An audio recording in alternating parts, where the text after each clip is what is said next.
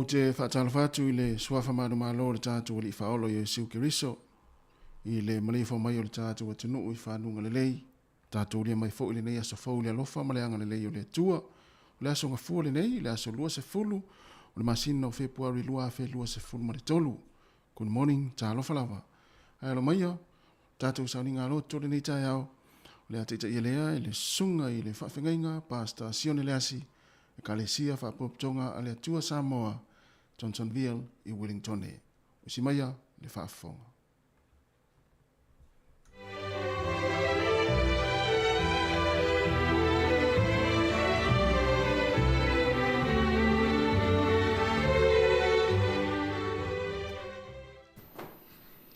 O le a tātou tāpua i atu i le atua i le neitai au fau.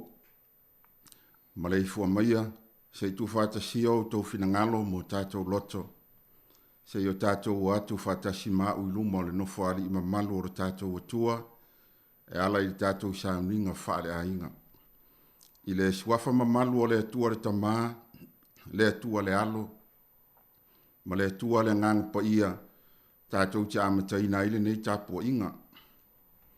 A o lei pua ngā tia au na o se, a o le nei, wa o tausi i lau a fionga. E le lei oe, wa e anga le lei foi, ia e awa o mai i a tia au i au tū la fono. Ua fatu fua e u wha maualunga le tala pelo i a tia au. O au, o te ana i au fe au malo u loto a toa. Ua lololo la tau loto e pei o le ngao. O au, o te oli lava i lau tū la fono. Tātou talo.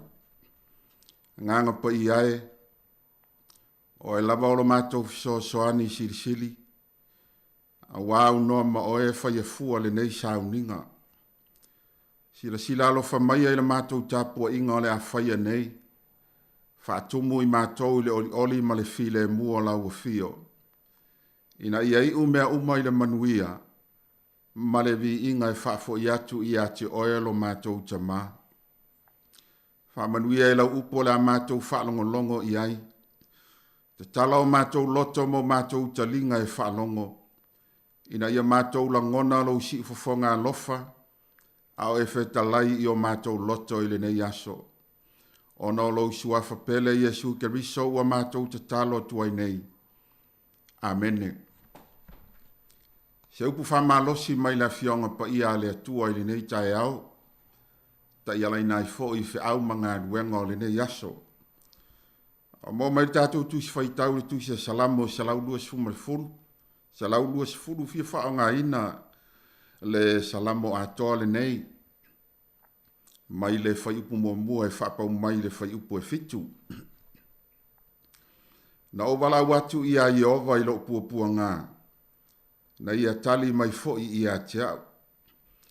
I o vai, ia e lawe ai mai i a tiau i lau ngutu pelo, ma le laulau whaiva e wha ole ole. Le laulau whaiva wha ole ole, se asa me tu ina atu i a te oe.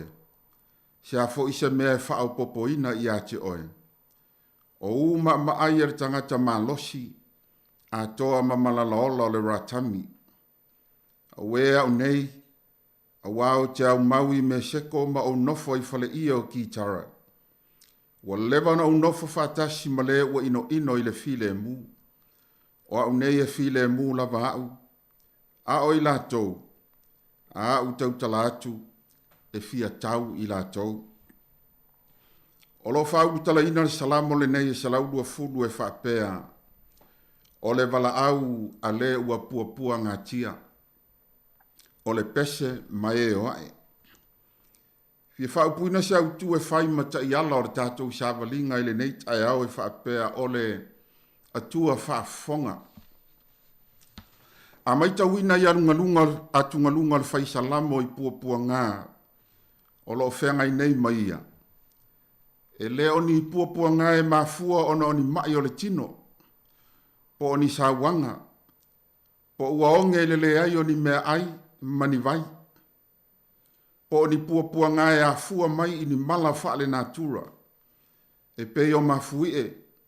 O a wha o matangi malolonga ma tawhenga o vai manisi, e le ai. Ai ua whafsanga i le whaisalamo ma puapua ngai a fua mai i lau ngutu pepelo, ma le laulau whaiva e wha ole ole. O le whasi ma le sasa leo lo whengai nei ma le whaisalamo. O le whafsanga inga i le vao ia, ma tangata o lo whai ma whaata wemu mai. O le mafu anga fo i leo lo na tangi atu i le atua, a ua ia mauti noa, o le atua whaafonga, e au mai aile fufolo na whaafita audi. O lo manino i le tatalo o le whaisalamo, o lo o tuu ma vai ai vaenga nei e lua, o lau ngutu pelo, ma le laulau whaiva e wha ole ole.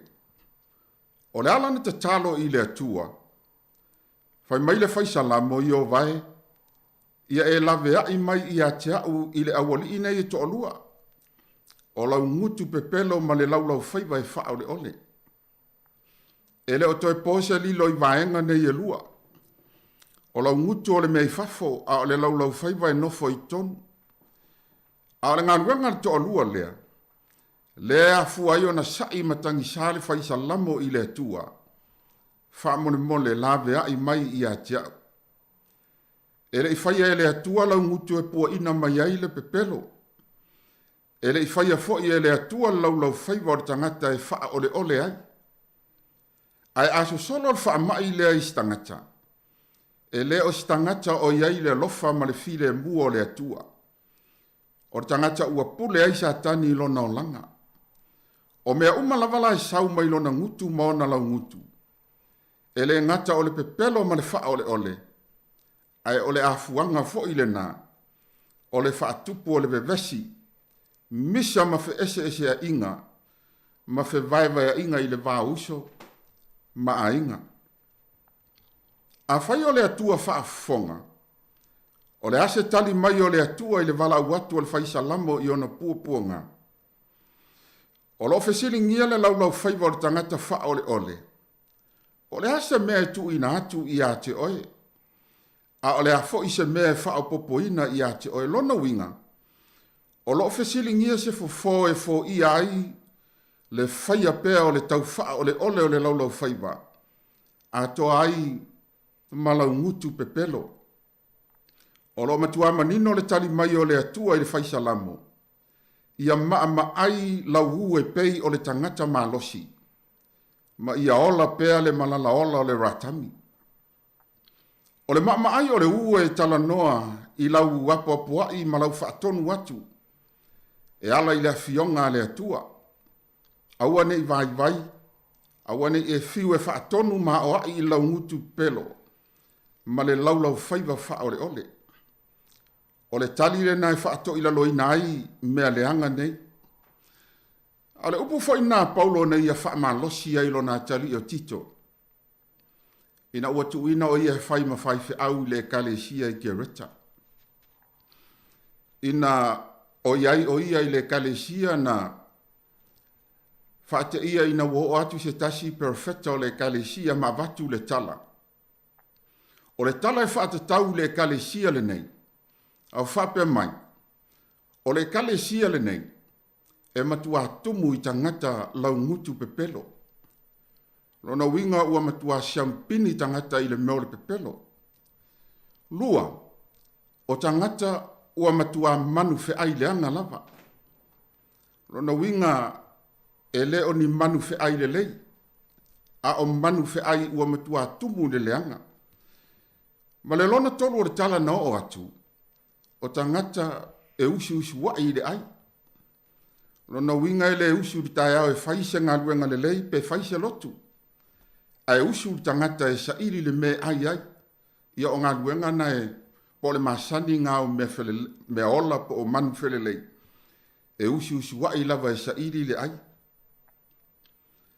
O le whautuanga po le lapata inga na ave e paulo ilo na tali i whale a nganga i le mua le nāri tito lo na mtau mua wha ipa suma tō. Wha mai le tala paulo o le mea lea tito ia maa ai ona e whaatonu atu. Ina ia li liu tangata ma ia latou whaamaoni le whaatuatua. O lona wingana, o lo tala noa le maai o le uu i lau whaatonu atu e ala i la fionga le atua. Awane i o tātou whaia o lo tātou malosi.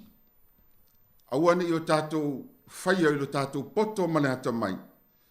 Pe tātou te whaau ngā fo i le au penga o le tino e whaato i lalo i tangata lau ngutu pelo ma le laulau whaiva e whaau le ole. A ia whaau ngā le upu a le atua e apo poa i ma whaatonu. Ma o a o i le tangata lau ngutu pelo ma le laulau whaiva e whaau le ole. O le malala ola o le ratami e tala noa i lo whaatuatua. Hamaitu sipa ia por whaisalamo awane i mate. A ia mumu maola pea i te miuma. O le la au le ratami o le la au e malala ola tele. Sa tele ina whao ngā ina e tangata Palestina i naona po. E kuka ia latou tau mafa.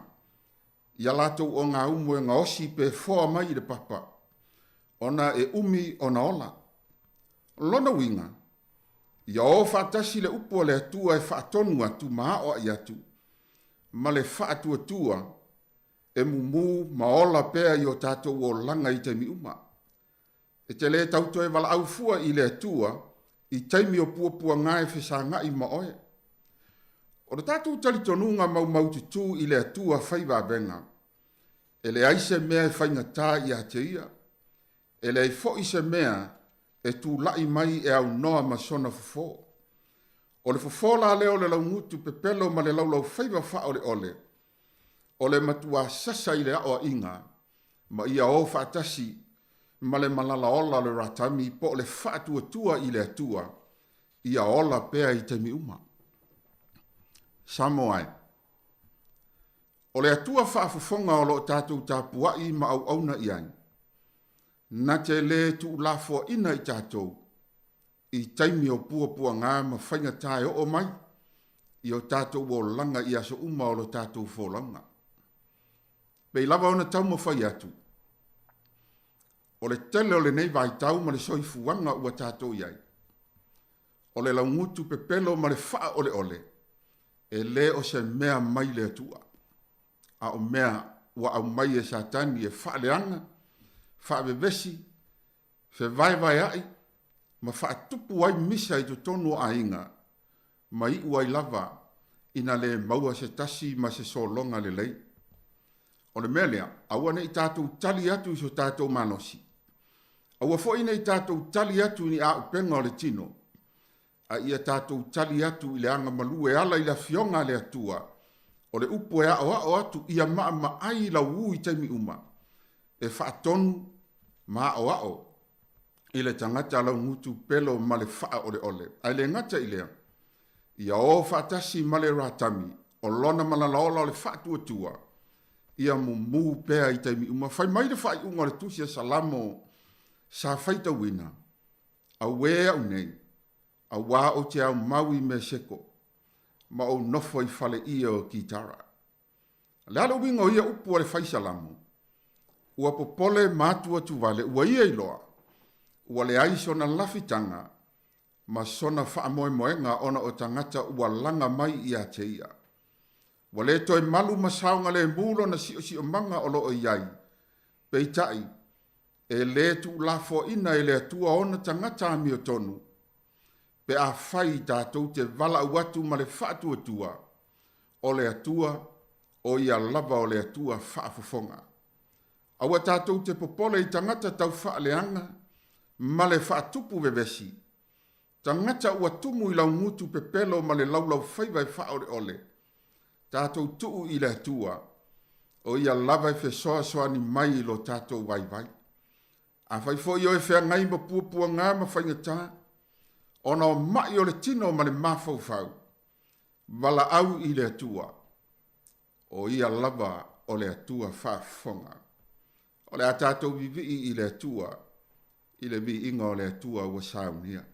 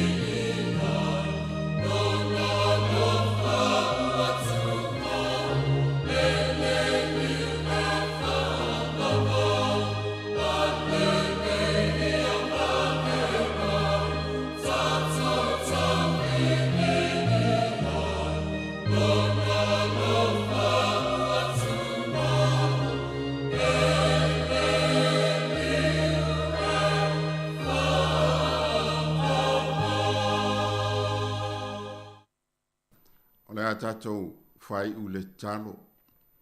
O le autu o le whiau le nei aso o le atua whaafonga. O le wala au o le ua puapua ngā tia i le atua. Mai tali mai lava i le atua i ate i tātou i mea uma tātou te manatu i ai. Fo i tai awa i eise manaonga, nā fo i se mai, po le alawa si whaafi tāuli, tātou tuu i le atua i le nei tai awa. E whaafufonga ma lofa mai le atua.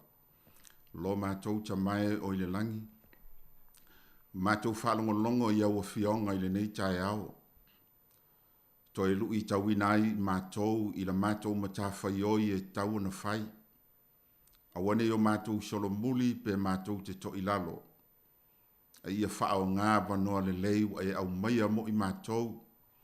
E ala ilo mātou sa ili ma whaatonu pēr tangata. Lau lafu mā moe e ala ile upu.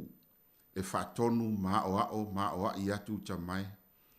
E le ngata fo i lea i o whaatasi mo lo mātou whaatuatua. Ia ola ma mumu pea i teimi uma.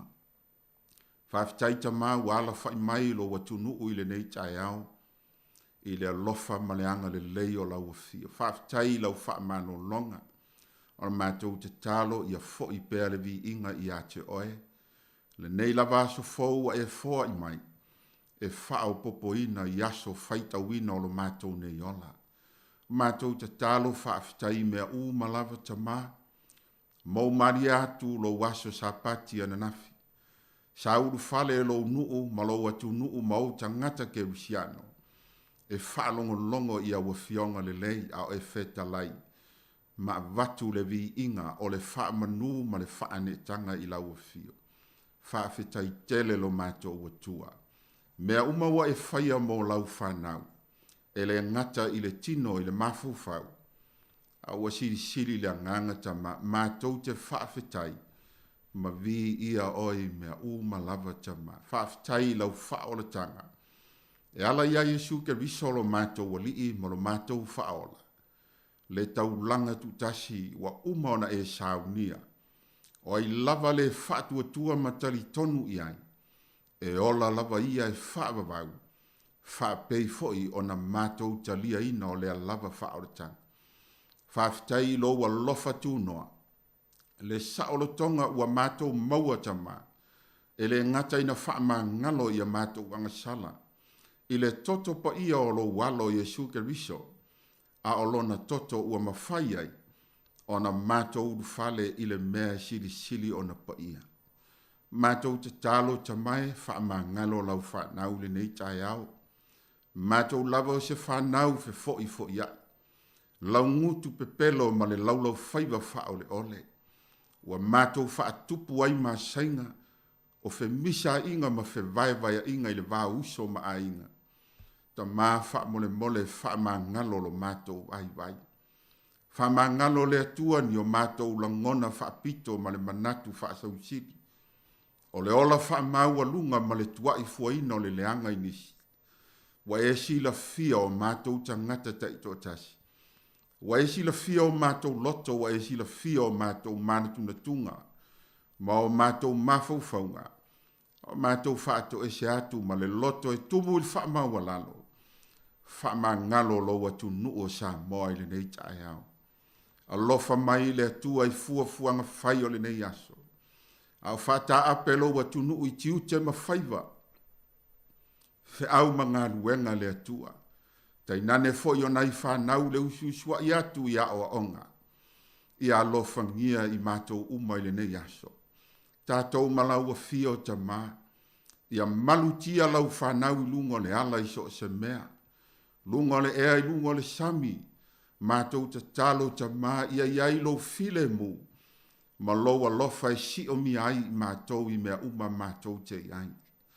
Ta talo i le tāpua inga nei ta mam tina mātutua.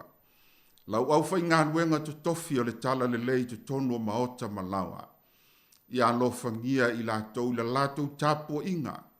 A o lātou whai ta talo ina ia tāpua ia whaiwale nei aso. E tama whanau o lou atunu. Ia i umane manuia mea uma. E whaafo i le vi inga i a te oe tama. A lofangia lau wha malo longa i lo lātou soi fua i le tino.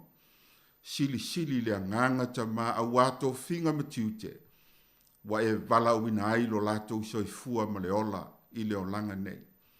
Whamanuia le atua i mātou umalava. O afua fuanga o to finga wa e vala wina ai i mātou i lo fina ngalo. Ai maise o tiute ma whaiva o le ola nei.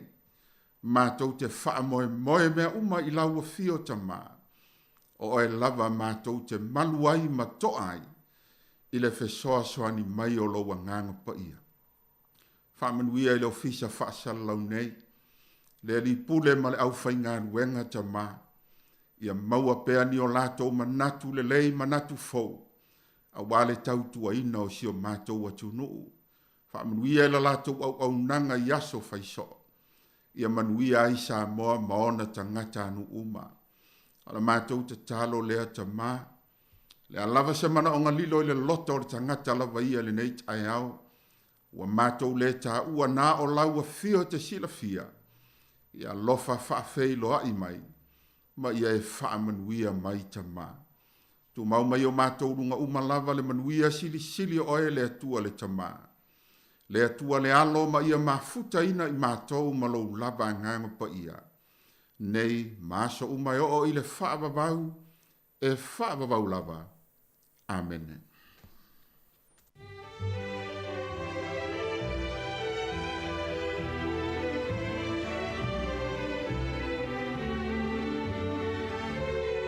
O le nau a whaafonga le tātou wa tinuu i le tātou sauninga lotu le nei tai au na taitai lea le sunga i le whaafengainga pasta Sione Leasi ka le sia whaapoptonga a le atua Samoa i Johnsonville Wellington.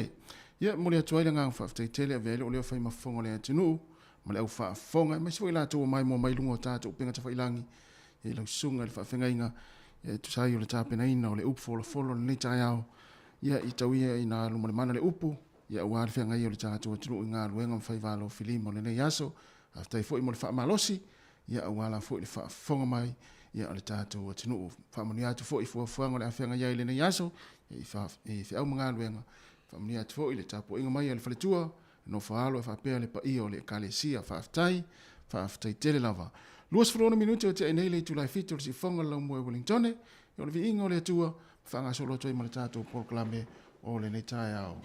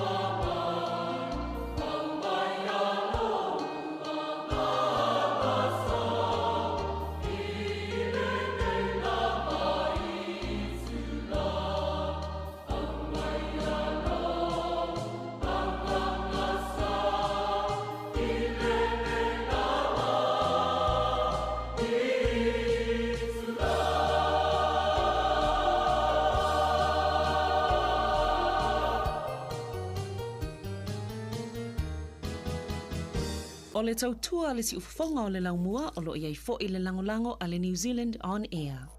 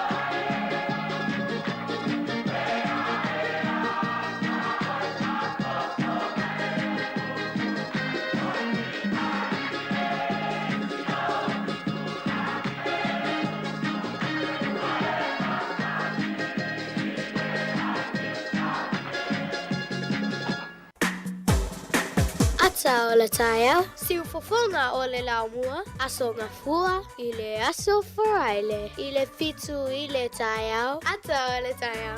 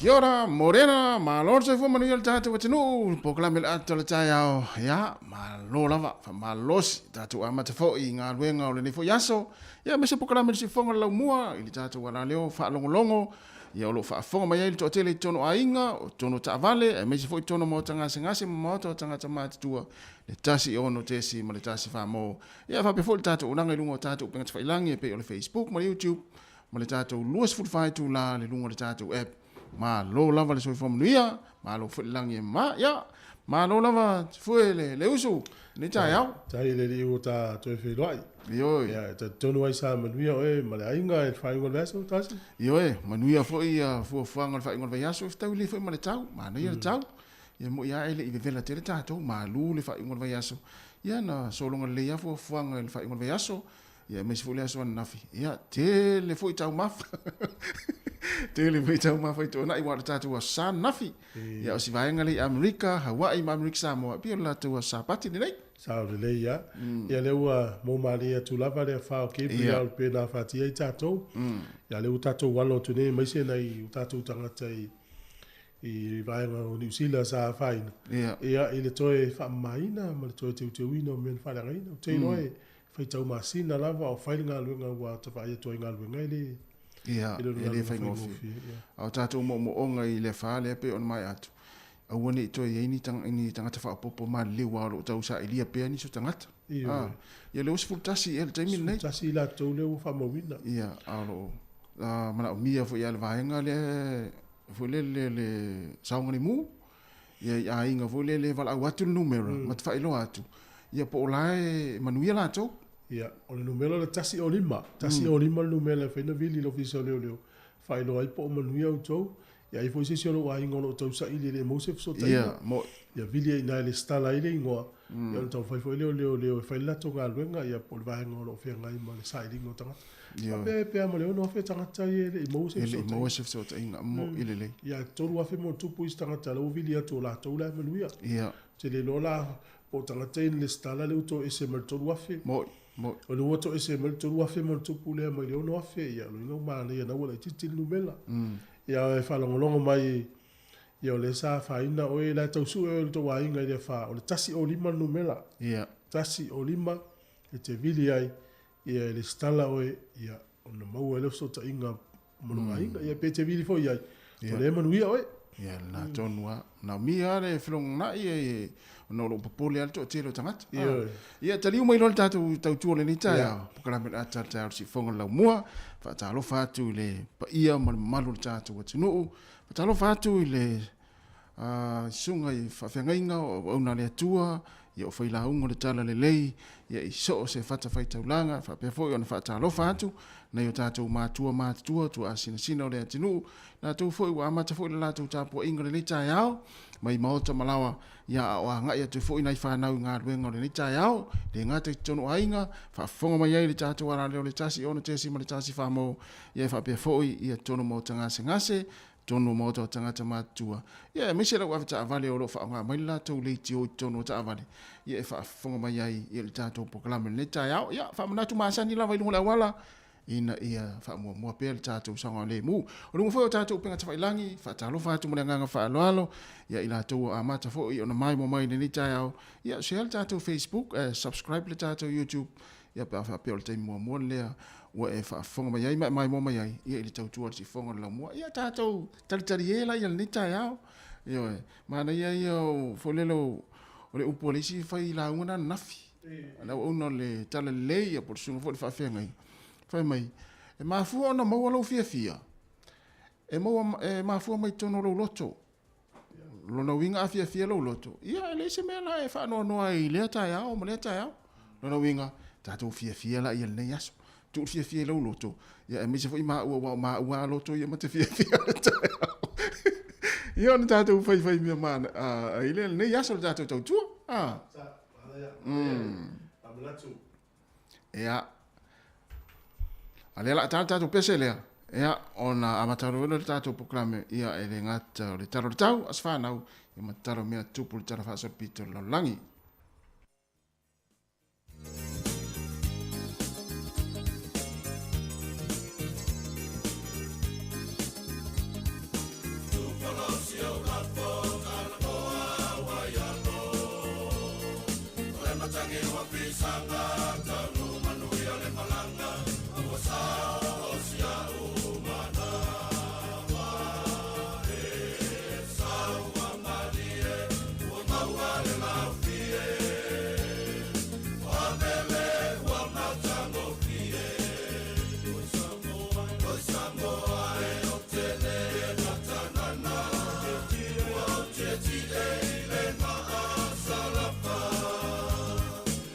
Let me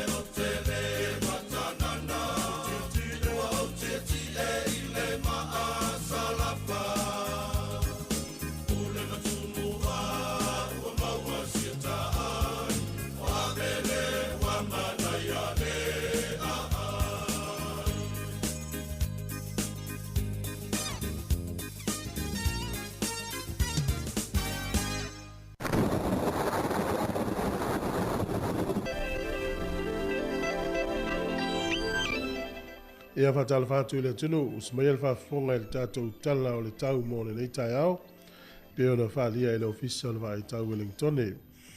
O me le ofisa o le vai tau le soe langi le lei le tau, o le aso atai au e paolo, o le aso lulu, a stofi, a swele ma le astonai, o le valo ia ina I timu.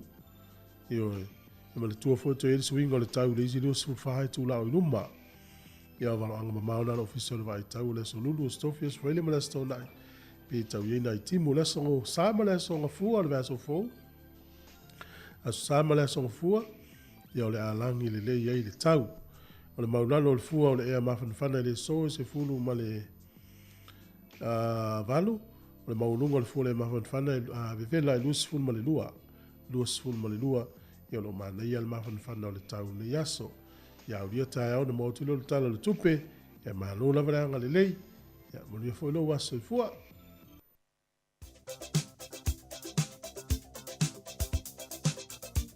Whamneanga o soifua ma as whanau, whamnatu pēle tātou I meri masani, as whanau at Samoa capitalradio.co.nz.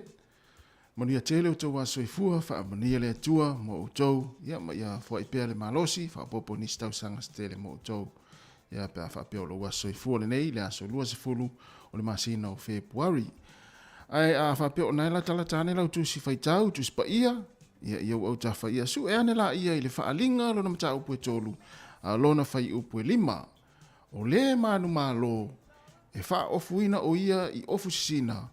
O te le solo I esea fo'i lona ingoa I le tusi o le ola. Ai o te ta'uatu lona ingoa I luma o lo utama, ma luma o ana angelu. Whaalinga e tolu, lona fai upu e 5. O le manu malo, e wha ofuina o ia I ofu sisina. O te le solo I esea fo'i lona ingoa I le tusi o le ola. Ai o te ta'uatu lona ingoa I luma o lo utama, ma luma o ana a ngelu. Manuia tele lava o tau wa soifua o le pesel nei mo tau.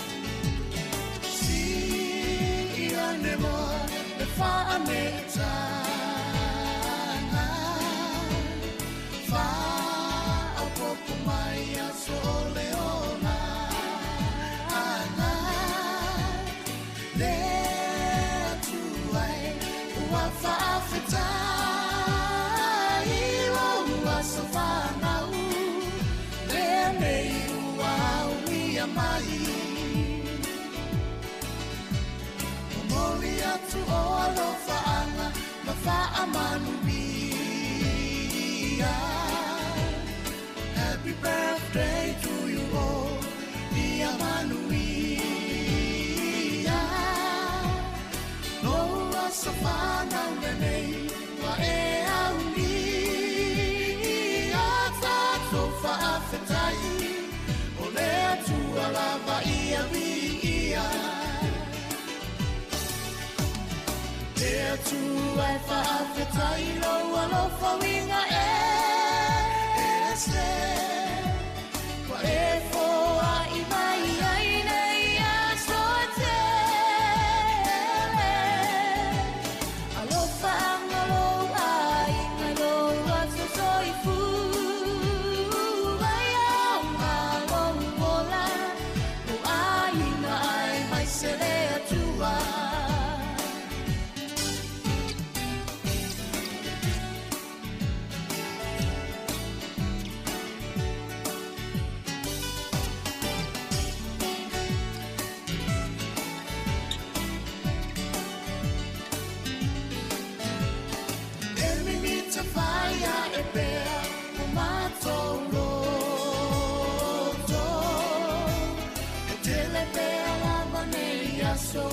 so e fa po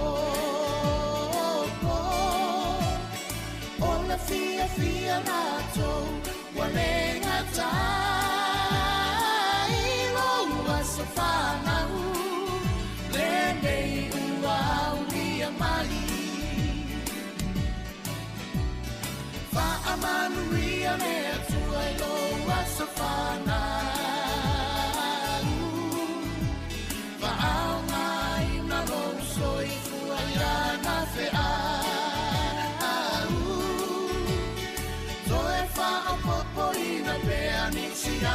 Se te le alofa anga mo ole ele umayo ai na pele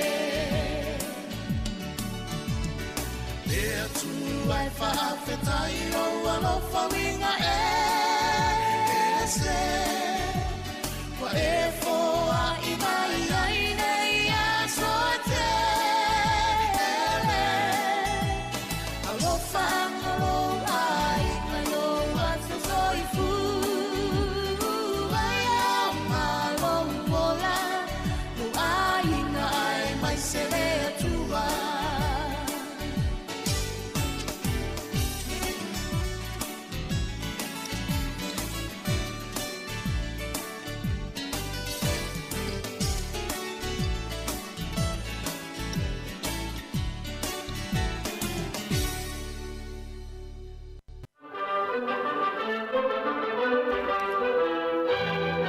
Malova tai le tulu si mai le fafonga o le vavai foi le itala o le tala fasol pito lo langi le yaso tatu yai o le solto sanga tasiva o tasi na tawa fia ile fono ale territory o Hawaii le na taimi ile taua se stete mo le taimi mua o le so ile tausanga tasiva tolu i o le taitai ale pati ale nasi o Adolf Hitler na fono fa lilo ile so ma au fai pisinisi siamani ia whaatūlanga se langolango lau whai pisi nisi i tūlanga tautupe i awana na pāti o le nasi a wanga i atu whainga pālota o le sol tausanga te si iwa tolu i o na teuteu ele whaavai o le malo Amerika i o na teuteu ngalo na duas fun martasi ina ia avesea i le tapu sa tu wina ilunga o le ngausia o le avamalosi whaatauina o le avamalosi ma le inuina o le avamalosi o le vaitau de tasiva luas fulu na ile tapu le whaavai Amerika e whaasai o le mafuanga ia ona o sauanga i tutono a inga o le leso i fua maloloina o tangata e mafua mai i le vaai e tangata na taimi o le ava malosi ia ona o mailole le solta usanga tasiva tolu ona fono no le o le malo Amerika ma vesea le tapu sai ai whaatanga na ngaosi le ava malosi ia wan mawai tupe ne le utato iei lava le taimi ia o le tamalawa na ia o lo fifie e to tele. O le solta usanga e tasi iwa to lima o tamaitai swafo ya Caroline Mickelson o ia le urua i tamaitai na tūlau ele i le Antarctica. O le sol le tausanga e tasi iwa wha ia na whamawina o le vai aso le nei na mamafa i whitauinga i le taualo na lua langi i na ua oso whaia e vaalele Amerika ia le nofoanga e fausia i vaalele a siamani ia po lalo te inga le nasi. O le sol tausanga e lua afe mo le lima ia na whaia i le whainga pālota le nuu leo se pānia o le lato referendum ina ia tuu le lato whaavai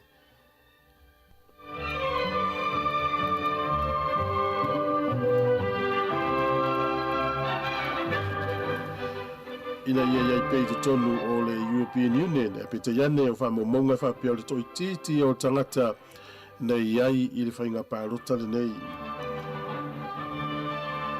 O le aso i New Zealand nei tausanga te si iwa lima wha o Yete Williams na whatuina le matatia o le oso mamao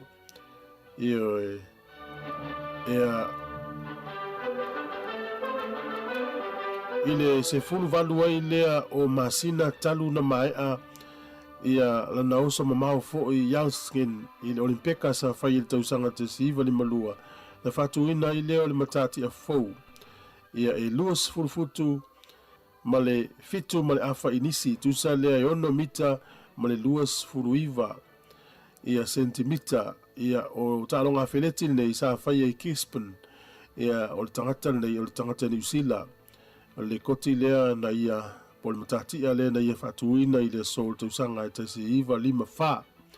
Luas fulufutu, fitu ma le awha inisi tusa le ma le ono mita ma le luas fuluiva sentimita. Ia o tātou tala nā tu maua la vinoi whaafonga e te masani a leu tāpena mai telefou leo le atale valu.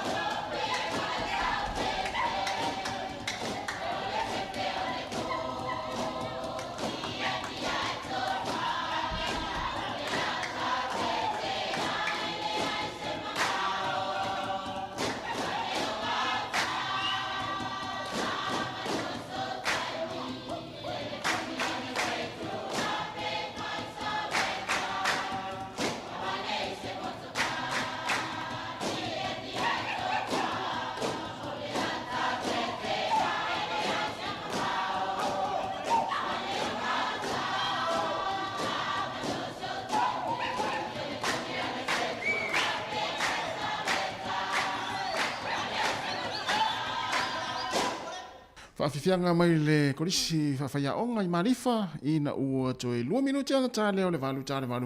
Whafonga le whapongo mō tātou tala mai Samoa. Hoa. Ia le tangata la usu whainga luenga la mtuale la vaa. Una sa pisi il whai unga le vai aso. Ia maa lolo sa. Ia le usu whainga luenga no fol fale i utelo foi. La le pale ni fufuanga o la sunga fol fai unga le vai. E tūlanga le whasoa ia maa lofa tai. O le foi ai whanga solo a onga le whanau. E te loa tasi ele umia e tua foi a onga le whanau. Ele umia antule la kapia la amata le vea sole.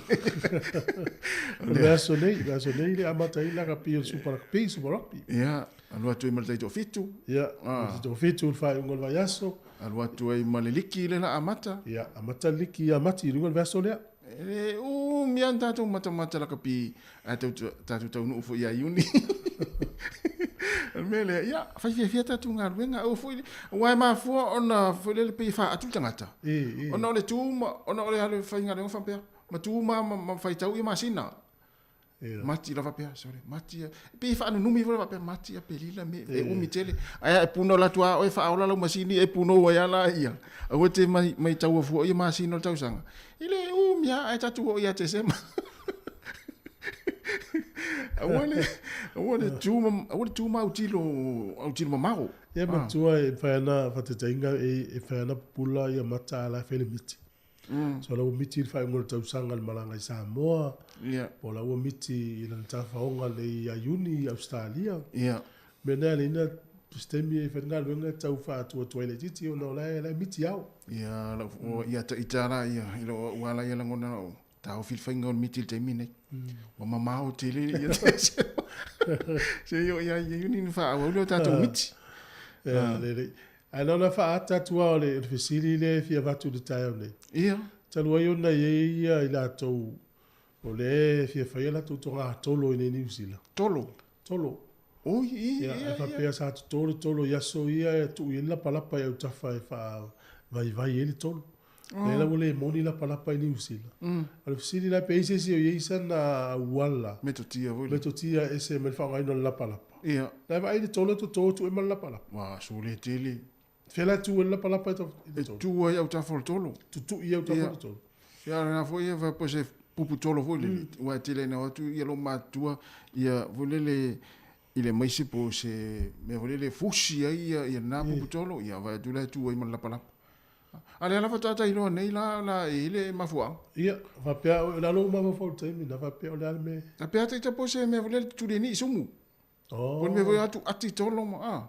Ia. Ale pea me vo le tau tu I tai manga vole le tu ile off. La vapea pu se tu lo le se tangata. Apena. Ale ai la family vai ele to. Ia. Ale la ule ina para pa temi nei le life si. Ai se na wala e fa vai ele tolo pe atu. Ia. Ia wa fua voi mele wini fo taua. Ma tanto le nga fatia le manolo tolo le koe. Le ai matua o ngā o le tolo I sa moita I ta ni fo se tu lo wa fa. Ia manolo le koe wole. Tala mai Samoa, i mai al fonga.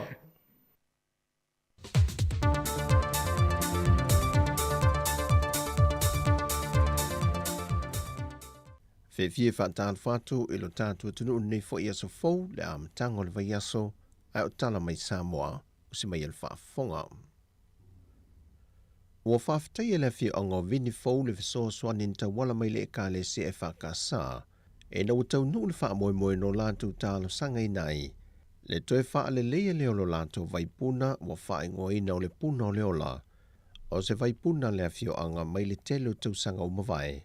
Ai sa tele ina wha le ngaina e le tele o tā whenga malolonga ma timunga mamafa, ma lama ti ai lea vai puna mama mō tau mawhatanga lea fio anga. O le ka le sia e whaka sai vini fōu, no lātu tālu sanga ina ni viso soani tau tupe, mai nisi o wha ala pupitonga wha avao mā lo, e au fia le Global Environment Facilities, o le wha ala pupitonga ale UNDP, ma le SGP i ana viso soani I a tina e la hiti.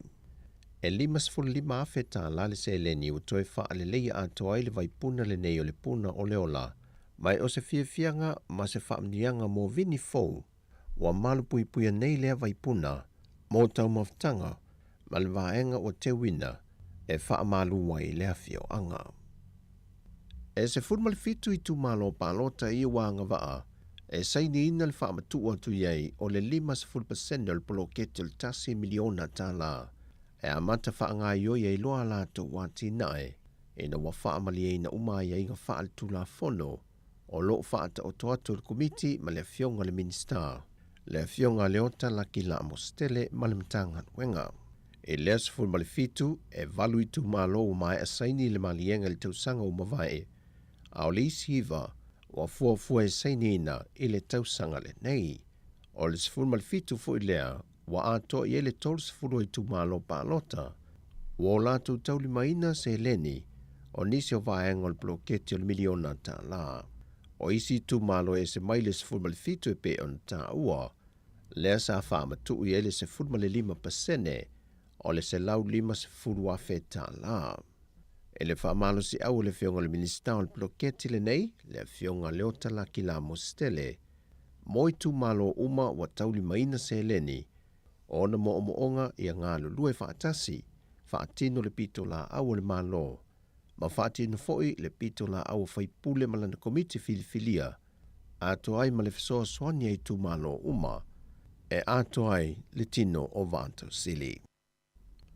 Ua whaamaunia me le teitei o le tuangai e le whailo inga ma le autu stana le vaiaso te nei, wa I 5 o lātou lo ia le tāpenanga, lana tangi le whaamasinonga, e whaasanga I le fionga la auli le watepola te Valfose Schmidt, I sana saunoanga na whaia le sana polkala me lunga le whal televisa le whakasa, na ia whaailoai, le leai o se ngāio I ngā tui le epa na whaia, e le whaamawai e leo le minister o tupe, e na wafola sia le reporters sua tu Sicily, e le whaitau miliona o se lenia le atunu na whaalu le tau pulea.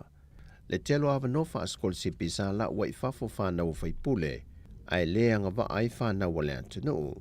Ato ai ma le lata le miliona se lenia le atunu, na whaaluine au inatu wai fafo la tau whanau mamai, e au noa ma Sicily fia i o le kapeneta. O loo whaawau lava whaatala noa ngalimtanga luenga wa onga ta longa maanga nuu, e whaamautu waini whainga mo le tu SSA no vaengo ta longa, e meisea onga maleanga nuu. Whaalia se ula yoane le fionga le minister wa onga ta longa maanga nuu, o se whainga e taunu mai le whainga malo fau, wa mata na whaata atia ma whaatala noina fo i le whainga malo taluai, o na e yailo na ta ua, e le telo le lave tu whaata singo nei tu tino matanga luenga le nei, ma tele e le whaafangtai leo whinga luenga reporti tu sia ma wha maumaunga, e le tu whaata siai o iei tu tino ta ua le malo. Sau noa se ula, e leo toi mamau o le wha mautu lo leo ta penanga o lo whaanga ioi, ma matai se teimi e leo toi mamau. Ma le tala whaiu, e lua se lau tos fulwhale au whai o li matamai ta I malu le malo, wa mai asa lātou suenga na whātou teia mo le lua aso le vaiaso te nei, e sa ili ai lātou wanga waa, e mawhai o na siti atu I nisi o tūlanga tofi, e au fiai sa tini, ma sa tini si lia. Na whai loe le fionga ua Paulongo I tino Filippo, e se lau fitu se fulmal fitu leo leo, o lo sue ngai tūlanga tofi wha sa tini, ai to lus fulmal valu, o lo sue suenga moto finga whaasa tini si nia.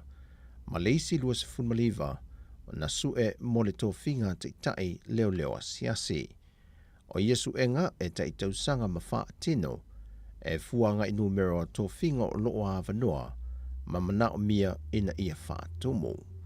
O itu ai ngā suenga ina wha iloa awa paau, o lo sue leo leo e au fie ma tūlanga tau I tūla fono, tūla fono tau I au au nanga wha leo leo le lua fe maliva, ma tūla fono wha tonu o le lua fe se fulu, ma mata aupu tau mō li mau, wha pe ai malvaenga o leo leo sue sue. Pe a wha mautuina I a wha I ungo suenga I la tau umanei, o le a wha ngā solo lo le vaenga muli muli o wha tala nonga, ma wha mautua I lo mo I la tau wa wha mnueina I nei to finga. O tātou tala fōwia manuia ni ia solo tātou o tanu wha soifoia.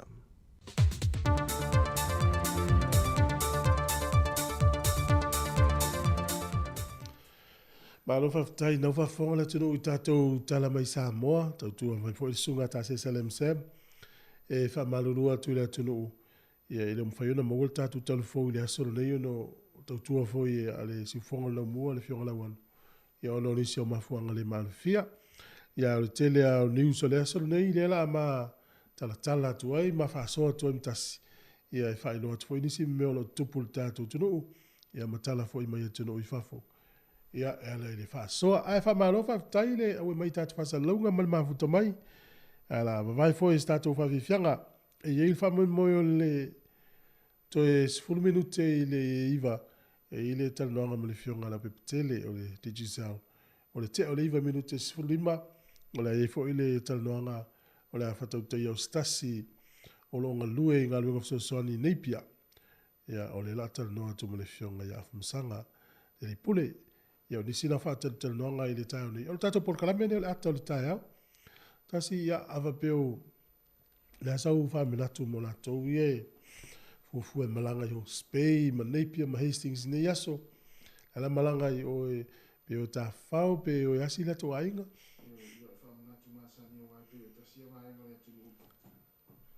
Masani pe o tasi o vaenga le atunu ulea na matua a fia i lo longa mamatangi.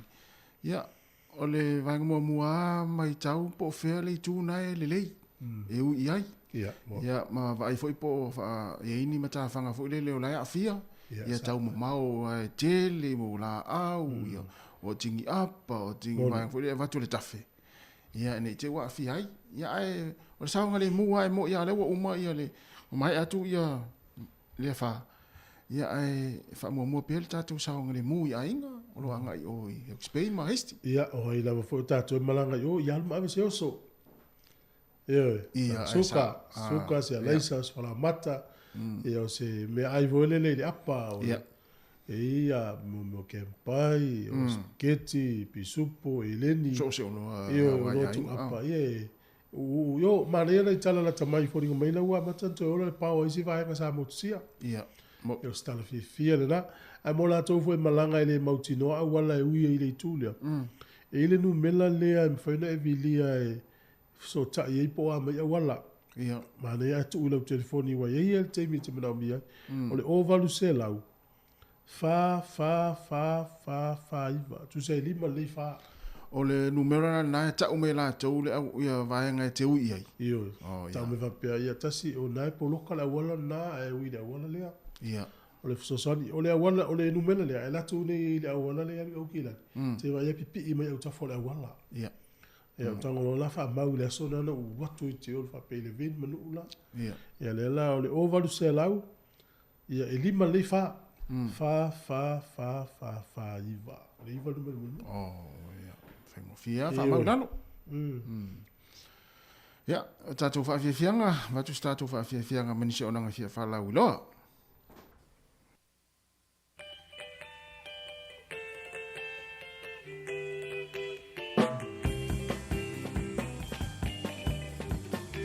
Maya ole tausala ai ole ate oni tama e ole teine atapata e mase sei polo la dola ava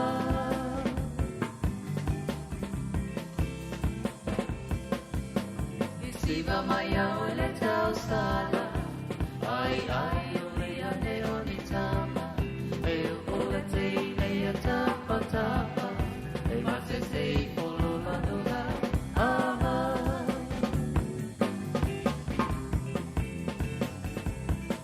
E mana ia telefoni le vai I se tama ita ia si vai vai Ai atu pa amalo Wa pa ale pa mo ai o le po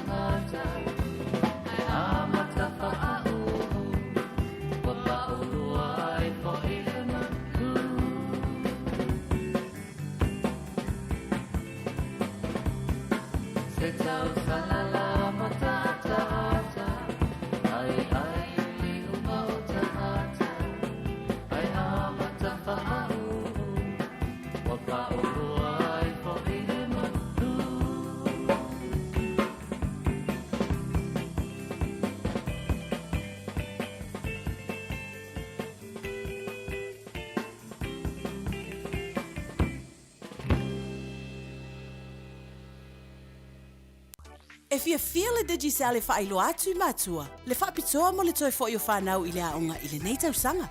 Whai mai e tolu sfulu awhi tā la le tau au whaelonga. O le a whai e se I asfarai le taitasi. E te ono man malo ai I scholarship ta I awhi tā la. Laptops. Whapea voucher whaatau ai mea aonga tamaiti. Na o le lafo lava o sau top up luas fulta la pe sili atu ale digicel. Pe wha o ngā le ClickX. Ma isi pa anga I lafo ai se tu pe telefoni digicel. Moso o vanoa I le se I asfarai le taitasi. E ia inga o le nei whapitoa. Seki a digicel. Whaasila silanga tā ua. E whamana tu atu I le mamalu o le tātou au whaafafonga. E iai laua ia te tau I lalo le tūla fono le Broadcasting Act ta siva valuiva. E whai ai sau whaasea po o se whaitionga I mata upu tau I whaasararaunga. I runga o le Samoa Capital Radio po o le si ufafonga o le laumua. O loo au ili lalo le upenga o fisota inga le pulenga o whaasararaunga Broadcasting Standards Authority psa.govt.nz. Ai inga mo le whaia o sau whaasea I se porokalame e wha manu alia ai lau whaafonga anga. O loo au fia ai vaenga nei o le ale taimi ma whai ai o na whaia se whaasea. O ai tu ai ngā porokalame ma whai o na whaia iai lau whaasea. O ai e whaao o iai lau whaasea mo le taimi mua. Whaafitai lava. Sfuru whaminute te enei le valu. Kalamil atal tai au. Whamalo, whanau aonga. Ia manuia aonga nei aso. Ioe. E leisi afu. Le sia li na sa o lana wo. Ia. Sa tusi lana tusi. O le autula le tusi ale li ilia. E whawhiwhia na e maua mei o tupe. Ia umalona tusi ale li ilia. Ia whairo lana wo lea. O le tau whainga le PCC so ani mai se lo mil tusi. Ia. Wai mana tua. E uman tusi lau tusi. Ia. Ia la ino lau tusi. Vanga le tusi la tusi la wala. Ia e mo mia la le tupe e lo mia le tusi. Ia wai le tau mo fie. Ia o le la fsili mai ia le lilia. Po le a se so ani pe la se wala e mo se tupe se lo mia le tusi ala na wo. Ia ava pe fsili fo ia o po le a se wala e fa isi na wo. Tu so le lilia. O la na wo. Uman tusi lan tusi. Po le autu o le tusi. How to earn money. E fa fe fair na e mo le wala pe a fair na e mo me o tupe. Ale la so estama lea se tupe lo mia na tusi. Ale wo mal tusi. Ia. Ole la se wala e lo ai. Se tu bef so ani lo mino tusi. Ia me to le wo mana lo mi tusi. Ia. Ale la so se tupe lo ole wo mana tusi de tusi. Ia. Ale la so se tupe lo mia. O ele to wo fiel lo mi. Ia, te iloa ia o tangata masau tangata pe mo I le tusi le li e taua ona whailoa. Ia me momua. Whailoa ia e le tu e mo I o le whai le tusi. A fu le fe me le vusa I le si wo si. Ia. A ta ingo ta ua le wo. O le la umana tusi, lau tusi. Ia. A le la alua o se tupe. E maua mai tupe.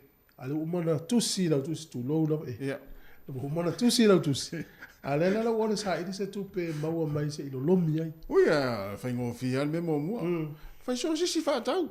To si fa tau. Ia e fo I po isi au telavo ia wa pena. Ia mata e fo ile fa putu tupe. E fa lo fo le fai so si fa tau. Na. Ala wala. Na so si le vola tu non pesi se sana wala. Ia, mana ia. Non tusi sta male. Umana tusi lan tusi. O le tu o le tusi. O le me maua le tupe. Ai o le la e fia mo stupe lo lomi ai do vale umana tusi. O le foi vatu de stato vesili ile atunu. O le totoino la ulo le tolo. Ia. Le sama sani sa mo to le tolo tu I mal la pa ya tafa. Ia. Na vai ile le tolo. O le la uta to usila. O le isi au wala ilo se isi atoto e fa vai ele le ano le tolo pe atoto. Ia. Tolu valu lima lo fatasi ia pole o fa tolu valu lima lo fatasi te vili mai. Ka tu tal no. Ana ia mal sin bun mulin na. Ola. Ale o fa ma. O ma tu si la tu. Ia. Ai se so ni mai plasi a wala mo se tu pe lo lombi. Mana ia. Ia. Ala tu no tu a fe na mo wala tu pe. Mana ia telefone. Mana ia tu tus. E ile stama lea ma le local estate le o Philip Mertens. O ia le pai late. O lea la vai ta au fie la wori ia I papu I sifo stama le tonga wao. O le vai lea Papua ma Indonesia ma na o papu I sifo. Ia tuto tasi la to. Ia. Ia alfa lave la lea wa lokai ma stama le o le mo mai ata o la so I fuwa si tapa. Ia. Ia mana tuala o lea la fa so ta inga Indonesia. Ina ia sao leo la stama lea o le ia faina no. I want to vai tu vai son tene. Wa faile fa sisilanga le vaenga na le tau fiesta mal na. A wone I watu leo ma le vaenga vole le su ia la to. Pe fa sanga tau tu ia la to. Ona e tua I stama le ia vaenga va pena. Ia le pe fa pe watu leo ma le ami e so fa ila to pe su ila to. Ai sa. Ia o to ngam tau fa pene. O tangata ni, ia, e matuale ai a te rero peisi a no whai ni tangata. Ia le ua whai, o stamale sa whea rua I vale le te tele voi, o wha maunga ia sa o le pailate. Ia. Ia, e tele ana ngā luenga sa iai, ia na vaea mai ngā luenga ngor COVID-19. Le na toi fo I loa, ia, whai ngā luenga le Indonesian Airline, company vale le Indonesia. Ia, le na wha o ngā lue le o Ia. I Papua, ia le lau po e vai lua I stama lea. Ia. O le siri poti le tamai au kilani mo le siri fia e au tau lo au mau au kilani. Ia o lo a whaina lava au kilani taimle ua tele fale ua tuu ia le whailonga na mumu. E le mawhaina tau lu fale se si to. E mantua whawhita au li le me tau fale ni usila o le tele. Ia le futo ia whaina mai manei fale wati le tele. Ia. Ia. E le stato me fai le swing o le tau le taimile nei. Ia. Sa. Ia, atu fo isi atu nuu leo lo a fia pe le mafu ele na vaso tu itua. Fia le wha momonga na tamai. Fast food ono, o vatu ma fast food ono afe ia tangata o mai mausoi fua. Ia, lo fa o pea nei tangata o lo maua, o lo soi fua. O lo maua pea nei tangata fo le o na file no, wana po le no mata atu foi. O maua fo istasi o ta mama se o na fine. La soi fua. Soi fua, eli mai lalo. Tai mana ia so. O sa o le whamataranga. Ua len whatala no mea sta mama se o na fine. Whamataranga e na solo atu ale o la il tina ma ta mama la whanau to o lua. Ia, o la kira tintiti le. No o lena pe isi me fulele sa lena pa ua tu si maa le. Ia, ana maa losi la loto ta maa, wha maa losi. O le wala au me se o na fine. E fulele, awul pole. Awul pole. Eo. Ia, a te iro o ilisi aso, po lusu whai tu la, ea tu vai tu tintiti wa matana surungia mai lungo le. La sa Wa tu suenga. O mai lo tintiti lon tama, ea. Le o vai tu le mala malama le sa. Le me fa tu amatan pa o. I fafta ele tu fa sa ina fo ina ni tangata. Fuala I tangata I fiola le nei lalo I fia aso I mo. Tu lo manongi la le fia mala to no tangata I wa fia so fo. Talo fai so ya o le va venga le na mo ina to. Fast food ono fast food walu wafe tangata I fo. Ale ia le tanto nunga o vatu. Ia. E ile si I professor na soka le tinu o kana. Ia le o mo maliu. Maliu o pena le tafao e. Atanumia yo. Ia tanumia yo. La wa mata ave ia o meu tusi fo I samania masal portulanga. Ia. Ia kompania na faua le tele o fale ia. E le o muli ta iala na faila tamai. Ia le fawina o fale le tunu le o Turkey. Ia. E le o tu poine le pefia le la o solovi ila lo fale ma faina le tele o soifua. Talo fai. Ia, tala tato leina, tonu valu rima lu o fatasi. Ai foi no foi nu ui o Hastings, o Napier. Ia. Nu umai na fatia I le fa, ia, faifina I poti mai pa fa pe te fia tal normal tatu pokalame. Sa maula vino tal normal stasi foi uso tatu pokalame le awa uli le safareile. Ma nei foi il fam tala ina o le anga le leo si la to e kale si e nei tamama nei tangata mai Samoa ngal mo fa mai taimi sa tala mai ai ya ma lo lo mai tato ecclesia Samoa i tu le tro ya o i tonu le fa tino no le upu le la mo ton fa sa le lo fa mana ya wale la unga ya mai lo fa tino lo fa ya la va ai mai ya tangata foi o tangata le tato no fa pe o ele tio ala pisal va ngale ya sa mo la tolo na o le sa o ele fole le utu la tolo upu le lo fa o mai lo fa tino ya le la o fa tino te mi le ma lo mana ya awan tupu nei ya nga luenga foi ngai kale sia fai nei ya ole fa tino ino le upu le lo fa mana ya ya tu tava la uien tau fai mai se tava la mai ya la mai tonu mal bimba lo fa tas o fa tonu mal bimba lo fa tas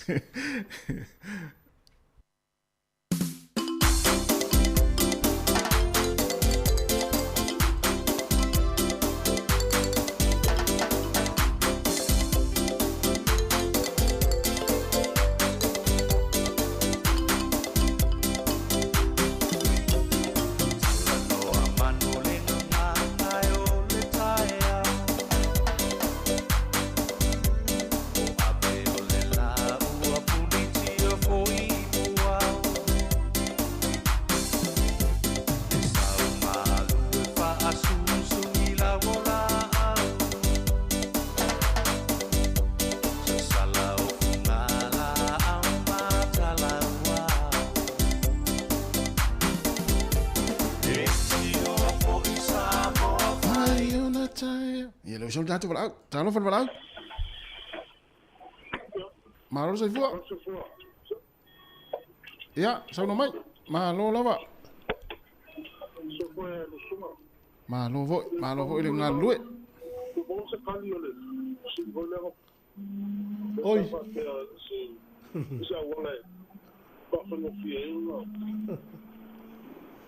Ja, veel is zo nog wel uit. O ile tolo, ia, lele. Pea tatu av pasi me o kilani le. Oi, tai on sai mai. Ola sa wala o ia. Ya, le mo la no sa no mai oi, sa no mai oi, le mo lo wa no.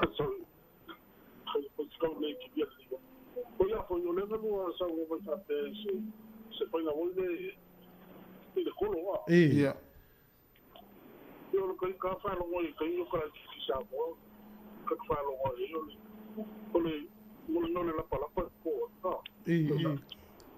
ko no vai le ka o ko se me pa lo ko no ya ko so ko me pa lo yo ka yo yo se ka nai lo ni le ko pa lo ngoi oh yes ia wala nei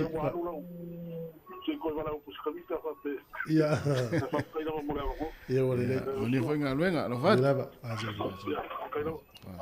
sa wala mul ma wala matua ia o fena ma wala matua le awala o vi tatu matua ya sola matua tele ai kia ele ngau ele na tolo fo e mo me fo le fo lima vai uma vai ma vai uma pena ole mau foi na u fa longo foi e fa ngai tata so se ainga se la tonga fala tonga koko ai pula ve tonga koko pula tonga fala ole mafu anga ole fili ele gatale no fo todo ai le tapeela ai ngol gata e fa sao ya fa fero wa ye tonu I wale na tele ole o mo fa no sa ole le ate mo ya so na pe ata pe atu nei luna se koko pula ata vai se ngata sauro la luna tu lo ata tau pe ala vo I e vala au me lo malto in ola na so ka se ngata le luna ko fa me lo malto in awa tu ai so mu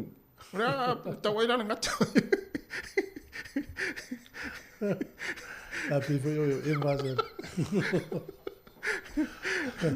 Really, my little one, lima no vatas.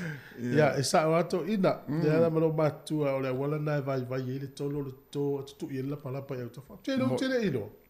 É mo. Ele ilo. Oh, ele usa o lixo, ele usa o lixo tanto. Ya, ba lo se fu ta lova. Talo fatu fo na tasi. Oi, tu. Sinado tu. Sai lava. O esa malanga. Le ai. Ole masang ko malanga wa. Kele makangi. Oi, ia, ala sa oi, ala ia. Ya malo a. Ya falo ngo so família tolo a. I.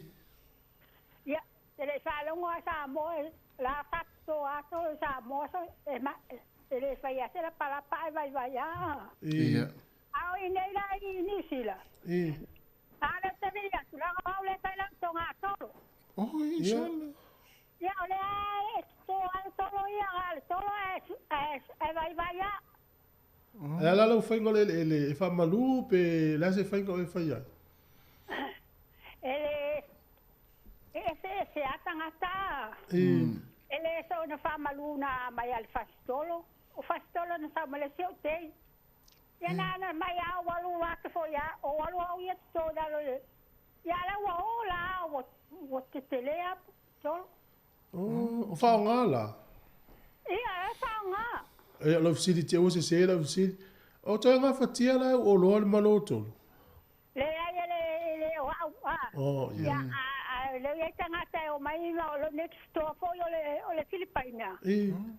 Ya fia te ya. Ya ole si tai misa o tango e maua o va fulu tolo. Ta o lo ave te mato e carecia. Ya ala e si fia e tangata va to ala nga ole me fa na fa nga nga tu tolo ale au telefono le fa tilo ale o laifu. E mana ya te lo vai.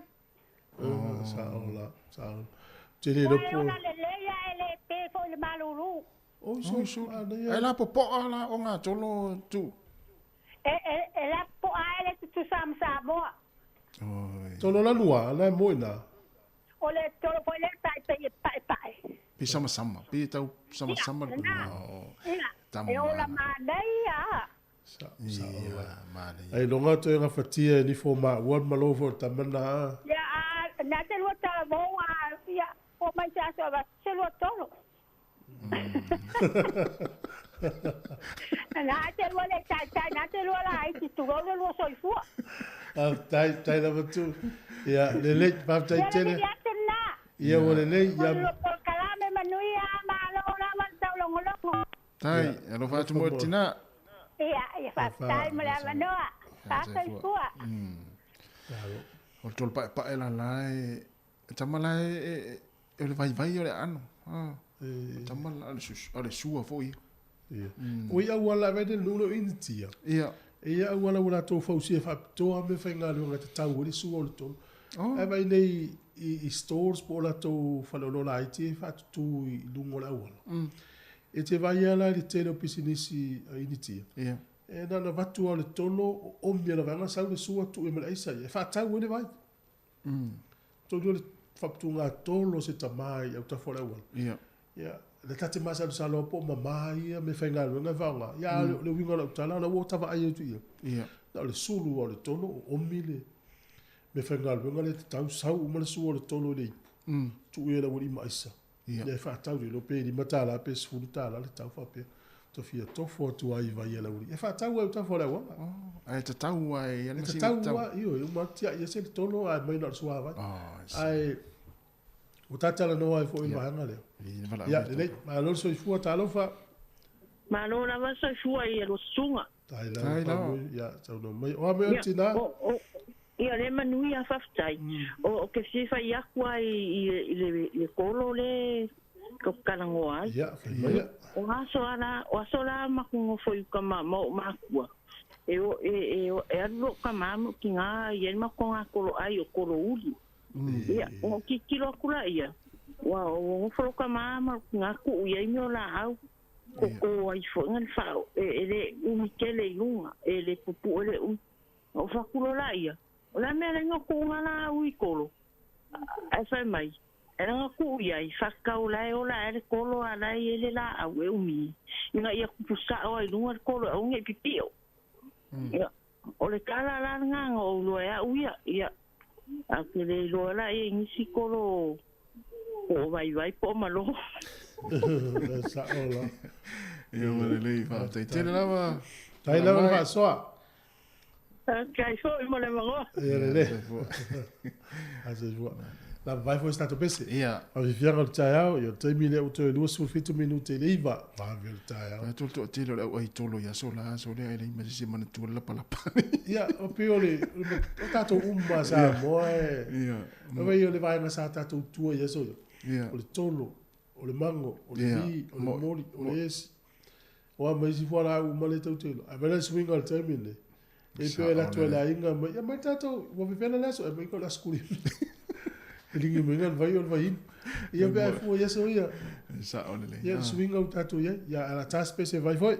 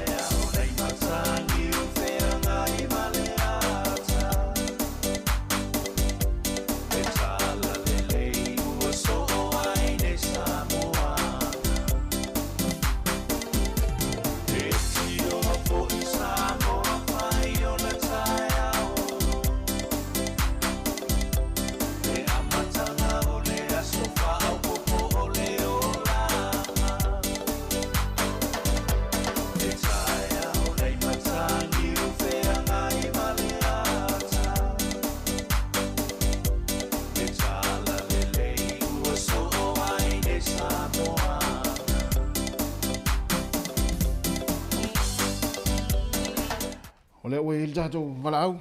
Talo fa valau. Ma lor sei fua. Taro fa sai fa mania tu fue ma tasi le nei tai au. Ai lava, fele sa ilo valau. Ia ole la tu ilo ha. Oi, Ole fi tali tu lo fina pa te mai tolo ia foi.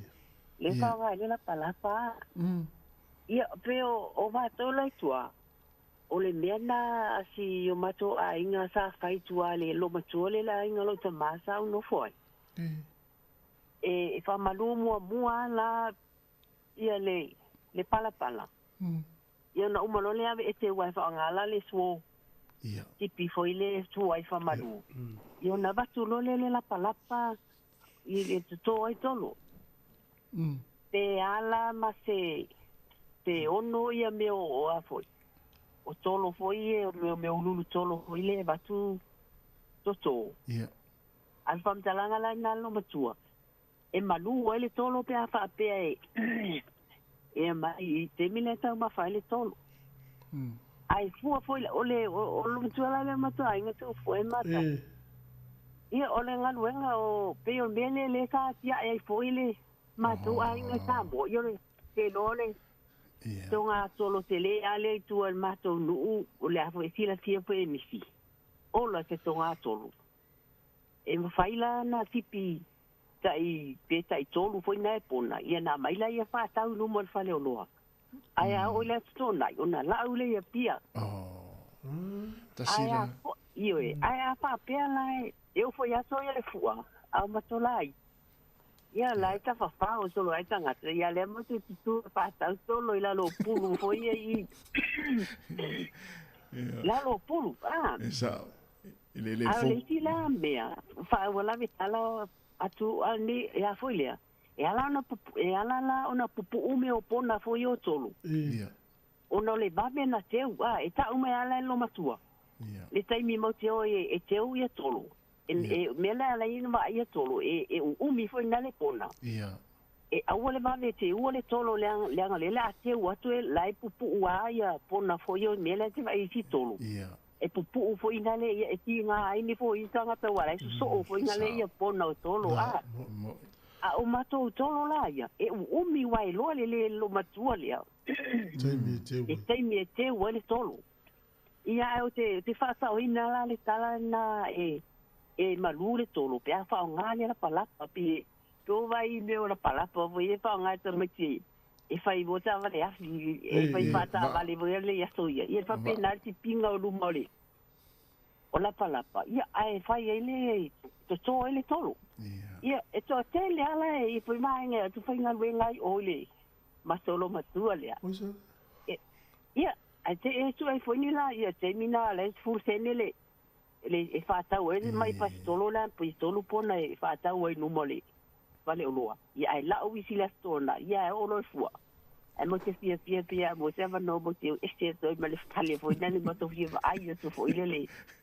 Au ma te le o se mea o le mea ma to mea le fai ka tu le o.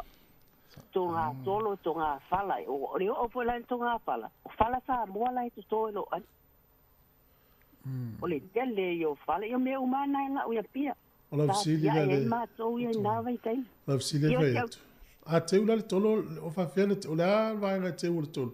Mo ni sila le o lo pe fa fena te tolo. O lau. O wa ma te le tolo ia ma bala lo ele mau. Ma to o lau. Lau ma ba. O lau ia fati.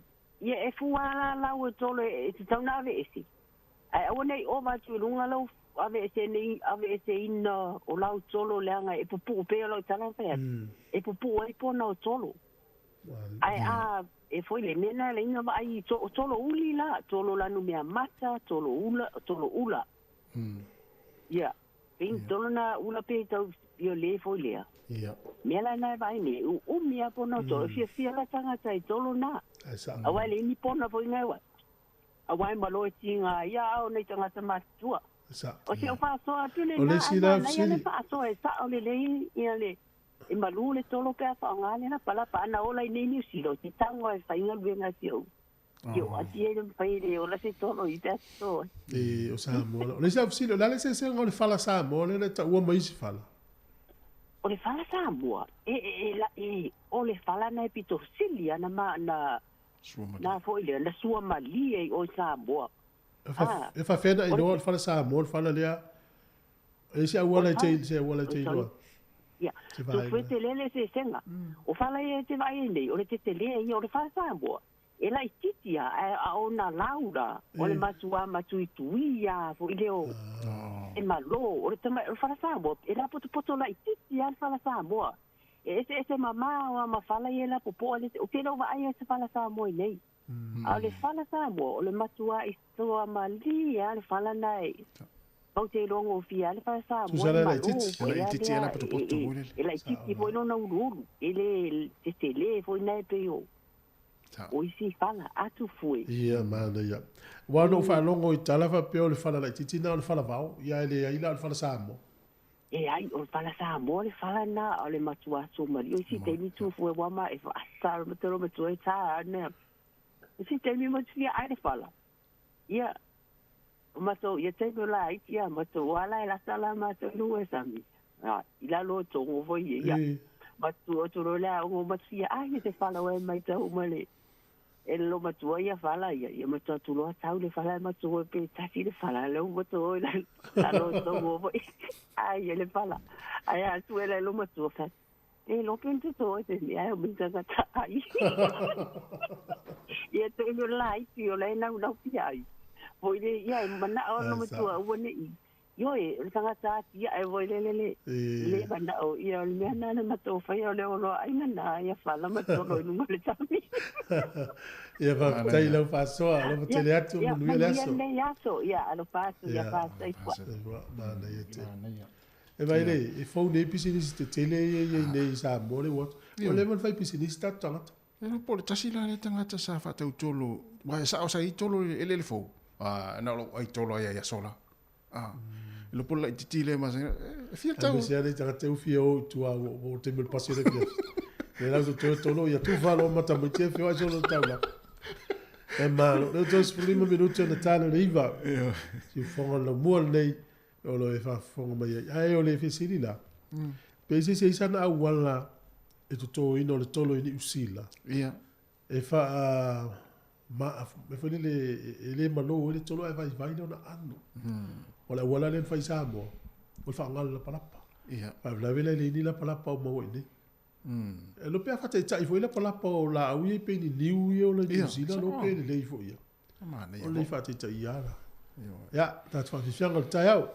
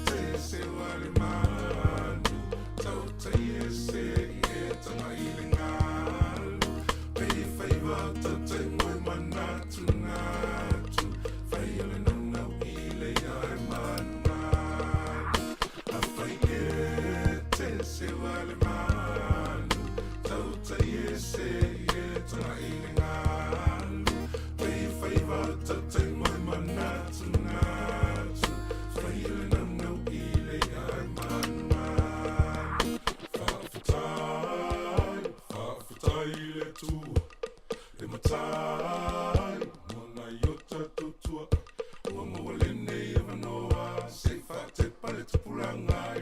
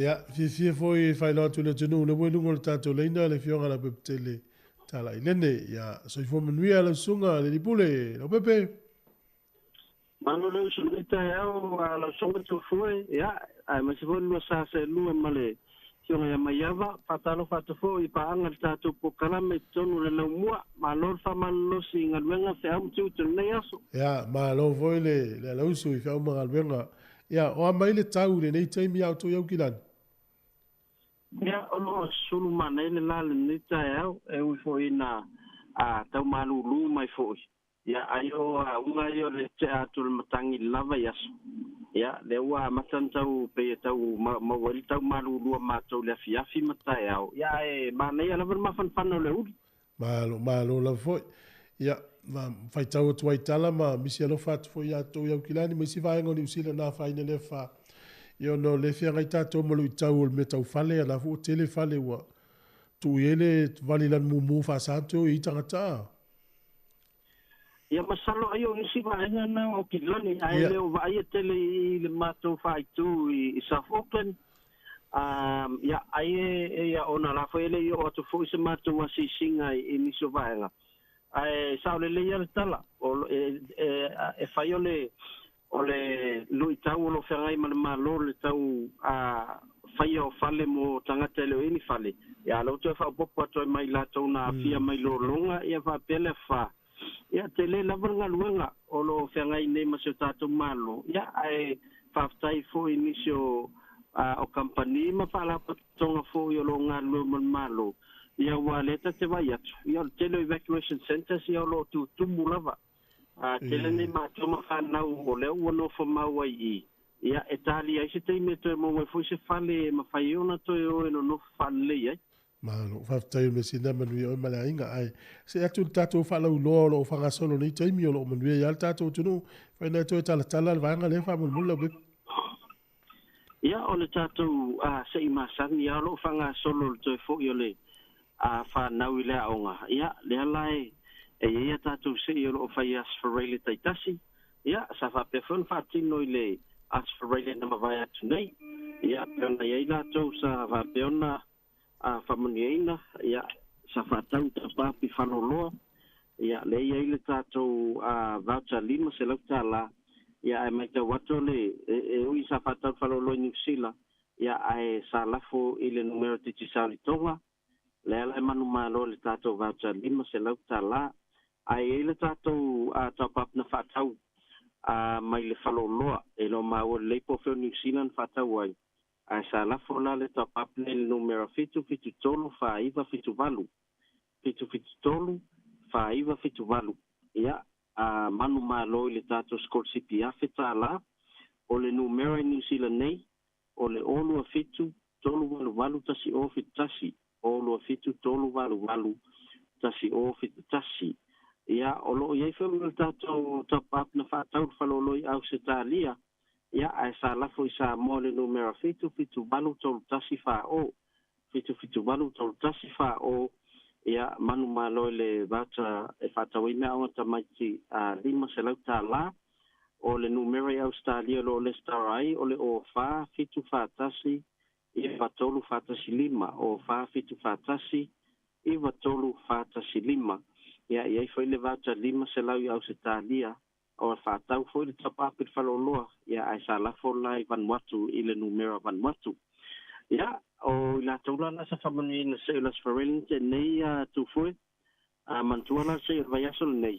le la fa popol tato laptop ia tato fai longa lo no winga ese laptop ese scosi piafita la ia to ia matato station without stay dima se lau le la se ina las forel vai asol nei anga vai la to sa fa tau top up tai luas futa la pe siliatu a mata milas forel nei se ia pa ia foi pola sto filtrar fullua ia la to na la fai mele tato sei pa pe la to sa fa ngaina tanto ale click x e la foi se le ni anga i numero digital Samoa ia mai se tu foi al Pacifica fai fam na tu le tu le mo Samoa pe malanga tsa te Samoa no pe tato company ia ona to tele lava wa mana ia ona la tu numero ia mai lo foi la to ai nge ni New Zealand numero ai li malanga Samoa ia o le la fai ona mo watu tato sim card i tato office mangele i le moto Samoa tasi fa tasi pay the drive ia vanga tonu ale ia le fal Samoa tele lava i malo official consular al tato malo ia o lalo tonu lava le funga fale alalo po le ground floor na ia le tato official digital ia fa sanga tonu anga i le KFC ia o ina fen fa ia toila o simka ia fa no mato fa o laina la numero ia mato atu le telefoni ma sia ke fa le telefoni pe fa no la tato simka ai tele ia malanga o le tulanga na to le o mafai ona o mai tato officer ia ono le tutu taimi ia awa fa polena o lo matala fa lo te tsal il malava le faleolo ia o ina e mafai ona to no tu yai ma fa tino le simkat fa tau e foi au pandos ma vanga o malava lo mna miele sosoni ai pe o taimi nei ia o lo tele la bar sosoni el tato company ala ia tato pandos ia pe an mo wina fo tu foi el taimi na malanga i Samoa ia o lo tele lava ia tato pandos e mo wai mi note mo wai fo le tata ia e fiu e fa ngai timi te i Samoa ia ai te tau on tapa mo lo telefoni ia ma ye lo sim card o tam fa na fa tau tato pandos na fa te tele pe ise si va ngot to e mo lo telefoni mo le tru fa mo ia na fa na tato numero o lo tasi li mo lo tolu fa o lo tasi li mo lo tolu fa ia e mangi tele ia ngar menga matone ia so to mo visi stato li poti sa so neve ia so ato fu e fafta telo afta e MANUIA foi via ngar menga vai so e fa so fu mo nei time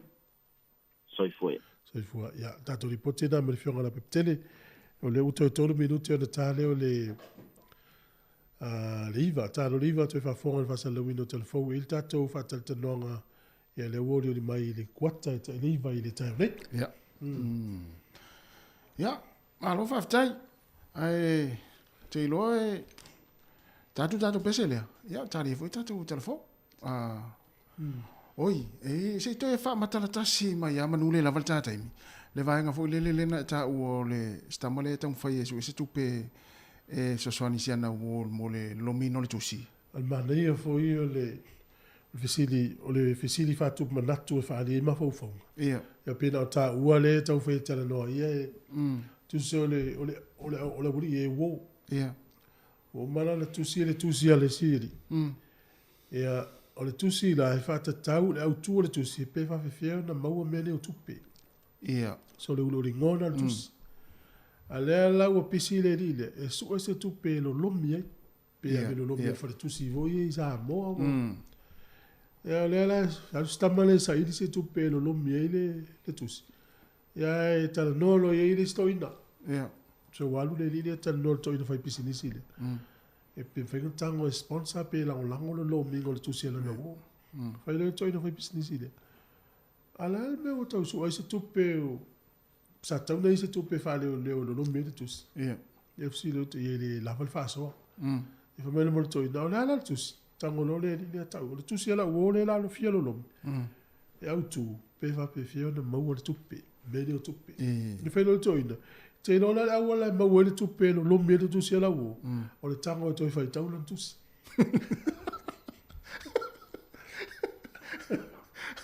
Olha. O me tau le ngor tu. O awala pe o awala ma wele tu pe. Ale wa lo ile su ma se tu pe se lo medo tu sia la no wo lo tu. Au le ngor tu. How to get money, how to earn money. E fai lo to ina le. Fai la wo. Tako e fai tau na tusi. Ma o ia na tusi. Na i umai tonu awala ma wale tupi. Se isa o alto ina le palakal tali. E o maita a malatu. Ai o tu tama. Se watu pulanga le e mato. Fai atu mato fengi le watu pulanga le auto ai. Se piol mea fua i auto. Ja, o fai tau fita tau tau maiti. Tau tanga tau fai tau lei tau tau te. Siu ei tau tupe. Ja, malo. Ja, o lei unga nal tala. Ili tupu man masiof. So lena. Tusi lana tusi e fautua. Istangata pe fa fena maura tupe. Ja. Alele iloa yesu ena tupe. Tulu lo mena tupe. Pea launga le awa lele. Launga le sa lele. Pingi mai tangata mo le. Ya la le tau tu lau tu la. Ya la o tu lom tu la. Tam fai o lai. O lai. O lai lau launga. So le tu launga. O le tu launga e pai e na bi vai le loi. Ya ole lau. Ele fenga buk. Le mal le ala. Le mal lo tu ba. Tau fai o lai. Ya le dungo tas pulu a tau la go me lo tu. Pai e na lo. Alu su sang manuela. Le la tata to news. Malo.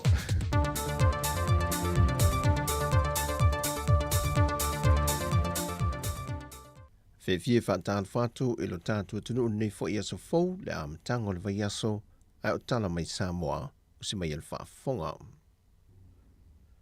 Ua whaafitai e le fia ongo vini fau le visoa swanin ta wala mai le eka le CFA ka sa e na utau nuu le wha moe no lātou tālo sanga inai le toe wha le leia leo lo lātou vai puna ua wha ingo ina o le puna o leola o se vai puna le fia anga mai le tele o tau sanga o mawai. Ai sa tele ina wha le ngaina e le tele o tā whenga malolonga ma timunga mamafa, ma lama ti ai lea vai puna mama mō tau mawhitanga lea fio anga.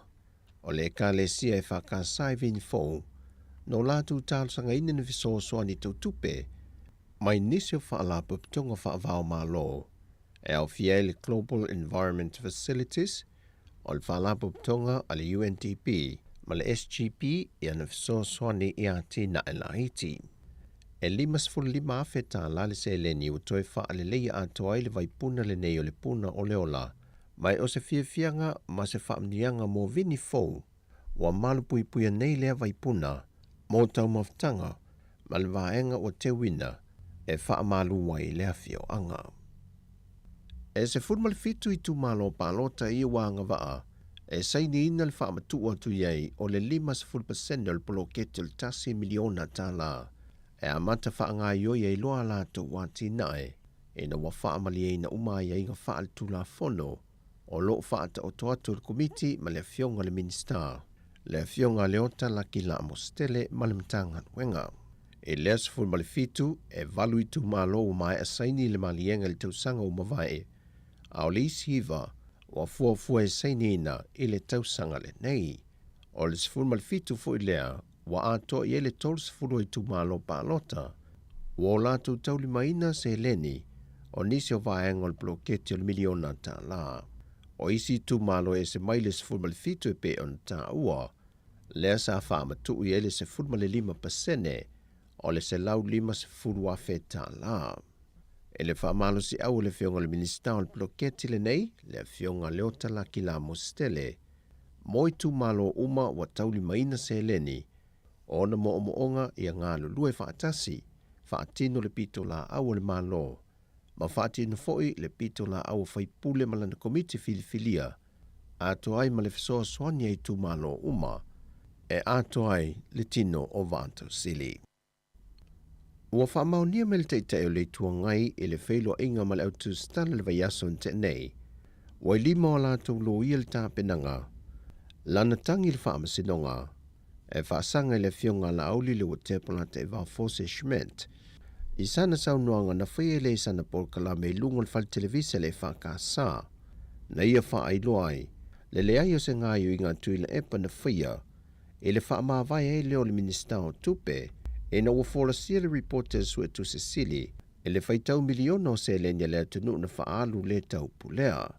Le telo awanofa a skol si pisa la wai fafo whanau whaipule, ai leanga wa ai whanau le atunu. Ato ai malelata le miliona se lenia le atunu, na whaaluine au inatu wai fafo la tau whanau mamai, e au noa masasila fia i eio le kāpeneta.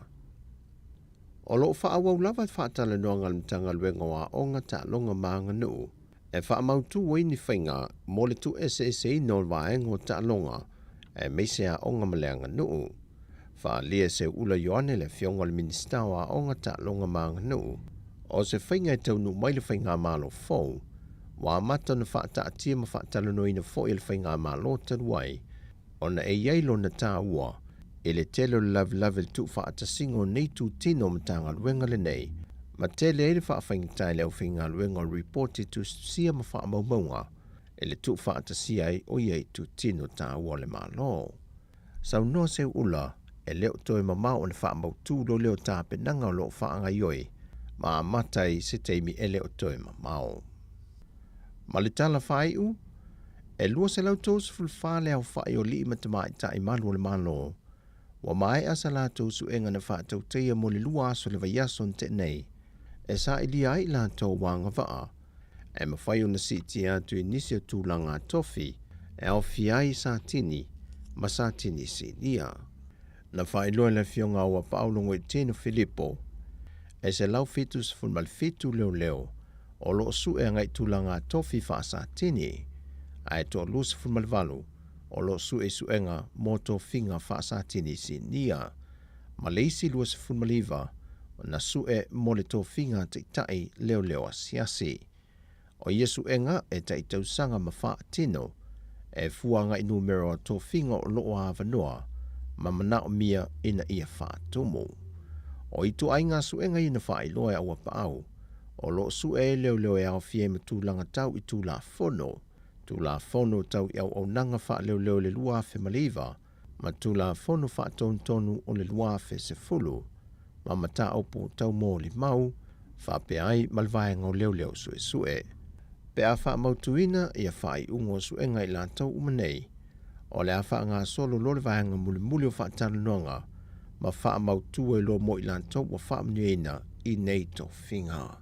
O tātou tala fōwia manuia ni ia solo tātou o tenu fa soy foia.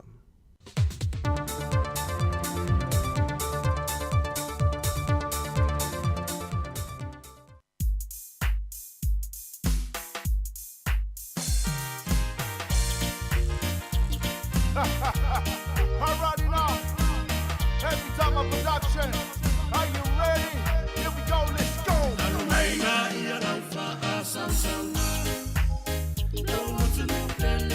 Samoa,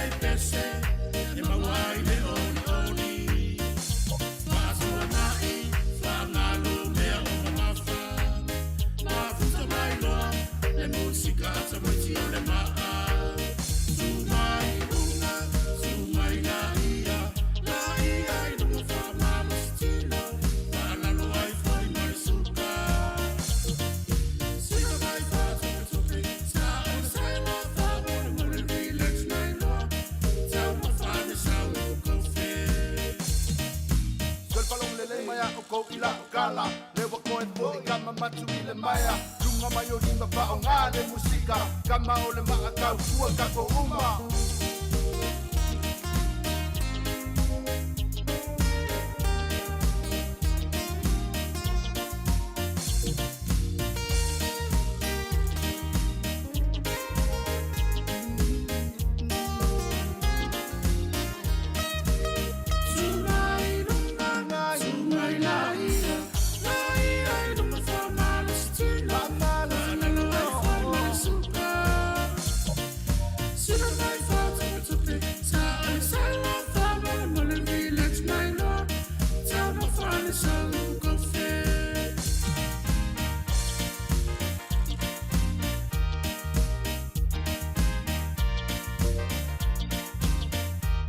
Awhiwhianga mai tama o le heavy tama, tamaiti o le maa.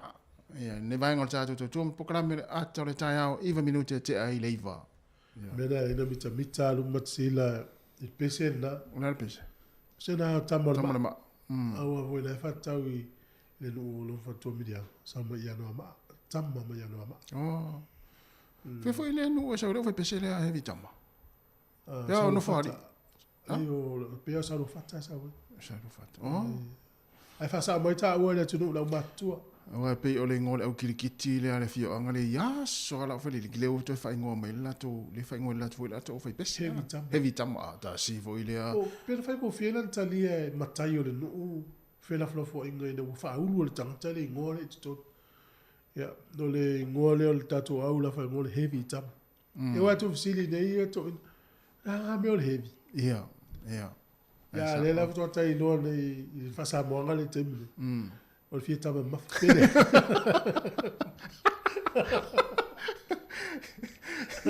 Deve me to ina le fa o lengo. Se o lengo fa me lo tani o heavy tama. A fa sa mo o fie tama mafele tani o viel.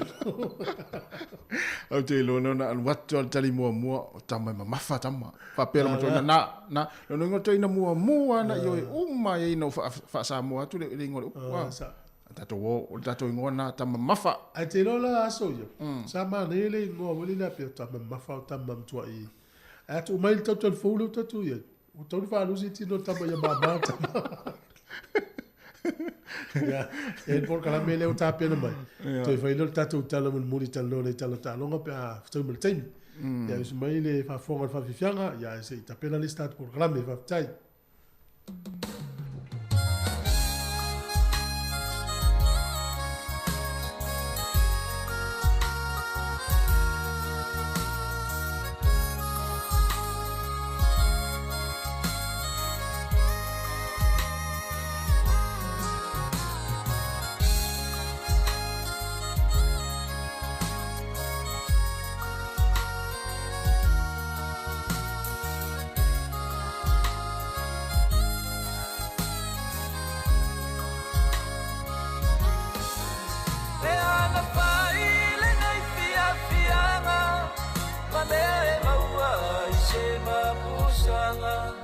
MANUIA Chanua ina ya womonga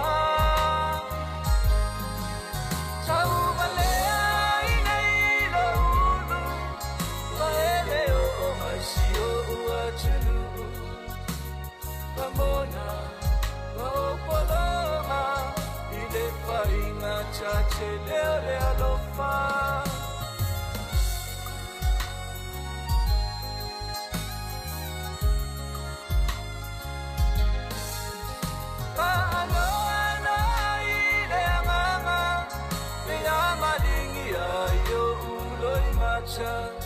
Le mafuchanga Ia soe lua e soe bala bala Ai ina chama ile basa Ai peilo a ipea I chalo sanga Ramona Chachalo pea Ile atua Iso semea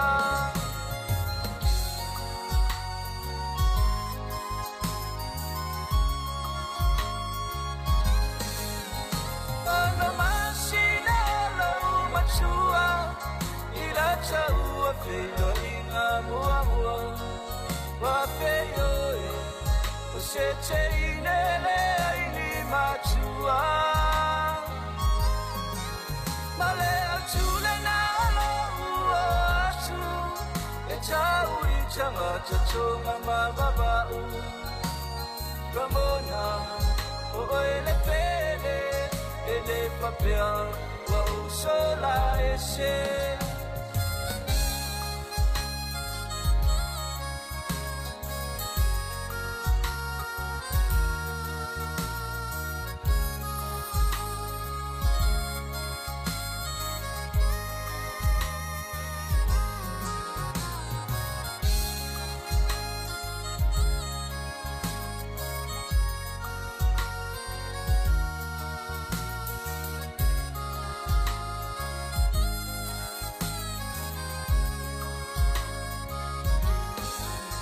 Sanga chela sa oya New Zealand, Tawasi cheche wini choni maukilani. Ai pechai, ile chuma ura choi se chasi. Ole ne chai mi au chichau chinochu, Wana oe le chai le olo fachu. Ramona, Famaoni. Olo alo paseo o ileoti Ramona Famaoni Olo alo paseo o ileoti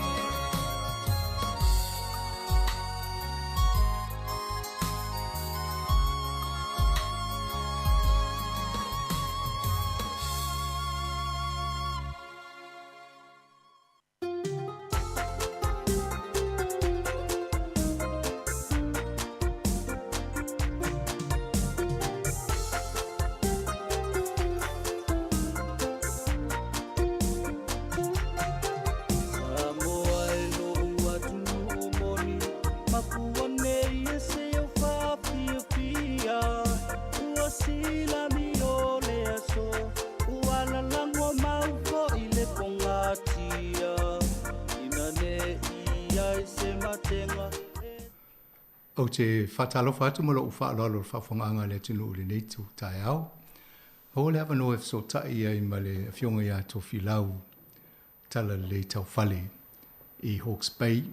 Stasi fo i alo le tunu mai nei Wellington ia o lea ua ngalue fo inisi o onanga i Hawke's Bay ma o lo o so soani taula mua fo i so soani o lo whaatino mo tangata Pacifica ma tātanga lau tele i Hawke's Bay te minei.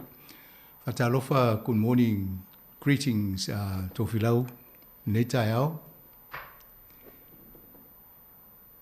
E whaftai lava mo le avanoa lau fionga sanga e whatalofa atu le mamalu ma le pihia o le atunu whafonga mai nei tai au. Good morning to you and good morning to all listeners. Malo lava, mana elva ai ato na e o la e tautonu mo ngā ruenga nai te pisi e lunga i Hawke's Bay nei tai au, to FOLAU. Mana ia fo i mua ona watu whamat whanangan mato le tio nei, a mesi nei a inga ua ma li diu le teimi nei, ia tautonu o lo i nisi lava o lo tau saidi.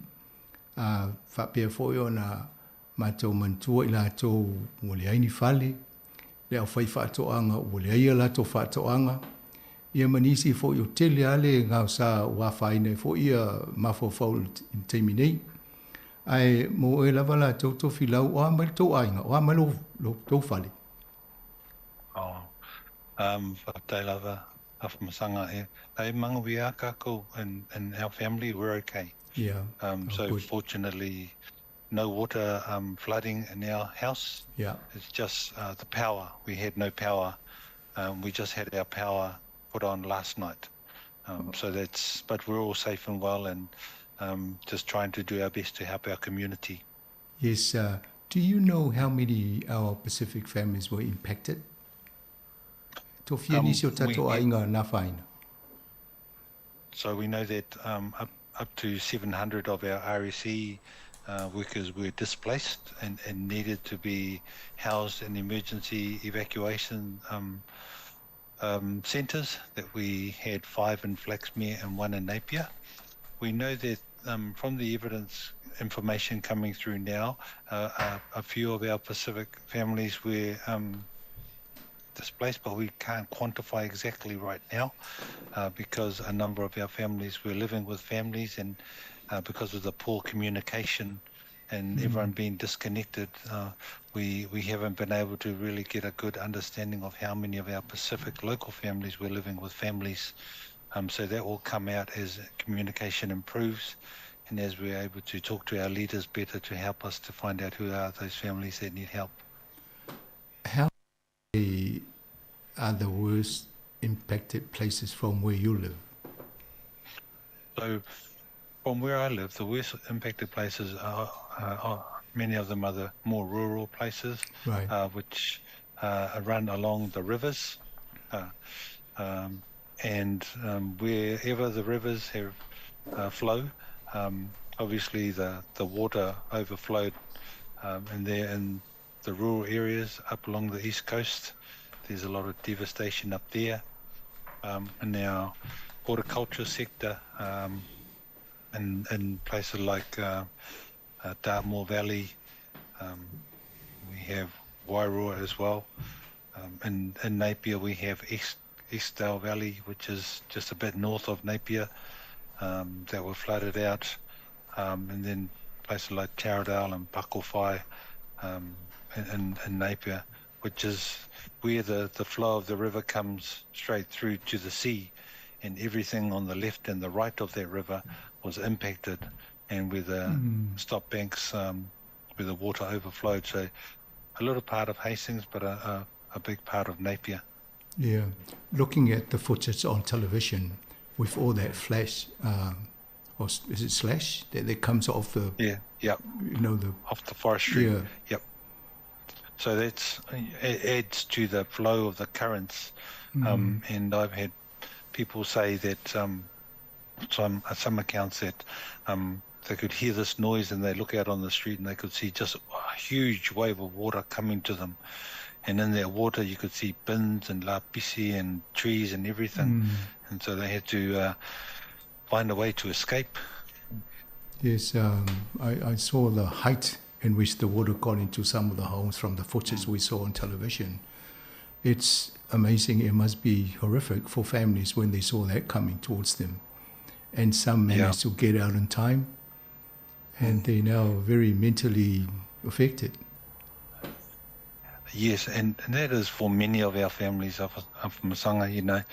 On the actual day when we suddenly realised that more and more of our families were being washed out, when we went to the evacuation sites to help, a lot of our RSCs were coming in wet with just their bag, and just large numbers. All wet and cold, and they've been trying to walk through the water. Many had been on roofs for long hours waiting for help.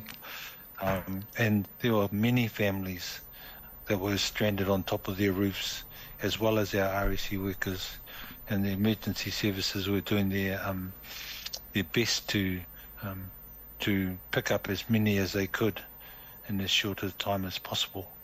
Yeah, I saw some of the, our RSC people and some of the television footage, and they seem to be living the normal Pacific attitude. They got there, they were singing and seem to be enjoying themselves in spite of, despite of the, this devastation.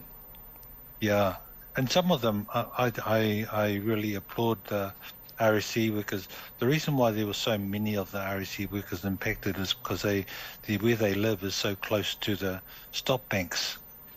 It's just like right next door. And so obviously when the stop banks burst, the first to go will be our RSC and all those farmers and agricultural people that live close to those banks. And when they were impacted, I can tell you up from Masanga some of the stories. Some of our RSC workers were walking along the expressway, chest high in water, holding their bags over their shoulders and holding onto those wire in the middle of the expressway just to keep their balance. And many were in their bare feet just to walk to safety. Others, it's been reported on the day, were helping other locals that were stuck. So even though they were in a helpless situation, they were reaching out and trying to swim across water to save other people. And they have done such a tremendous job, not only for themselves, but other members of our communities. I was just thinking of the Fijians when I saw the Fijians. They've had some terrible storms in Fiji, and then they come here, some of them now sort of going through this again. And then now I think Fiji has also been hit by another storm. Yeah. And it's interesting too, because a number of our, obviously, Pacific Island RSE have gone through cyclones. And so I was talking to the Fijians about our cyclone, and while it is a new experience for many of us, some of the Fijians were saying, I was asking them, were you scared? Were you worried? And those sorts of things. And they were saying, it was windy and the accommodation was shaking, but it wasn't like the cyclone in Fiji in 2016. It was a lot worse. But for them, they could use their resiliency to get through what they needed to do to get safe. I also heard that some of them only had the clothes they had on the day. And for those people who were in the water, obviously they got all wet. So that's probably what some of them need, clothes and that. Yes, and so immediately we looked to gather donations of clothing so that they could change and have a shower and get changed into warm clothing. But I just want to add, Masanga, that even though this was a different flood to Auckland, right? This flood in terms of what was actually in the water, because there are more in our water. There are different contaminants and things that we really need to, have a shower. But let's follow up with some medical checks to make sure, because many had cuts or bruises that could have been infected. And so we have to make sure we follow up to that on those sort of aspects that the men may have. Yeah, pesticides and things like that they use in orchards and farms. All right, so what services are still down in Hawke's Bay? Is the power being restored and internet connections? The bulk of the disconnection was in Napier, in our rural areas like Wairua and up in Tūtira, and further up the east coast. So the power in Napier has gradually been restored. The power in my house was restored last night.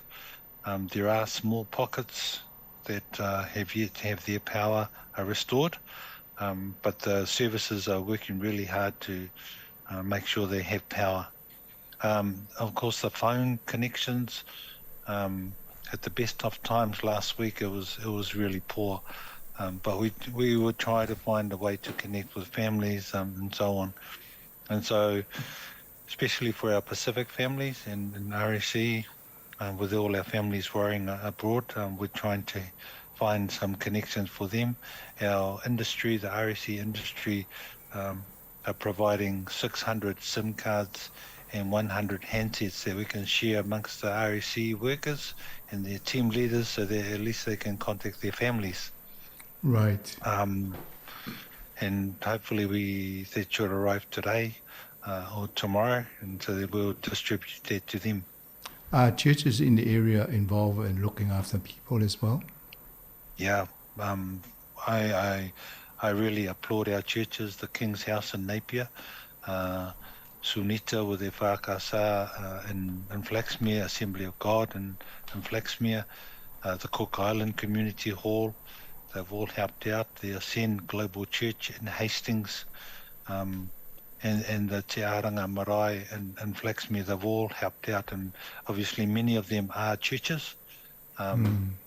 And so we acknowledge that and thank our leaders. And this week, I think what we'll do is we'll pull some of our leaders together so we can, because of course last week there was no connection, no ability to have a talanoa or a whono or anything. So we want to pull our leaders together just to make sure that they're all right and make sure we're providing the best support for them. Yes, Tofila, what organization are you leading at present to help with this? So my normal job, I'm the Te Whatu Ora national lead for REC. Yes. And I'm also the national Pacific lead for commissioning. And so I'm part of the Pacific Directorate in Te Whatu Ora. And of course, when these sort of emergency situations happen, you have to help as whatever you do. So I put my community hat on, and we try and pull everything together. And how can people help with what's happening? Firstly, if we can just let our communities know outside of Hawke's Bay that we have our Pacific providers who are helping, Kainga Pacifica and King's Force. We have our Pacific Health team who are helping as well. The Army has come into the area to help, and Ministry for Pacific Peoples are here to help as well. And we have one of our Tongan groups, I've forgotten the name, they are here to help as well. And the Pacifica Medical Association are here to help the initial emergency response. So we've received a lot of clothes from families outside of Hawke's Bay, which has been positive, and food and water, which has been great. And now I think we're going to focus on some of the psychosocial, the mental health recovery as well. Now, by all means, there is a place for our communities outside of Hawke's Bay to help. And I know that once we get the connection up and properly for our families, that many of our families will reach out to families to help. Many of our church groups will reach out to our church leaders to help as well. We have set up some donation accounts that we are going to share today, what those account numbers are for finances. And we ask that please, because in terms of meat and those sorts of resources, we have limited space and we're already overwhelmed. Our pusa aces are only so big and they can't take much more. So we're asking that, yes, by all means, if we're going to contribute, we won't stop you. But we have a central point in the Cook Island Hall at the community hall there at 7 Swansea Road that is receiving all of the donated goods, and then they'll sort them with the community and wider groups. I see that your former college, Wellington College, has got sending 2 busloads of with all things to help out with people in Hawke's Bay. Yes, and that's awesome. We really appreciate that alofa from the old school, and I'm sure those resources will go to good use. We just thank you for all of that, and we just acknowledge and thank for all the prayers, the donations, the mea lofas from our Pacific families and wider groups across Aotearoa, as well as our international Pacific countries. So thank you for everything. So what's in store for you today and the rest of the week? A lot of work on your hands, my friend. Yeah, there's a lot. When we're in the eye of the storm, so to speak, we are just reaching out, and because of the lack of communication, we're not aware of how bad the damage is. So we're just trying to help our people. But when we stop, and now we can see on the news how bad the damage is, it will be a long recovery for Hawke's Bay, because so many of our friends and families, not just Pacific, have been impacted. Our industries that pay our communities and employ them have been impacted. So many of our Pacific families that live in Hawke's Bay and work in the horticultural sector, for example, they've been impacted. And so we're trying to find, firstly, who they all are that need the support, and try and link them up with the appropriate services. And on that front, we meet every morning with some of our leaders and key agencies and Ministry for Pacific Peoples and Civil Defence to tell and know about what's happening, what's needed, and to try and plug those gaps. And by all means, one of the things we make sure, or we're working hard, is to make sure that we have Pacific people that speak languages for health, for social welfare, economic support, for any of the psychosocial support that we will deliver in the community. We absolutely want to make sure that they are Pacific people that can lead there for our people, so we remove those barriers. Yeah, Tofilau, you got our Samoa Capital Radio links in that. Perhaps share that to your our Pacific community there. They can share their stories with us if they wish to go on air. But all the best for what you're doing for our Pacific community in Hawke's Bay, Tofilau. And perhaps if you wouldn't mind emailing the details of where people can donate to help with the recovery work that you're doing up in Hawke's Bay. Final comments for our community? Yes, for our community, I just want to mole atu le whawhtai tātou e susunga whaapiangainga whale tuinga i Hawke's Bay mo lātou sosoani mo mātou. Ai maisi fo i tātou providers, Pacifica providers, King's Force, i Napier ma Ainga Pacifica i ngā i Flex me. Ai maisi fo i malwainga Polyactive. Kai ko kele fo i o kako kangaka Pacifica i nei Hawke's Bay sa whia i le awha ai tātou te koanga e ongsa i mga lue whatasi nei our community. So I just want to thank all those local groups who are helping, who are now really tired. And now is the time where we need to put up our hands to our wider health teams, health people, emergency services people around the country to come and try and plan out how they can provide some support and give our teams a break so that we can come back refreshed. So thank you everyone, and thank you all our local people and everyone abroad. All the best for today and going forward. Tofilau, soifua. Yeah, soifua mai MANUIA. Yeah. Nā mo whawhonganga le tūru, nau tō whawhonga i se tanoanga fo i mara Tofilau. Tala le tau whale. Yo, stasi fo i o walo le tūnu o le wana i nei Wellington, sa ongai Wellington College, sa deputy head boy Wellington, in a Wellington College. Ia maolo, ia fo nisi wa o nanga a soifua malolo ina i lunga i Hawke's Bay. Ele vaitaimi le mao tu sa matutala no ai fo i mafsiri mai sosoani tato le ti o la kupokala me soifua malolo ina i Hawke's Bay. Ia nane ele felo inga le lato ofisa. Mai manelva va ia tolo tu malo si me fo ia ta ini sosoani mo tatanga te Pacifica mtanga te lautele i Hawke's Bay.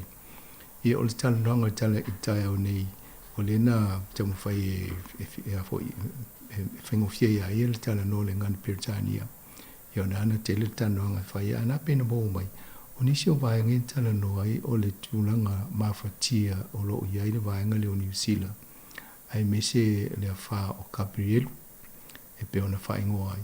E umofo ina mai mo ina e to telu le malu tunu dunga TV. Le tūlanga mawhatia ma le o ngonga no o i aile vaenga le tunu. I a inga o le aini whale, o le aini whatoanga.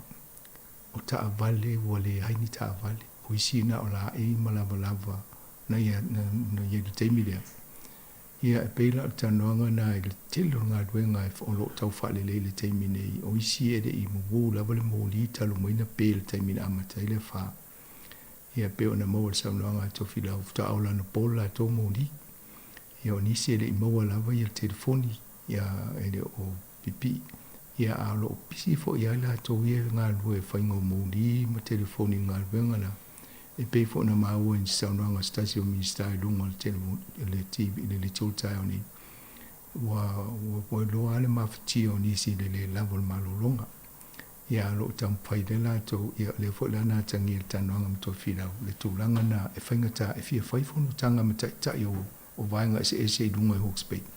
Ai nisi e mwhaina so ta i e wai le si telefoni e leo e se pao. Lo tal si o neva ia so atono la wha amata o na maua so ta inga i o na maua lo le na whaise la tau tala no whatasi. I o te lo fo o level fi tala no nisi o mtanga albenga malo pe o le mtanga albenga tangata tumoto Pacifica. I e tele ni whai o la tau tanoanga i lungo o so ta inga whane o na po. Ia e le mwhaintana no mtana i tangata ia pa wha pero i se pao le isi telefoni.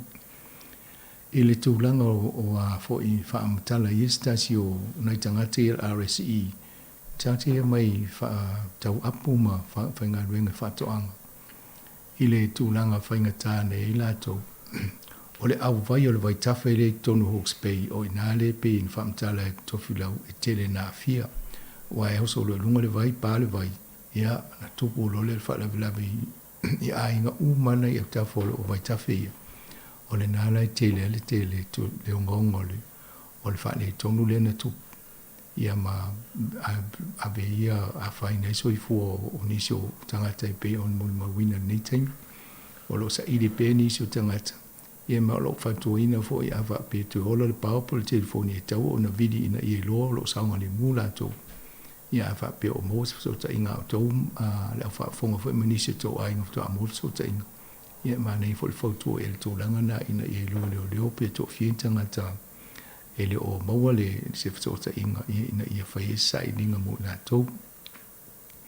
O lo o whaftai e fo I le telo o ekalesia, tatu ekalesia Samoa, ina I le vaenga lea matonga, e maraya maoli, e pea ma le fitu ia whale wa umana whaabano ina no fo inisi o le ini a inga.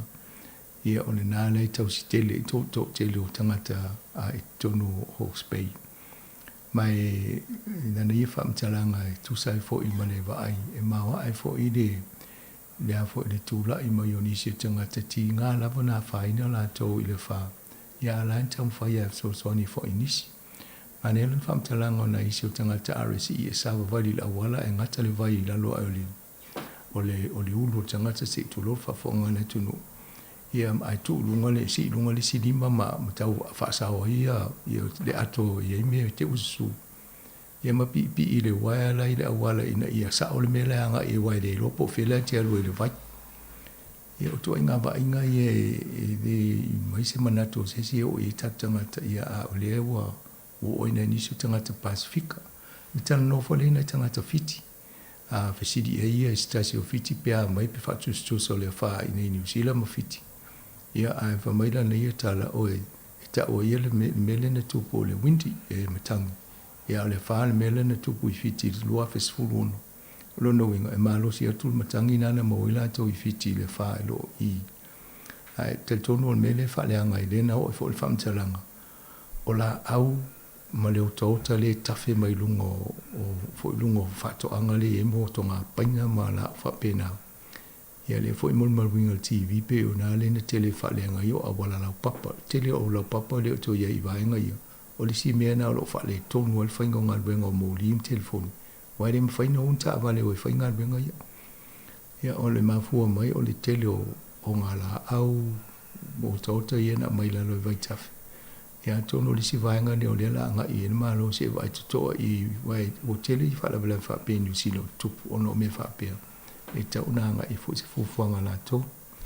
Tala nola e to ainga so soani o mo mia. E whaaftaia le tele o mo lava na batu tangata so soani la tau i o su. Ia o le si me tā ua le whaamtala ia. E tau tō nā mani tangata. E le ngata tā e le ai tau na siaki fō mai. Langa I tele mo vai la au I tonu. Na ia le vai le taimina tafe mai ia vai. Ia o le na so ma le tō tele tau na siaki le fō mai. Ia tūlanga so fō malolo ina na ia sanga le mula tō pēr wha pēna a fie nisi o vi vainga ia vai la au tono le vai le tafe mai whatoanga. E ila mo meo fō te unga tupe whala putonga lana ia tā ua. E se taimi o na lafo maila I o whamtaranga ia. Ia o na watu le tato le tio. Se I vai fo se tato fofanga mo le fsosoani I le vaenga o New Zealand. Awai o lo to tele nai tangata tato. Ia mesi nai tangata no mai e fsosoani I whatoanga New Zealand. Ia ma moi fo se tupe ave Samoa. Ia le wole se ngadwen. Te tonu e fo se fofanga malo stimule so le whail whaadinga al palamia. E le fsosoani mo tangata whapea. Ma tau lia fo le taimi le COVID lua filosofulu. I ele vai ngale sa ta ua le wage subsidy. Po le fofanga le malo ina yes tongi so ni tangata wele ma company ua ta fia po ta punia la to pisinisi o no fama. e o tūlanga tonu na atonu te o fo se fofuanga al malo e stay mole so e fai se la to whaalinga. Ina ia so soane i la to ia. Ia o teimi nei, ia la e pe on ta ue e tofi lau. O lo lava ma te toi mea ai pau al whale vilawe. E de tele ni abanoa pusa aisa. Tele le alofa atu tangata ia ai roinga fai fofua. Atonu le tupe le mea o ngā mō la tau ina ia whaatau o i mea mo mi e stay me lumanai. Ai stemi ona mo atu le fa mo mo ia mo fa fo anga le tino ia pe o se vaenga na o to tonga na o tano ngal tai oni ina ia tato mo mai fo ia to filau o lo tai mo fo inisio unanga ale tu ale so fo malolo ina i le vaenga o Spain e fa mal malamba ia tato me o lo tupu ia ma so soani mo mia ai te mo sistemi ia to e fa fo stalong fa pe le o polas for ready ia e toi fo ia tu ia tasi fa o no tato fa sa longa tai o nei e so fo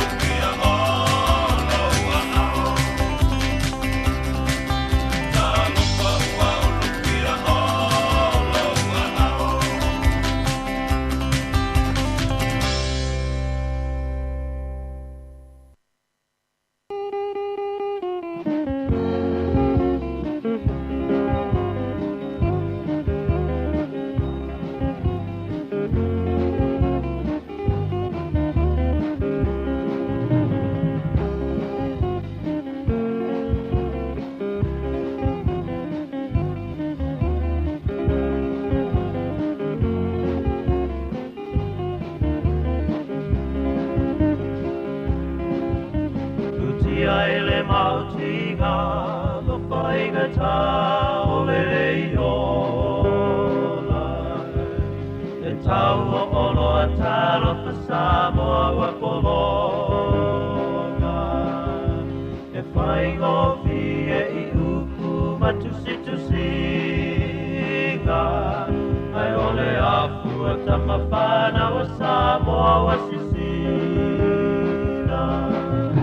Le malo e se I alofa le tau o oloa I a whaatoa. Ua ola maleo I a so uma, tau mai tua, tau mai luma. Mai ne se whaatatau manatu alofa I nai whanau. No lato sa o la toa, I e whaamato I whai le kolonga.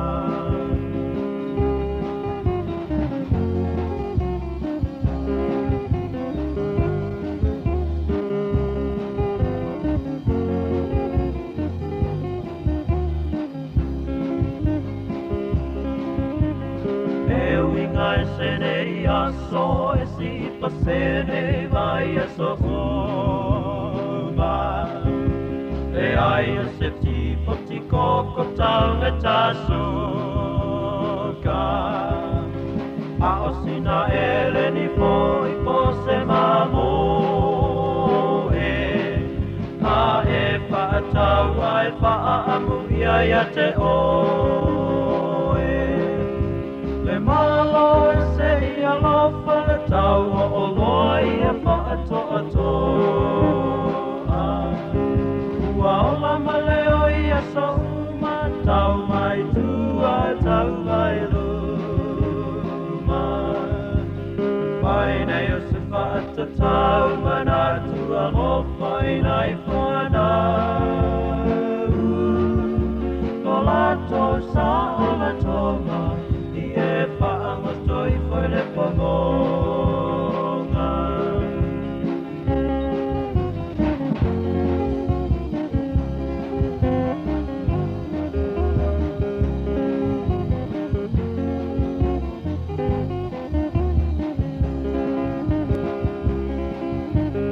A whai e whasiringi a le mafua aga.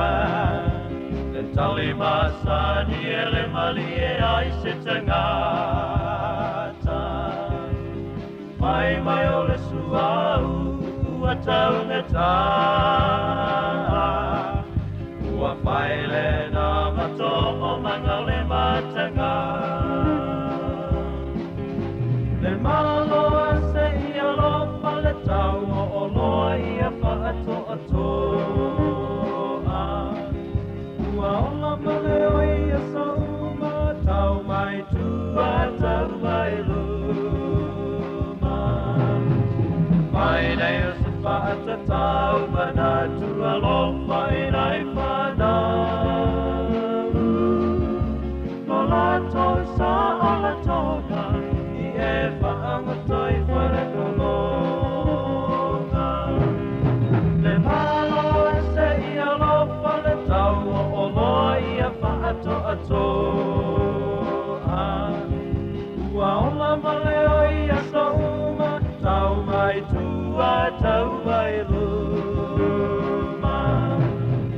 Mai nei o se whaatatau manatu alofa I nai whanau.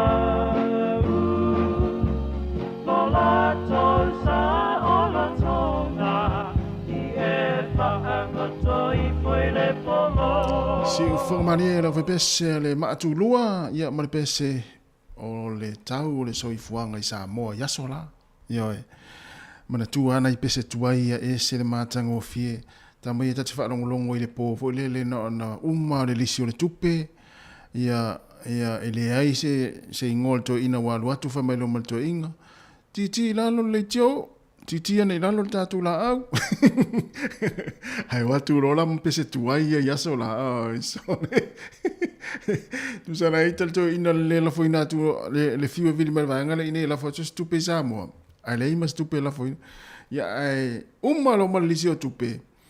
ia le ana whaasala watu tu AP asola ai tātu ron pese tuai ana maatulu ai le mana ia tātu la tama ia le tate mata i whafore maasina vo le mana i o le maasina i le susulu matanga o fia le maasina ia pe ia vo le la sa ai le fasi moe ia il taimina o le po e ula vena ona e talto ina malo matua e le stupena la foto ia e pa o atu lola tama tuai ia pe la pe sele ma tulua ia so la ipo sole o ka semana ia fa long taimi ola e tatela titia to 5 minuti na talo le full pokala masani ia o tala la ulunga to fa sala wino tala la ulunga mena tupule i le vai ason te nei ia mai disi fonga la mo Wellington talo le full tasi ia ona o tātou mafuta fo ilea i fa fianga so i filoi ia e mori atu i tono fale fai ngā luenga o tono maota malawa o tono taavale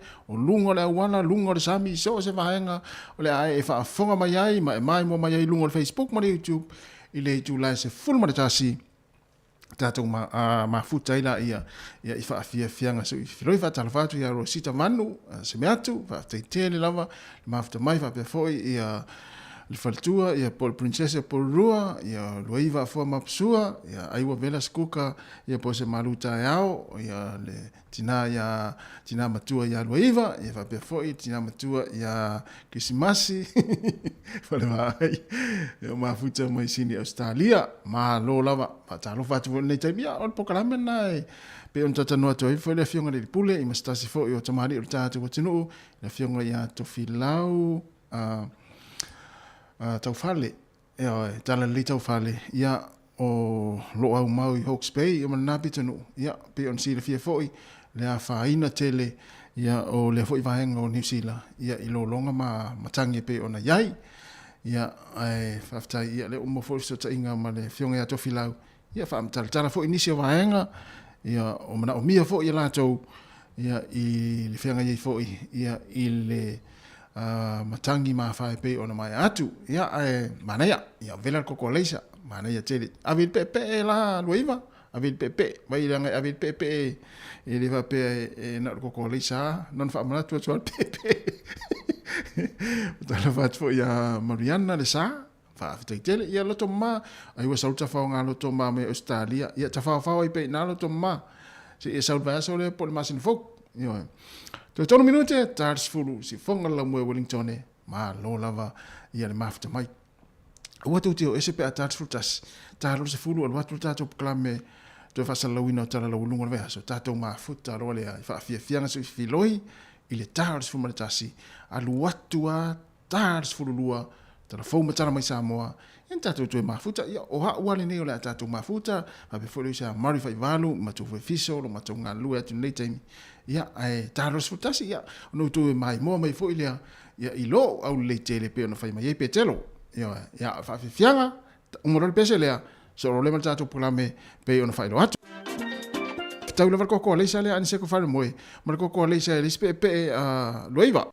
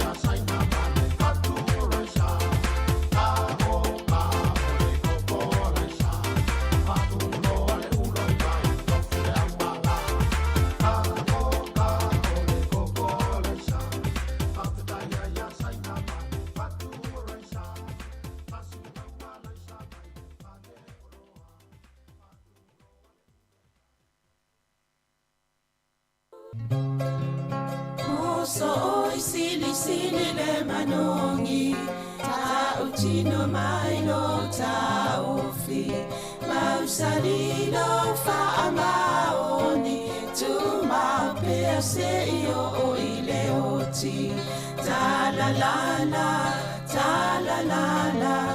afio oe ayalu ita tu Yehova ilota ma tofa ina soifua Langa alif sili le sasana Itu e fa o Samoana E fa atosina yo anganga Ya te o e sumalete ine tausala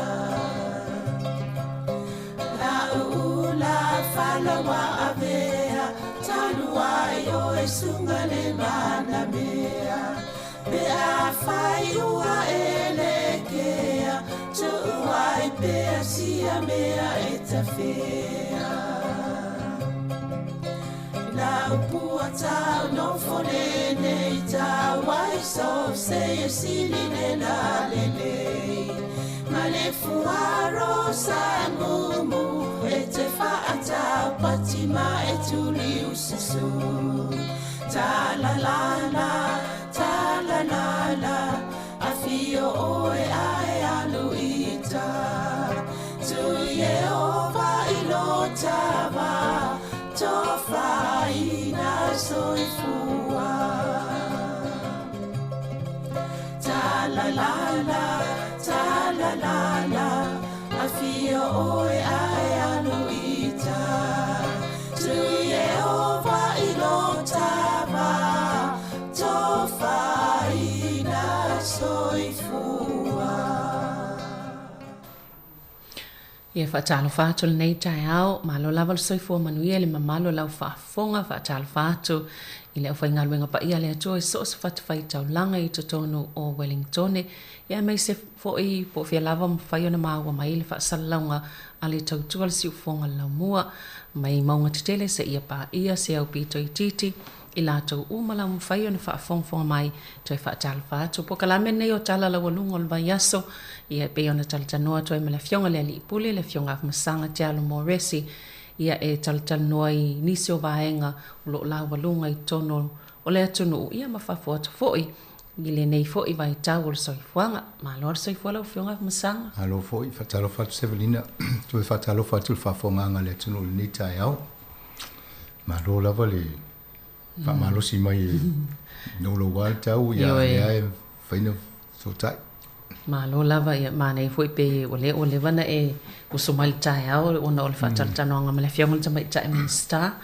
Ia mana ia foi le whaanongolongo atu I tāpenanga uma e mai seo vaenga o loo te le a le ngaluenga o loo anga I le malo. Io mo le tato por kalambe le fta mai al pe no tano atu le tato matinu ia e tamwhaia ia mo uma le avano le minsta I ona taimi o le alana whaonga uma I le suli minu te tano le ngana wha Peritania.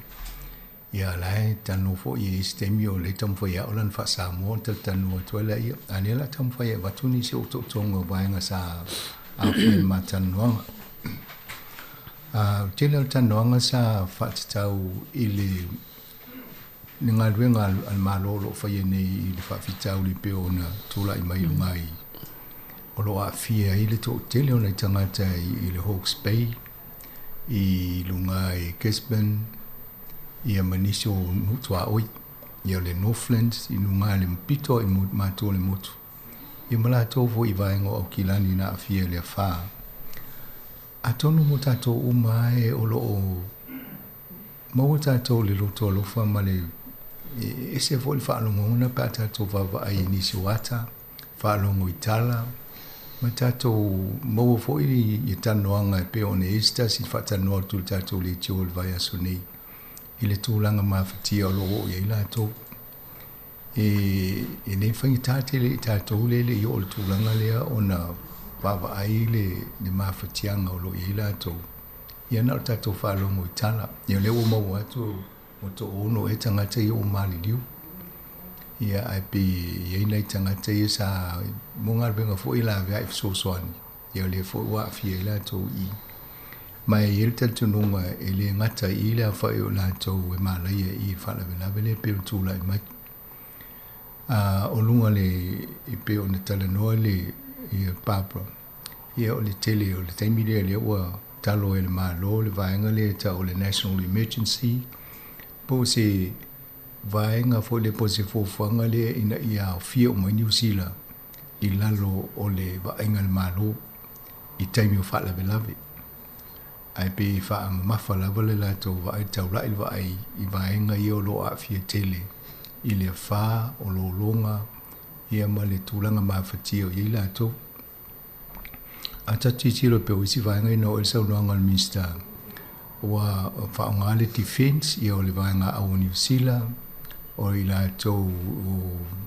e mo helicopters e feo so ni e la uma se feitanga ta o isi o lungo o fo ta lungo fale ia o la au ta vale o vaenga va pena ta un foi se fe ia to tele ai pe ona mo ia lo inicio wa fi tele I tu langa o le ini fale o fa to anga wa fa ta ma ia uma e le tu langa ia o tele ala le afianga o io ta ma fo ta to wa I vaenga le Hawke's Bay ia pe o I le fa pe le tele la fa no mo fa to anga mo apu mala o fa pena orchids ia lo no wingo o tele na la afianga ia a va vai fo la ta to tau wala a le tele ni apu ia halu fo lunga le tau lo ia fa ma fa tau mo ni apu mo ni sino fuanga ni sino I fafo ai pe o vaenga na la va ile afianga ia na lo ta lo fa pa va e tu fa to anga fa to anga e tu mai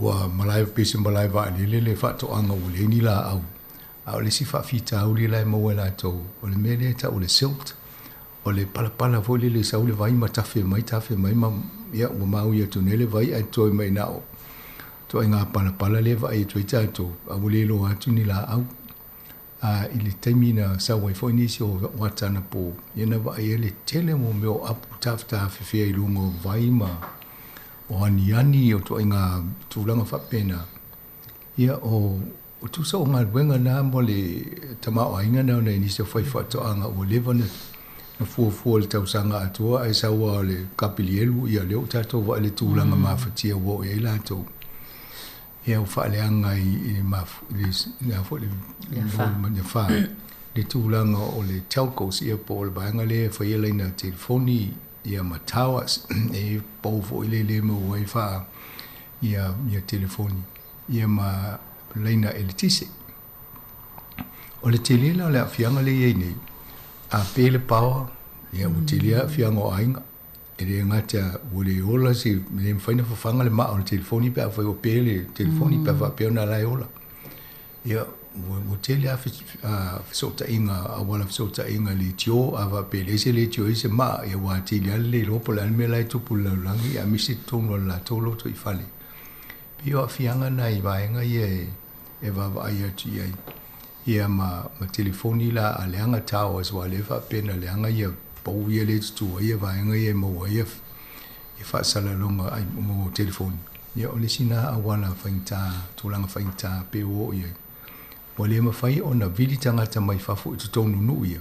E le mwhai o na vili la tau o le lola po la tūranga la ia. Pe o le vaenga na le mawhatia penta ua e. Ia o le ngā venga tele la malo, ia na ia minsta ia na portfolios po na ofisa ia mtanga venga I luana te vaia. O le mtanga venga tangata Motor Pacifica. Ma le loto I whale o New Zealand Department of Internal Affairs. O le tangata lao o te mtanga venga Motor Pacifica va ila to penga lue fatasi ma le social welfare le si ofisa na le mo so soani ia ma fatu langa ma fatu ia I tulanga mo tangata Pacifica ia ma fa pena ma to le ofisa onga nga lue fatasi la to ia fa pena po ai si ofisa ma lo le afia io ia pe talta no ia le ministala le o le ofisa le o al mtanga venga le a papa I tulanga fa pe mo Pacifica a le officiale o loto I fale tonu ni New Zealand ia e pe o lain ta ua ia e va ai la tole si vaenga le mo fire emergency in New Zealand ne vaenga le o ina la o ia la o le minister na nga fa mai o la na nga ia tu ne le minister ya lu tala no mai la to le official ia wale tu la nga nei tangata fo ia le na a fai na ile so ni lunga ile fai il vaenga le New Zealand ia pe ni sina vaenga tal no ia le pe ia le tulanga nan fa dia fo le helicopters pe ni sin fa tio fa pe tauli lo po an ngal venga le fai ia ina fa ilo stasio ave tangata te ave le helicopter le e fase la ule fa io malanga na fa via ile io helicopter le lusu fa tula io le tu piki tangata ave tu se me vole le maulunga la de ia mo to o tu ala solo ia e deu singa luenga fai ngofie ia o te mite mafatia te se mite na tu ona o e sausi se la via io mo ele ia sa awa pe sa mau fo ia tai mai se lana i tato tanga tainga lue fa vai tai mi fa to anga lena mani no ata ia pina sau fo i fa salanga le to New Zealand ia le la ungo nei tama i fai ngal wenga i mai lungo tum mo fale fo i wa mapo ia yo no ia pena to fien tanga tai o fil helicopter tai mi tasi ia lu moli no ia to fo i mai to e va to isi ale ai fa talis pe ilau salanga sanga i vaenga ia ole RSE pe ole na mo ina tsa fo mai ta apua ola to na le na mo tum o o isi fale na ia la ki fa no longo to fo ile le inicio di pote de to tele tenini ai Pacifico a fia to no le na no tanga tsa apu ye vaenga ye le no le no fo i vaenga ye no vai ia inicie ia to tele le no ye si vaenga le ta o vai roa pe ona le pito isili na fatia ye maulalo o ma fo fa wal no fo le sa mo fanga loa wa to fo i lalo le sa ia ayo tulanga na ye le vai role le to te dia le afia ngola to le ia vaenga na pena o ile mata no ngai ina tai au ni ia ai o official le minister i mal malo fo fa tulanga ngala to sa vo le mata la no nai ai nga ye le ni insure ole ala o le se fale ia na tua matafi to le fale ni ai ai mo si te loa no ta ita foi la o ye o le lo po la tu langa le ma fo fa mo le tua fainga ta amale si tu langa msanga pe ole na ta o fo ele ta mai ta min stale a fianga ta ma ai nga wa ta to ia fia no le mau nei ta ma fai pela o fala wa ina apu ma ia le e tu sai a fia mai o fa to anga a fia to ia ta ma ai nga le tu no no wa nga fa mo ia fa to inga ia le fonga o mea tau mafa ale atu no. Yo, o tu langa na le ta to pe fa tu lo inga ya ne vo lunga tau apu pe ta tu fa tau mo le ni apu ma na ina tele le. Ya, a fia e tasi le bilion na le a fo ta la le industry le value le. O mo me apu ai. Ya le walu ne a pe fa se fulu pasendo apu le mo mai le wa le va ai atu le. Yo lo inga wa ngau mo na o le. Io la o tangi mai na ise foi fatu angene ma no so ni tu la to ma te ria foi ai ni fa ma i tu pu la fu man o New Zealand e so ni ma no e foi fatu anga al tu langa le o fata ma ia mo le anga mo me le fa ia o le ni tangi mai fo tanga te so ni lo no winga la o le ma lo e fa ni foi la to fo tanga vai po ato nga so ni tal fe ngai e ave i na foi fatu anga ia e wai ona tanga tingo mai la RSE o le te wa ipo la le to nga kon kala te la to o le la o le nini aputa e o le ropo la le me tonge wa ni singa lo nga o fa mama la fo no po to ya apu o le o ma o me le tala fo ia anal tai au ne nai mo so sonel malo mo la to e fa o pe la to tongi mo to lu i tu la ia yo nga ni apu to e se mal nga la fa no mai tau apu ale la o ni fa mama ni tonga ia ma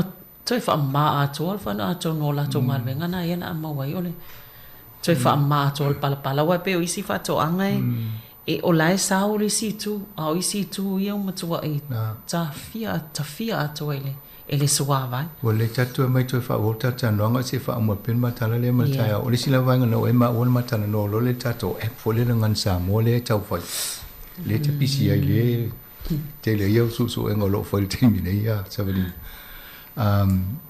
mai pa pro te mana o miel app se ya o lo fa sa mo na lo fa ta mai po anime te mana tu fia ye to no app le ya nga ye ma to ta penanga le fusion ya o ya lan tal mo ma le pa fa lo fa le ngo ta tu si ma up ya la wo ye va nga na o fa tu le ma ma fo i mo si me si ta o mu ya o mu li e fa ye ta to lo si ya en tal no me le ye pe fa i palmene pe fa i se no fanga fo le nei no fa pe ma ne po lo e fangita e ot fo o fiu so le ka pa ka ta mo tanga te o tu si di te le ka pa ka ni free ya se tata noa wila ngai na for the Ministry of Education ya fa ngela to fo wa la to le fa tu pe a te o to so ta te ya la ta to fi na we fa nei polo o nei le ta to office o mana ya la na o tu va la uli le tai ya o una va la uli lungo le le ba lungo mai e na vo nei le si la to fa ile tu si fa maula ya mar tu la nei le ne la ta na normal minister na fo i molo na va noi va state si uma ai fo ia misa tato le taimile mo le fa le tonu le lunga i ai se mata o fia o mai fo sana sa no ngal tato malu le tunu ia na text mai le tato ia matu e sa no e fa mai fo sana sa no nga e fa tau i vai nga ia mo breaking news mo me fa pena ina ia mo wa tato mo lo pui le malu le tunu o le mata mo fivo le to langa e pisile le o pisine el malo e me se fo mai tai minstala to ia la to ia le mo le no fena ma wai tātou whamtalanga e vāwena o mai whamtalanga o tūlanga fo i la tō au nanga mga luenga whaatino. Ia e mesana ia tātou tangata. Mena le pipi i tangata te loe ono minsta, le amatanga. Ia no whaiftan nota noa le o le alma saninga na leo whaingo fia la teksta kua ia ma. Mo ilele sa maloa. Ai tau ana ui ia walo o tūlanga whaapea ui la tō whailau tusi. Yo fa le failo tuti la tu le text ai mo futa fa va senga pe fa priority i pe ia me le si le text au ya pa pe fa me lo talima ma fa no mo le no tan no tato o le foi mo ia le sa no le ngana va Britania nga mo na ia tato tanga Pasifika uma ele na tato Samoa e pe ia le lam fen fa fonga mai mo we ai tanga Pasifika wai e istanga to isi mo to Pasifika lo fa ngolo mo tato li tio ya sili la to mo le telo fa mtalanga pe ananu sisi i lo le tato tau tala fa Samoa ya malisi me ato no fo tal fe ngai fa fonga anga le tunu lo tili awale na le minister Paul minister o tanga tato mo to Pacific ai la ve malisi officially ina palangi tele ya mani al fa ngolo mai fo i wa si tala i fa ye tu ya o le fu avatu ya fa mtalanga i lo tato le tio ya ai mo e le pe isi le tio tau wa po i mo na fa sa no ngal mista ya le mo le mo sa mo capital radio tal ten no e mana ya o le mista e la tu nei po lua i mana sa o le ya le ta to nga do fa tas o le si va nga ma dia la o mo len ma to interview out fa foi sa mai mo le fa le tu si nei po lua a te o fa mai o lona anko o yesa ye le fa le mo ne ani fa ta wala nga mata le fale le tato io o vat o ia le uma tu sui le radio station a le lo to le tala angol fale si le si si fatal tan no le o le uta to lo le tala angol fale o mana ia la mo le se vai I fo ta me to pese ia na fa wo to lo le vang lo tan no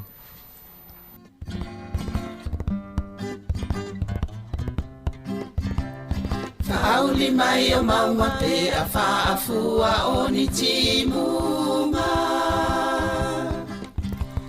O loto le tutu sa wala i ona le maua se unga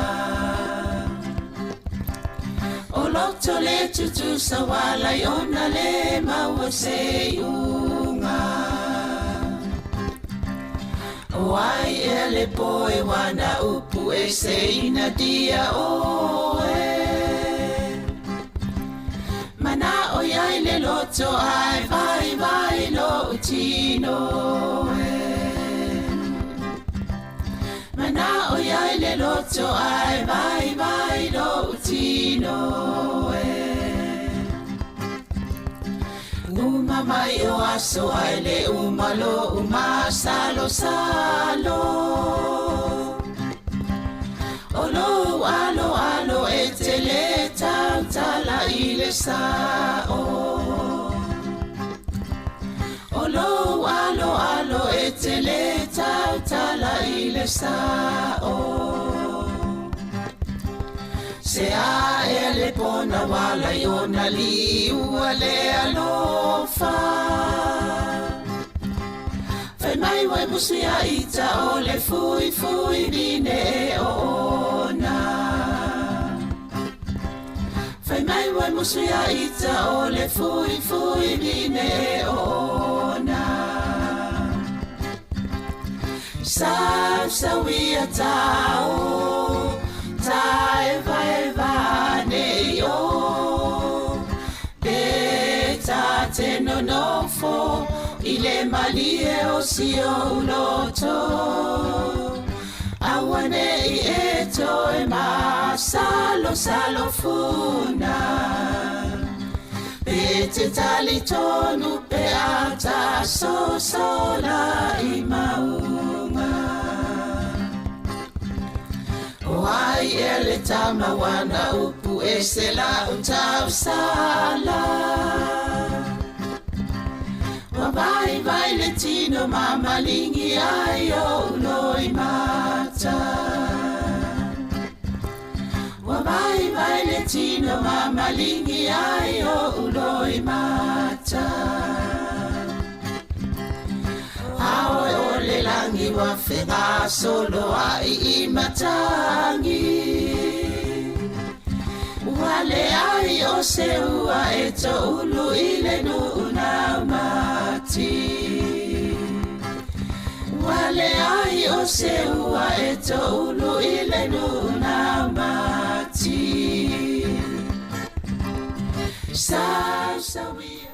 Ia toi whaatala whātou nei vaenga tai au o le vaenga lua nei o pukalampi o ntaltanoa toi tala la walunga o le vai aso. Ia pe o te lopo o le tele o vaenga salua tanoa I mantamai tai minsta ia. A no isi vaenga fo le whaapopo le tanoa nga lea Samalina. A vai te pela momene o le pao le tisi. A le se le tisi tele o le afianga e le ngata o le ainga. A o tangata lau tele le vaenga le afia I. O money machine. Ia me te la tu tala mele tu pe pa fatau. Ia ule mfaina work. Ule mfaina. Wa to te lea o cards. Ia but foi fale o loa fa pela wa fiele. Ia o te loa le. O te loa le te loa fale o loa ia la to generators. Generators to loa. E fa nga e fo le e o le power fa fatau. Ia o si fale o loa na le mfaina fa nga le taimi a mo na o tupul fa le tu. Ole a tono le sona o mai ima tato mako fau tato tato le tio wa le sia ngai le studio ai le si generator wa apel pa yo lo ngo ni pen fa sa la tato mo lo no kweli so taulan tato wa tu langa na tato generator ya tono fa fu tato no mi sta so ni mai tu langa le wa le emergency le o ya ya ma tu langa la va ai ina ia inga ye mo mia tele le tise ava pesanga tanga se ngase ai mo mia me vo I masini le ma lava ai au le masini a o tu langa la na ngo tu ma fo le afia ngo le tele o le afia ngo o tanga ta pe apele pa o I fa le fa na tu va pe a fa le fa pe ia ma telefon no o le ma fa ina fes so tai tanga to a inga le ma fa ina video o le po pole tanga te fa ai le fa ina video so le fa ina video se mai la to I don't know, o lau mātau atu saunoanga le palimia manisi o malo. O le la wawa ai nei po le atonu alto I ngā tāpenanga I tauna I New Zealand. Mo le numana. Awa atupu e le whape o e fōninga mai o le la whaso so. A tato I whalo le whape o lo tupu laulang. Yo Amerika ia tai so o awanga e so Amerika ma la vei tūlanga ia. Ia.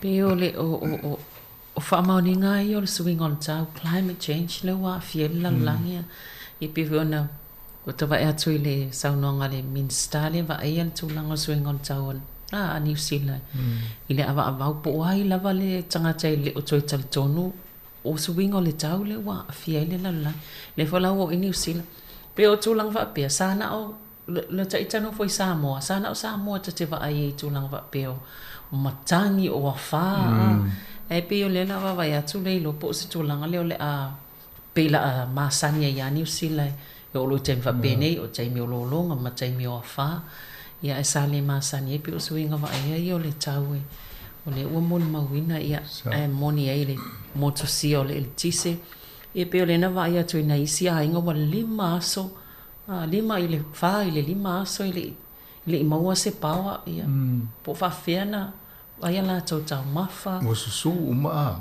e o le lopo o le anga o le ngi me tono le fale o lolo vai le fale o le moto ai fainga ta tele pa e no fo ma fo fo tu la ngo ina tanga tani ya tono ini so ta fa long mai fa fo nga me ta to por kala me e ini la to ai ngai ya talo si o ma fai o no e pa le o fo linga mai wa ma ta na fai o no to e ngal venga so swani o isi la o aveno no fuia onga o marai mane volo fa ngolongo tu pisa foi se fa te singa anai tanga te tau apuia mai I fo tonga o Samoa o Fiji ia malalu tonga ia o fai ala to fa te singa ainga na po ma fai la to pes ngai la to a pes fa ale ina ia tau fa te le tinga o le mafo fauli ni tu langa le ia yo te lo fo ila misi lo fo mai nei ai ngai Samoa la to tanga te emal Pacifica ia a tonu mo tātou na tātou talo hama wa ipo le ase so swani mfaina o nei tangata ia mo le tūlanga wei ni la tō ia ma tātou nofu sauni I te wo mai fo I le se tūlanga wha pēra lo nei Wellingtoni sa mana ia vaenga lea na tau ma sanga po wa nei la to inga tā pena ngai te tau ona tā pena ia tātou uma o tangata New Zealand to inga suinga le tau le wai I lolonga ma wha pēra wa sama fo pe samen soina ese tangata mai tangata yana lena la vea I mai lungo tum o fan ai lungo ninga sale ise manatu e vavele le pato le vai ma na ni nei se kone au fing town try finding ngai ese ai o I tau fa ngai le pa o le Google Map o le wa I mai lunga I lo mai tangata ye le tu so le lunga mona bil so so ni wa ia tau wa se wa o te le me de lo mini ya ta fo ia ai a fa pe mo sto la fa pe na ia va ve nei lo po fele mo mi so so ni mo e so so ni tu la fa pe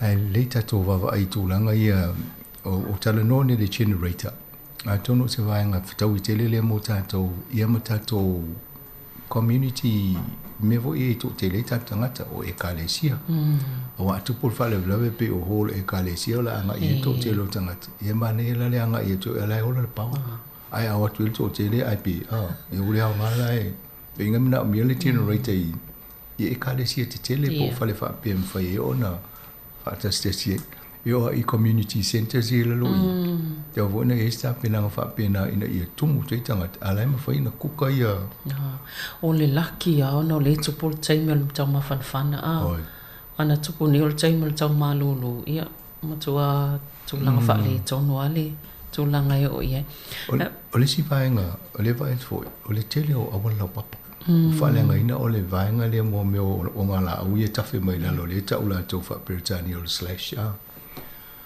o le a mutau wa ni le malo po le se fa ngai tau na fa ye pui ma tau fie le tulanga na tu po lumana yo le o amata na va ai le wa nga le o tala o ma fa tau ya lo papa ya Maria na le interview le ministale nga fa ma ionesh e tau fa fo le po le sa na fo fa ngo tau fa ala fa ma ye e unos full percent o le tulanga na sa wa o me fa natura o la o pa la lasi ia ma pala ma tafe mai lalo pa o tami ai fa se fulu ma fuona e pe e va ai tanga tene no fo ima tato va vai de tu lango le tele o le tota le na sa fa pe e te tau na fa se fo fanga e tau ala na fa ma mai tu tonga la u ye o le va o na o le to e mo le tu lango le o va pe ai tu no ia ngal pa pangotai ave fa se la tonga le it's a tele exercise ai o if the lunga all exercise is done on melen no foi ai o fa mai fa si ai sa fo mana e so soni a wai pe a o ata im fenza to mau o le staff e mai o le ota le ia ma tai na ia to wai ia la lau papa pe ia o le Ele pe o le selo le se fai tau o le wala lau papai i le tele o le o tau tale mawhia i meo la au nei ia matawhia. Ia si mea na mai toi mau meo tane vai. Ma tori o tane vai te tele le tu a misa ia no whanga ia i reini vai pai pape o tātou a. Ia a wha pena tumul tane vai na ala o ta whea mai. Ia sa wā unga ia wai male. Te lea le a whianga i me wha pena. A tono o vainga umanai bawa i nere maa lopo le ala wala i sefe foi. Ia a tono foi la e se tangata manofuanga maulalo ia. A tutu ilunga. Ia a whalawe a tutu foi ilunga. Wasolo. Ia a solo mai ia wale rone. Sa o le leia. Ia ta tono ai nefio lolo mele tatu i ni polo pe sa wale vai matawhia tu la lo a le fio lolo tato i. Pa wale meo o taftafa o wala ia wai ia taimi a pase atuta vale a ile alwa tu e ia maala e to ului foi lungo le awala ia atono ni vai ngana e a fati ai foi e so i fonis ai mani alwa vai atu le tu la ima il minsta foi le to lua mai ama Chris Hipkins o McNulty e se foi lana o le ofetau o le fou ilona tofinga ai o le minsta na pe ia e whadia ngau ia whai maria na a le utula i mai nei e te lea fo i le mana i o lan whafoenga o ngā benga le o si minsta lea le na tua ia le minsta lea na alues o i le whai pule fo le alues wha mai o le li le puli ia ai le wa e tu nei lea i le ali le whafoenga o ngā benga i ia tonu o le wha level lave le utula i mai i lau vai, e une toi malo le leipa. I le palota. Toi sefe mai. Na malo le si palota luai, o le koviti a te loi malo le, o kapili e lule. La vava ine le atu lule. La vava ine le atu lule fa fuenga e le malo. Tasi ale me una ia nei foi pa umanei. A wala o tona avatu e tupe whainga a. E umanei o mai le foi le tuanga i vapia. Te le la i tala funi usila le ia. Ai au i tūlanga whapene, so se ainga, ele te popole, te le popole le maximum o la credit card pole. A ta se almea o le whaaro le tupe whatūlanga i vainga. E na pole le muli tonginga, te lo tai whapena ne le mawawol malo, i ta se almea whai pole almea taunu whai i vainga lea. E tato vai le lisi awala toi whaola i tupena.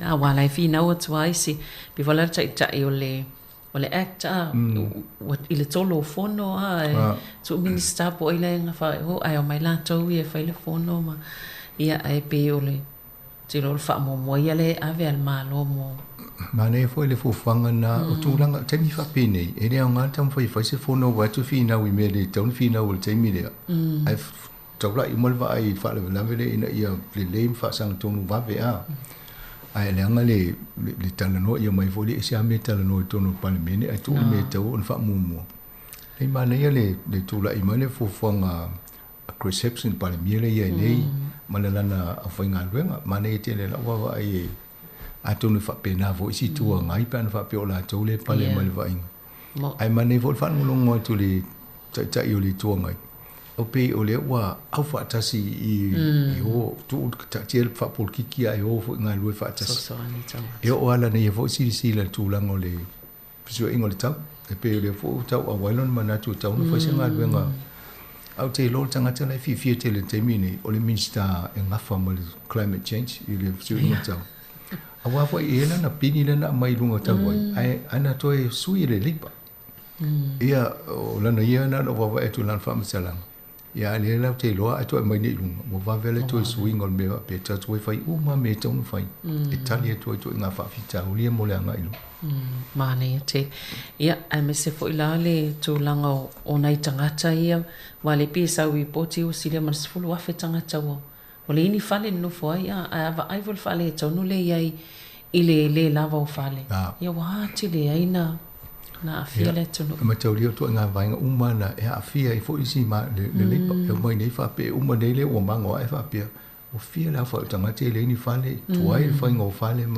ia le wa lu mal si o va tu mal vainga au i ma o te le afia ngo ni si le mo e de aso to mana to e o tu langa o te te i va ia tu le mele tu e lewa I wana mai mavaenga fo I sosoni ngaluenga fa pe mai Australia e vo la tau vaenga na mai I sosoni New Zealand ia atonu wa sosoni e mo te fa pe ni fa le lave talia male ai malia la ye si vaenga na va ye tu fa sala tonto atun tangata fa mai o tu vale le me o le tau va tu la o isi fi o tu fa tala mama ia la o fa mai le pule no fa mole mole o tu o kilani o tu mai la lo nei o le tau fa tu langa ia atonu ya nga fo le mutato o tato na tina te fi o mai mo me fa te taje o mole le na fa a wala ma se tau to fi le mo in tato le fa tau ngoi na ave to tu pe so so ni tama o ai no nei no o ia le o mafti alele anu taimine anu ave so so ave le ave tu pepe ave fo ia ni me o lo mo mia nei tangata taimine wow te le fa le tono la to tama ai ngal taimine ia o te lo fo ia msanga te lo taimine wa matana na i fo ini so so ni po fa mama ave nga mai ani si fo o nanga le fo eva tu le Westpac ina i fa tu pe ia i wo fo tu ia le avano em fa no nga tu pe a mo fa la fa fo se ine ai le se tu lui Tarsia ia le whainga whai fo tinga ina nei tanga te tongi pe a misi se peimeni se payment wa isi mena e whai ia mai le la watu ia ai misi lo le payment ia ia vai tu le lo tinga inga le tului ane foi pe a whai malo se tūlanga whapia ai whau ia tu le officiale o le social welfare ina ia so ni tangata ia o to tele o tangata ia o le la mo mi so ni mon malo e lo vola le malo fo le tu pela e vatia la to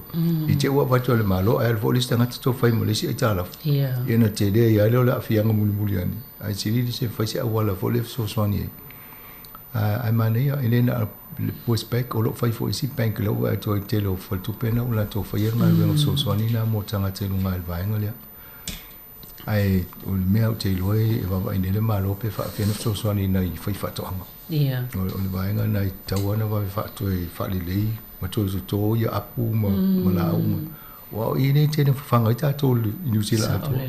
Atua ina whai ia roinga le tō e moni apu. Ia mauti no o tō le taimi o le tau malulu, taimi pe te le ia fo I fo whatoanga ua. Wa tau le maua ia tasi men selfo tau le ai apu fifi al moli ma mai si fo la ai me a fa longo mai la fifi ai apu fa pe na o ina te di ai apu ia pe o tulanga te tele lava la na o faingo o toi faingo a wala ma tulanga fa pe na o le a le faingo fie e me se vainga mo mona le pia nga ini ma toi fa tu la in ngal wengal malo yo mo le au fo le ka muta o le au fai mo li o palama o le vainga na le la so ene le malo e fa tu o e fa ku fa tu la ngai fa le wai o to te le au fai ngal wengal mo mi to fa ye fa le ilunga ia na tili tua ia le vainga o fa le tau fa le malo e fa vainga se so New Zealand awai una apa mo le malo e fa tu tanga ta fa pena o va veni to fa le vainga le o New Zealand fa le tonu le ia ni ia matau o loe fa oi fa le ia wa le la hiti le ai ni me mo ia panning sama fa le va pena a fi o ma mata to pe ro to fa tau mo se ia la papa po ni me fa le wa le la tau mata o le to nga a fi nga no to nga fa le fa pena I New Zealand ia tato ono sa i va ai po la wa le so ni tu langa a tonu ele se senga o le tulanga le e whenga I New Zealand nei taimi ia mamaftianga le tau te vai pe vola le mafu ele na lulu I ia tonu ia le o siria mal fast fulu a fetanga tamale le ia ele le New Zealand mo ia ele o te le se soi fua mau a va vai te leo le vai ngana a fie New Zealand e o foi le to o titi o tanga te a fie soi fua ia fa tu tu sai o na na mo le fa tu sanga le vainga le na fia ma fu eta pe o te leo le mutu I matu ta to a le ta tenu le mutu matu na se vainga le mutu matu le na fia a le melan tu po o to te le e mena o te loai o se la wa fene no mera o lai tau so e mai tanga to o lai para la si la lo fa le matanu ma ye tanu bi na tanga o le te le na fa le tonu la ye sa atono fa le fa na tu le o tato va ye le o fa solo la na lulu fo tato ma fu ita lo ni O te te i fo te ito la tau fo exercise fo lele alu ma fo. E ono te sima le tolu le malos. Was pe sa ono te sima le tasi ono ia pe o lo toi mai lo fa tu nga muli ono te sima le tolu. O te lea anto lulu te mawhi a pena i nuu le take ma te wa etu nei fale ma le fausanga o fale. Ia lawa so e isi au fai konkala te lena fau fale. O le le o le fai o fale i e fai fatale pelu. O inga anu ulu e fo le ono te si ma le mawhi e le malos. E to ulu fo inisi fale. An mena la ke ia te te fa longa o ini fale i nei wo. Ta si amenta pole te uto solo mo ni vai ngo. Ia. Au maunga voi au vai maunga ia le e tupu i toa inga whale wala whape ne wale ususule ne palpala ia ia mati da le whale tonu tātou ia le la ke le asi so whalongo tu a whaina le o te leilo i vaenga ia na whale ngai nau te leo vaenga in whale ngai na po wai ni a foi ni la au foi e o whanga solo le tutonga i pokalame le tasi piliona foi la au tono ni sila po kalame mo atina. Ia fai lo utoi tafia o mamai ia ne foi ngalu nga tele sa fai. Ia. Tono e mane ia foi to va i to nga po kalame na malo. Va i paina ia le au ta fo o wala le nga o mai ma pala sila wala. E tau na fai stu la fo no ia pe 4 km ma mau a pala si mai la o ni sa o wala te. E wai tu kwa fa le vela ia ai di fai se fu wanga. Ai tau na fa tu la fo. Ina ia au nei to ni paina fa pena po ni la au maulunga fo lele a palasi mai ia te de la fianga o lim fanto ko lo sinisi awala a tonu a fo na idea in malo so ni la to me fai la to na ia ai o tem veni te le lau tau fa se to langa fa pe na inistanga tau fia fai la to fo ia ole ai foi lau tau fa se pe na mai foi fa tuanga fa tupe ma o isi le la sa nei au tupe ave po kalem foi ke valeto o me fa pe au tupe ave so ni ia tato wa ai le tu langa na te le ai tu langa ia lo la pata ia fu tato mali te lo au tau fa se le a me sia ia tai me fa le fa pe io tangata u male o fio so o te lo ai te ia wala foi masania o le recross o vanga fa pe na u masania ale na tala no sa wai pule nga nu la ye va ia wa ye vo tu pole mero funds ma me fa pena tu pede va to malo nga pule nu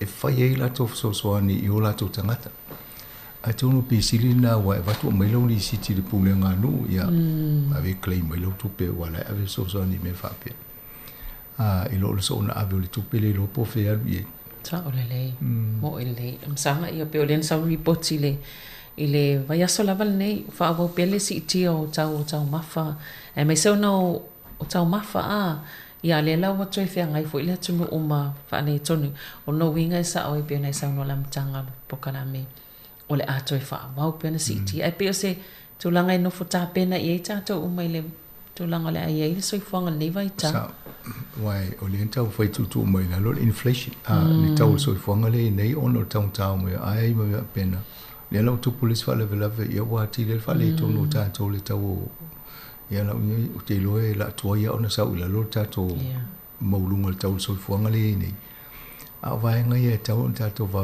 ia o to te le ia ai nga o lo la wa fa ia to nai ka pisi o letters ma pena i to fa le ia to no so ni packet wa ia nai mena wa tango ta ia nai mena pe alu fa tau mai le e wa la tu ni atu fa tau mai apu mena i tono fa ia mamuli o kiwi fruit ia ale iwa tala le kilo la wo e nei o le tango ta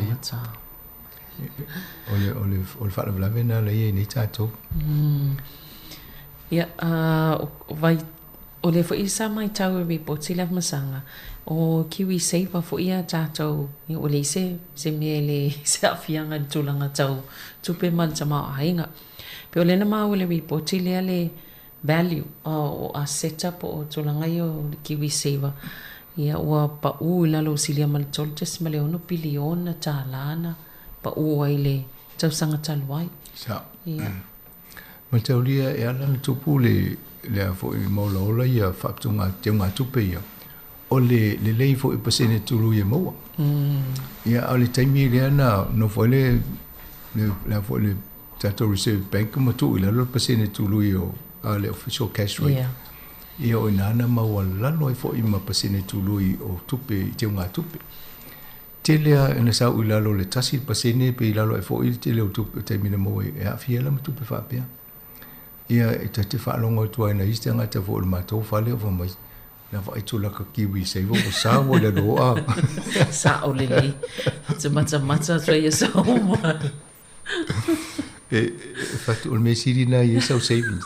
Wa le mena ye dai ma se saving. Ia na ale o ye le saving. Ia o pe o vai tu sa lo ila. Mo ile le. O le lipoti la le fatu tonu ala le piliota le na fa le tonu ile avo ile. E peseni tulu YouTube.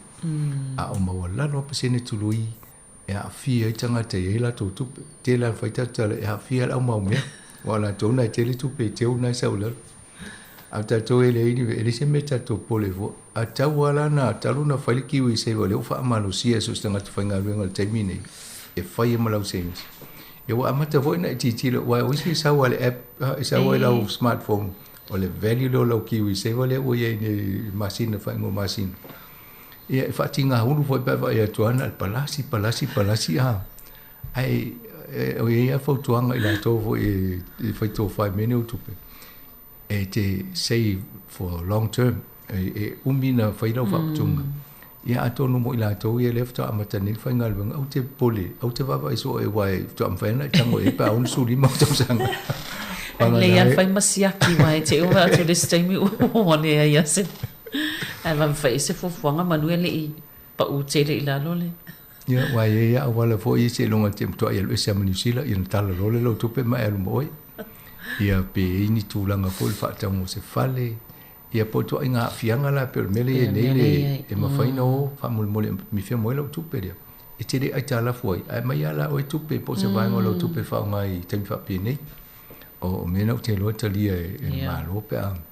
Pe mane el fa nga le la wala na nai lo fa ino no nga tu pepe na tau ai uma toi tinga ina toi tau tu tongi a mo ila to la wo su lima tau sanga mai lunga fa ngo fia na alu tala mai lo tu pe de tau ele se tu la fo no tau fia o wala o tanga le temina a la to la limas fu ngai lunga a la ve e mane lo va ai te lo mai lo tu pe na fa nga se tu pe bol temine e lo lo ai tala fu ia tu tung e le ala pa faina tango tongi ai one misinga se misi se payment awa e misi rol payment ia pole tonginga na ia na tinga ina lola ia pasene tulu e siri mal pasene tulu tongi se me va pena lo tu pele mo pasene tulu lo tu pele te wai e o ai sa o tu langa na ita to le ki wi se va ia on sa fainga na pe ia so ingol vasa ho le e alu lunga sa lunga sa o stem asa wa ila lo ia pawa o le tūlanga i whama i le moe le. Sa o le le. Ia, ona o tau le ini tala ia tunu i whafo tau te wa ia tu ke. Ea le sa mol mawina wa ia tu i le tai fo i le o Scotland le ua whama vai fo i mailona tofinga tai. Mai fo le ngo sa o le sa pale mia fo ia o iana sa wa ia Scotland. Walu tau sanga o ia i le tū le foi. Le lope ai o whatai mai a Jacinda. Ia. Ai va ai mai fa pe o le sa o la fa Jacinda o la me la sa no fo la so nga tele tala tanga te fa ia.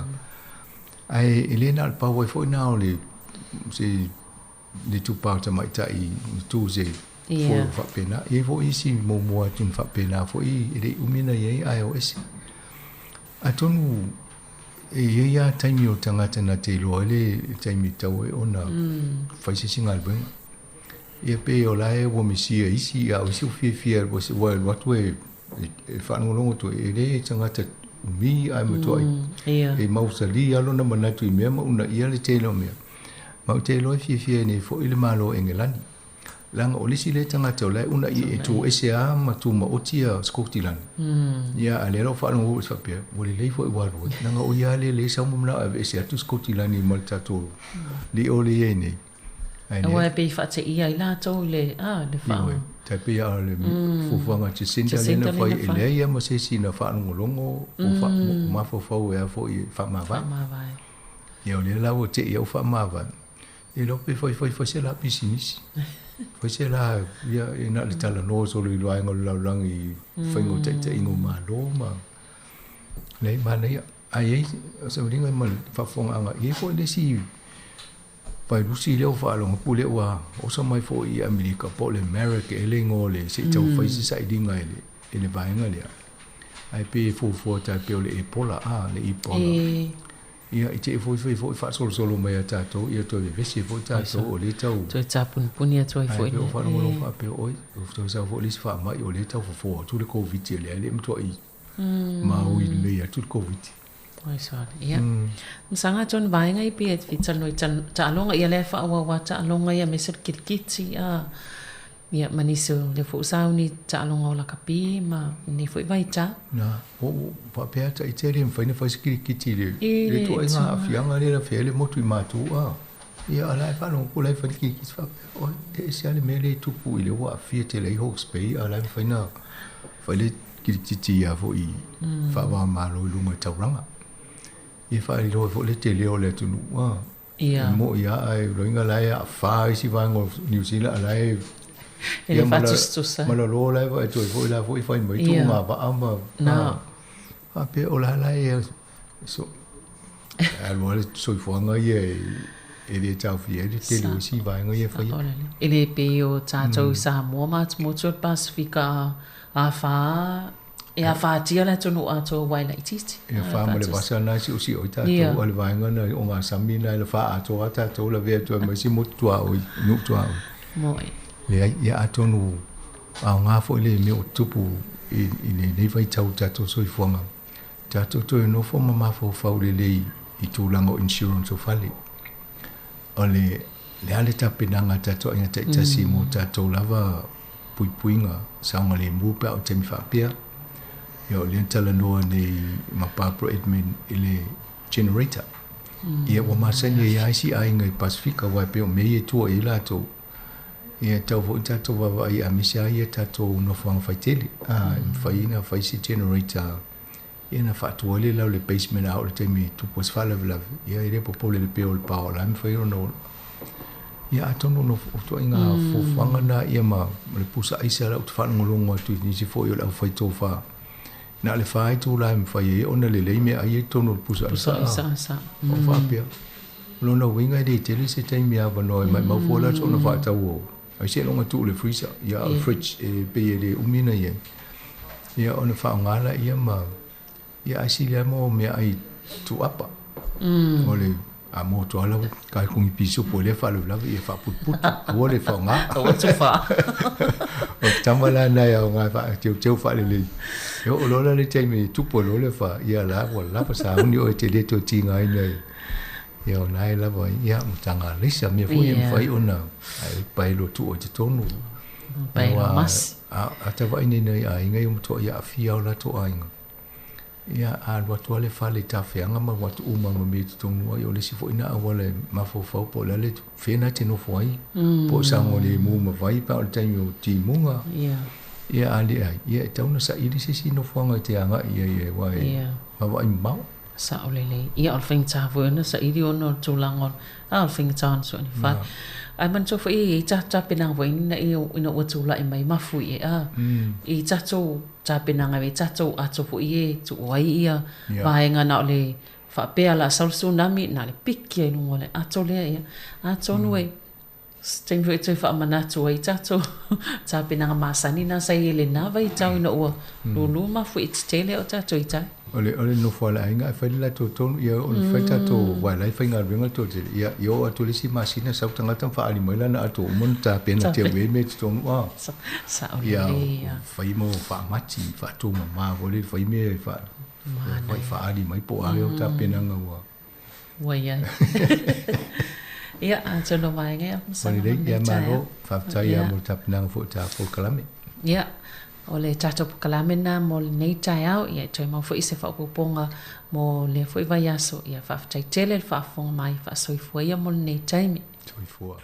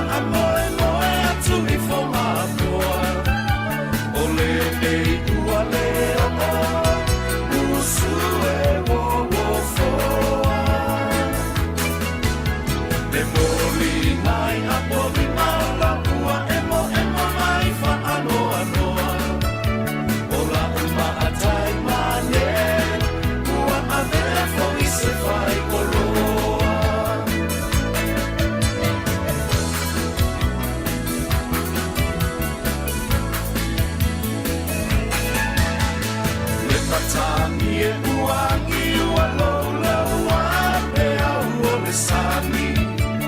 Ua pa ule fetu le satu i le vai lua lai o matani. Ako ai fo i le la ua tu i le vai le sami ma e lani. O la u pele la uma amora, FOLAU atu i le taita fola. Sia uluku e sini la lelei. E se fo ia na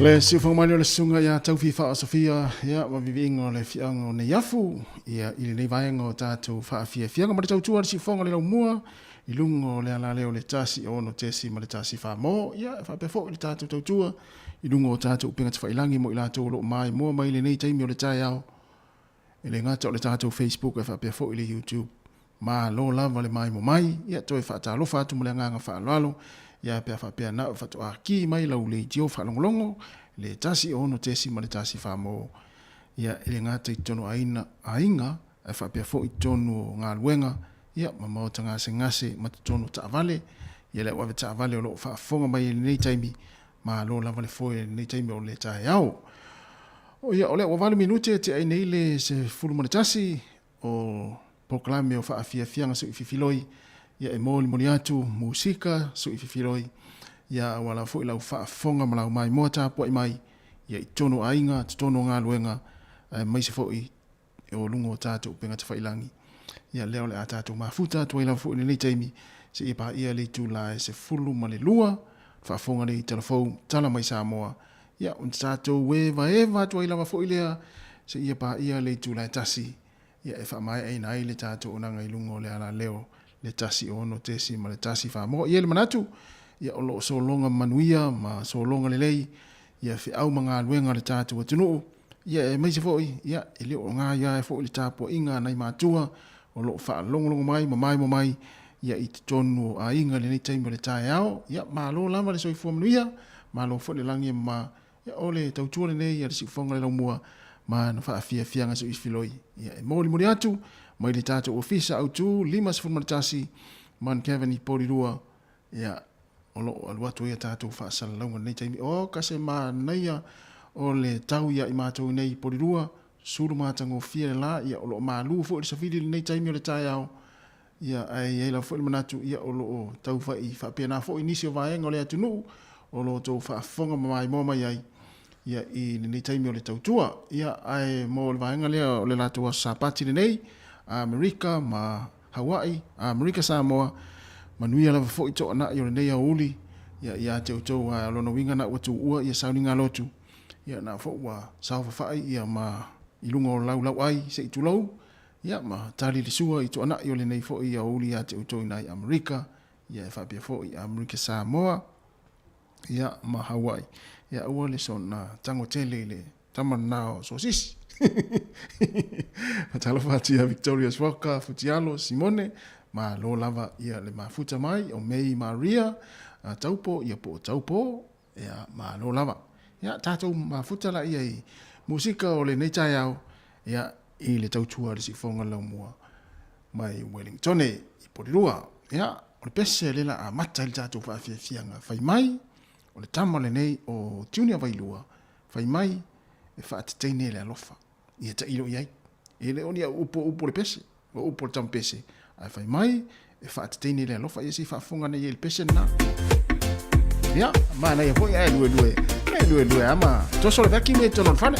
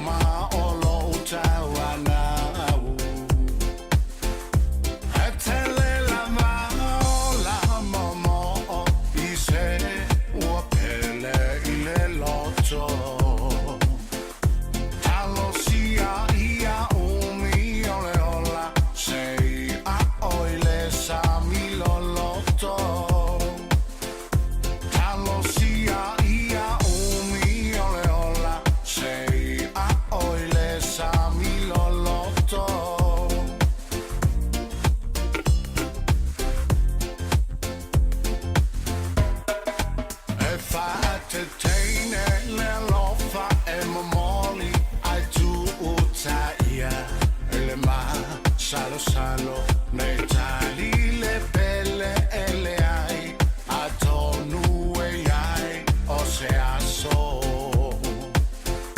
Lotta fia au na ilau, a fionga faita ma bolonga, nei ma faufonga, a vatu lo fa.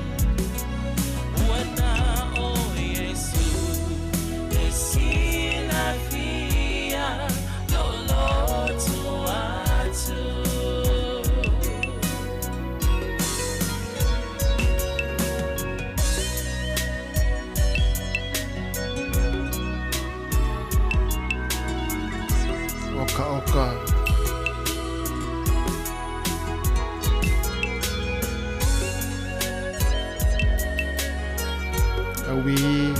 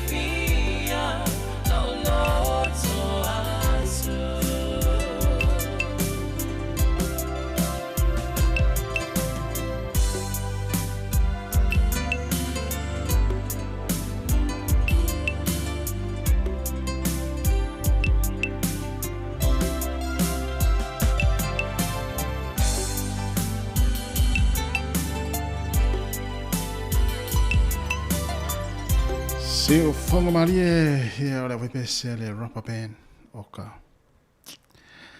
Se o se ata langona li taya. Fa fia nga se filoi. Ya mo la fa fonga mala mai mo mai era le tau tua si fonga la mo. Yo na pese na. O le toinga pese na e o nga tanga te fodi le lai faila na tanga lava le taya o fa nga i le la. Yo. Yo wa te lue la lo le wa ma tau tau atu fa pine atu le ofu se tu no fa pine atu le ia afu o le solo ta ele ia vai nga mala fa pena. Ya ai kila la le tio ia po la Facebook ma tu fa le tele. Ia ona e ma futa mai le tau tu si fonga la mo. Ya na pese na ya nga janga te fodi le lai vacuum le fale wa e ale vacuum e te alu ana o vacuum tono le fale o le mop. Ia o lai fo e ola lau masini tā lava. Ia po la fo e tau ni au lava le tai au. Sau tanga lava le tai au. Ia ona i pese na e mo le au vaenga na e ngā lua mai tono ainga. Ia le ngata fo le tāpena ino maota malawa. Ia o le tāpena ina fo i ma le sauni ninga fo i. Ia po kuka fo i o le tai au. Ia le ngata i le ipotia le to ina ma lo matua. Na inua i leo la fuala au. Ia ai fa pe fo ia le tapena pena te fo ia wa fo ia tau maftanga o le uli ia nai matua to fa malo to fo ia la toro nga lu mai tono fa le tanga matua le nei taimi ma lo lava le mafuta mai ia mai mo mai fo ia me fo nai matua ia lo fa longo mai ai tono o maoto tanga matua luas fu lo minuta te ai nei le tu la se fu matasi fa fia nga se filoi se fonga de la mua ia i Wellington ia ma lo lava tai la fo le mafuta mai.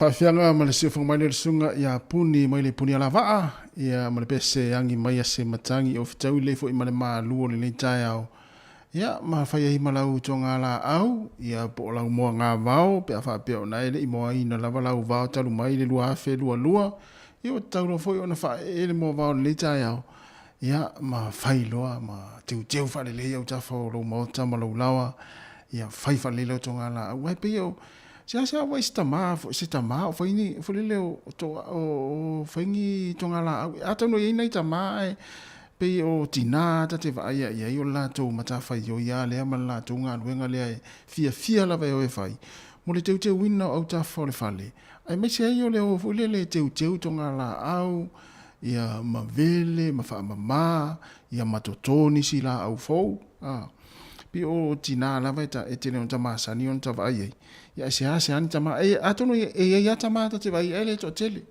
io ia ai pe ole o ngaruenga la na 1995 ia ole stoino faingo tongala au ia ama te wina ia au ta fale ia mavainga o mala fa pena ia i foi ani si ainga volele ta te vai ia i pe na ole ngaruenga le al 1995 ole mo ino le vau ai te le lopo dan mel tama fai ele ai pe o tama ia tau na mo ina le va o tina e ta pena le fale ma vainga ma la venga luenga i tonu nga luenga fa tina au te le lopo nga luenga fa tama i tonu le ainga yo apa wale o nga luenga o e pe o tama ia o le ulo le ainga o nga luenga tama i tonu le ainga wani nga luenga e na te sila fia tau na fai tama i tonu le ainga o te le la vena vai o fai tama fai tina e wa pe ngal benga le te vai o le mo va ia e te tawa na fai le tama e mo va lo so tina a la isi tama o le ainga ia te ri lo la ta o inga melna o le mo ina le va o si tu lo o le ngal benga na e patino ya tama ia ai ia o ngal benga vai e pe o te wino le fale te pena ino le fale e ni ngal benga te no le fale fai tama se tari mai ata to ia fa e ni nga luenga e tau ona fai tama ni nga luenga e tau mo tama tono le fale wa pe ya o le fale ai e tono lo to fale ia male an fale o le fale ia e pe o tina e te le la to nga luenga ia e te le lo po ani nga luenga tama tau ona fai tono le fale so ani ia tina ia mana ia foi lo tala no mai pani nga luenga te ona fai tama awa e nga foi lo comments mai lunga tato Facebook e au tiro mai ese to lua lai o fai nga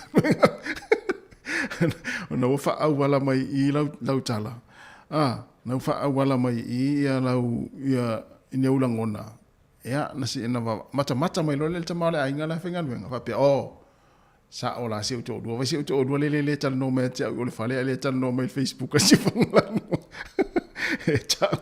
ta umai ia o fe au tau na fale ana fai tono fale ia ai na wani ni nga luenga foi ta mai tau na fai tono fale si fonga la mo na fa fia so filoi le ua to e luas fulon minute ta le tu lai se fun male lua si fonga la mo na fa fia fianga i nei taimi o le tai au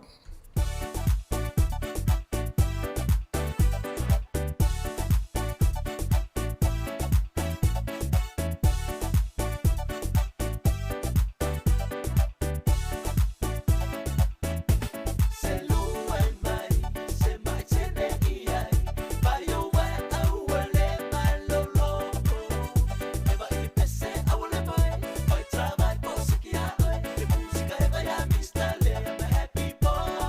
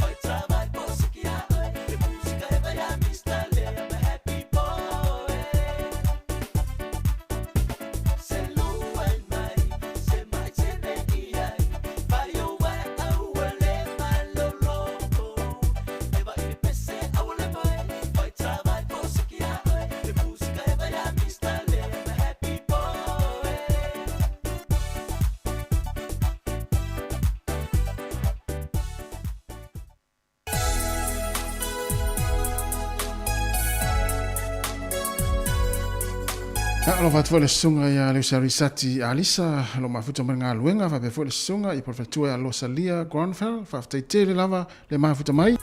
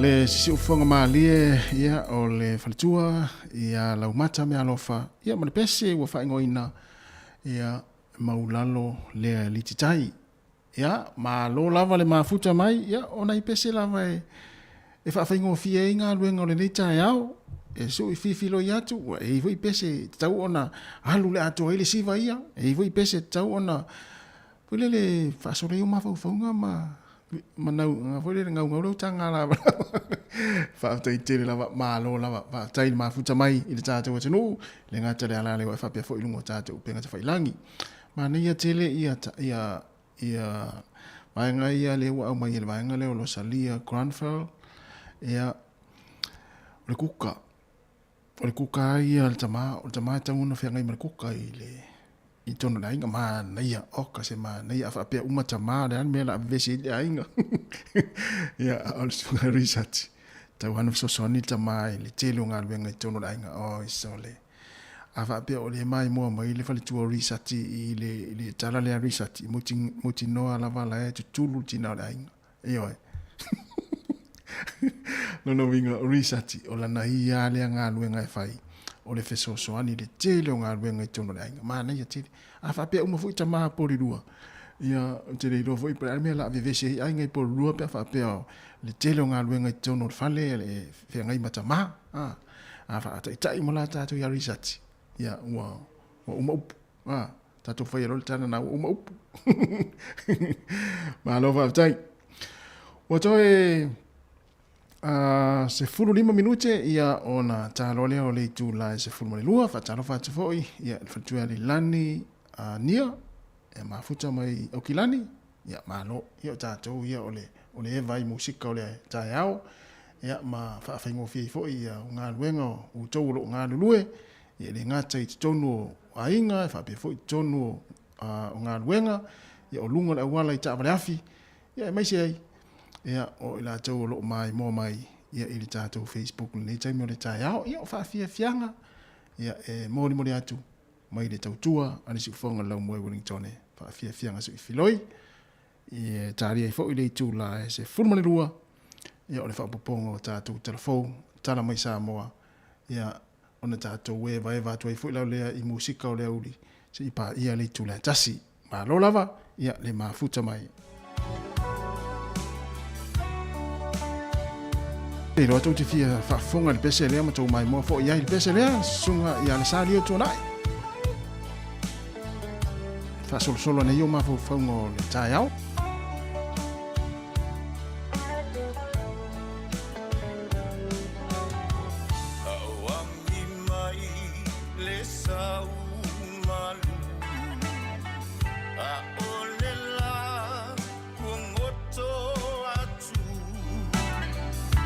Tasilava lo ufa amboe oe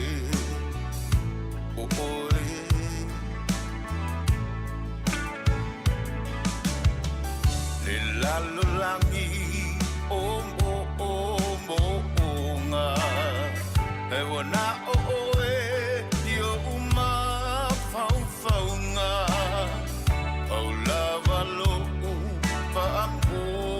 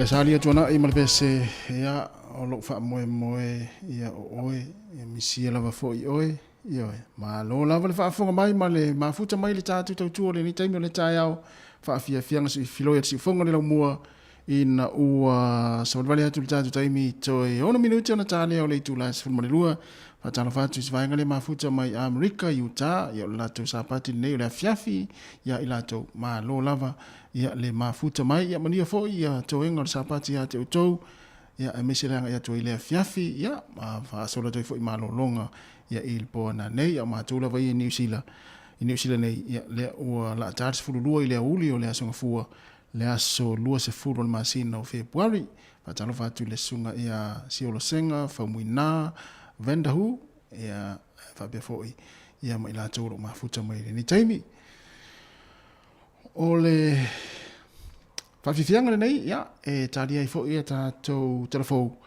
ia le o so mai iluma ia le tamaitai ia matangi ti o vivi ingo le fia ongo sili le motele sala fai a mai alo lea ia ona fa fonga lo lea ia tatu telefo ta pe ina mai ana fa solo o le nea uli ia mai se foi ia o le tautua le sunga ta sesa mai Samoa o tatu tala o le me lo tupu tatu o tinu Samoa pe atali tu la se ful male lua ia special nei o vivi ingo le fia ongo sili le motele sala fai ia me le sunga ia tu tasi fiu matangi ti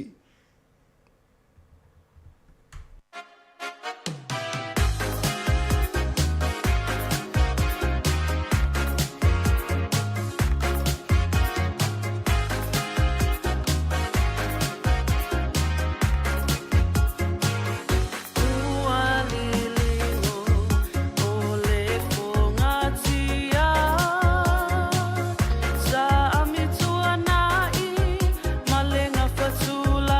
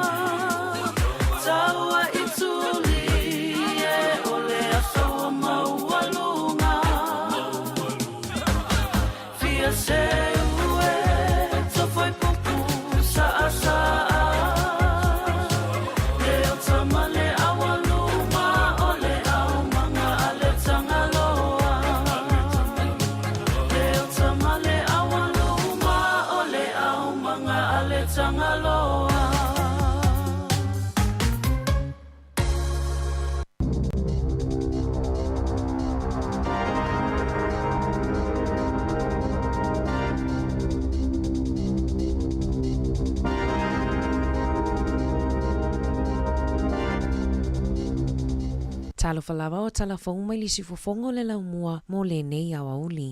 O le tai ao ana leila na maua mai ai se ripoti mai se tasi o alo le atunuu. Le susunga ia tofi lau tala le lei tau fale. E au Maui Hawke's Bay o lo ofiso soani malosi I a inga mau na a fia I le awha. Le asa tala noa atuai ma le afionga I le ali pule al si fofongo le lau mua. Ia afamasanga te alu mo resi. O tofi lau e whainga luenga mo le te fatuora. E taitai le komisi mo tangata Pasifika I New Zealand. Ma taitai mo mata o putau I tangata malanga mai inga luenga whaavai taimi. O lo o taula mua tofi lau I fesosoani I Hawke's Bay. Ma sa mo moli wha mai senga ale afionga I le lipule ia afamasanga. Mo I lato umana mau soifua o lato a inga I le awha. Ma afia I ta whenga malolonga. Na sau no tofi lau e to a fitu se lau tanga lulue whaavai taimi. Ua le aini fale e nono foai. Ma le tele o a inga Pasifika sa whaale anga ina o lato fale. Peitai, e whatoa ma whaina mautinoa mai le numera o tangata Pasifika na awhia, pe a mai ana whaaleleia a wala o fiso o tainga I pitonu o na awhia. I se whamatalanga atofi lau, o le toa tele o ainga na awhia, o I la tauno no fola talata I vai tafe ma le sami. O se tasi o vaenga na ia tā ua, o se vaenga maoa e na moli mawina I aloma whanau a Samoa na o mai inga luenga whaavai taimi. Na va aia le savavali I lungo le ala tele, ma amo ala to atopa o I lungo tau au, ina ia tau whaapale ni ai le savavali, a o te tele ai tā whenga maloloto le sua vai.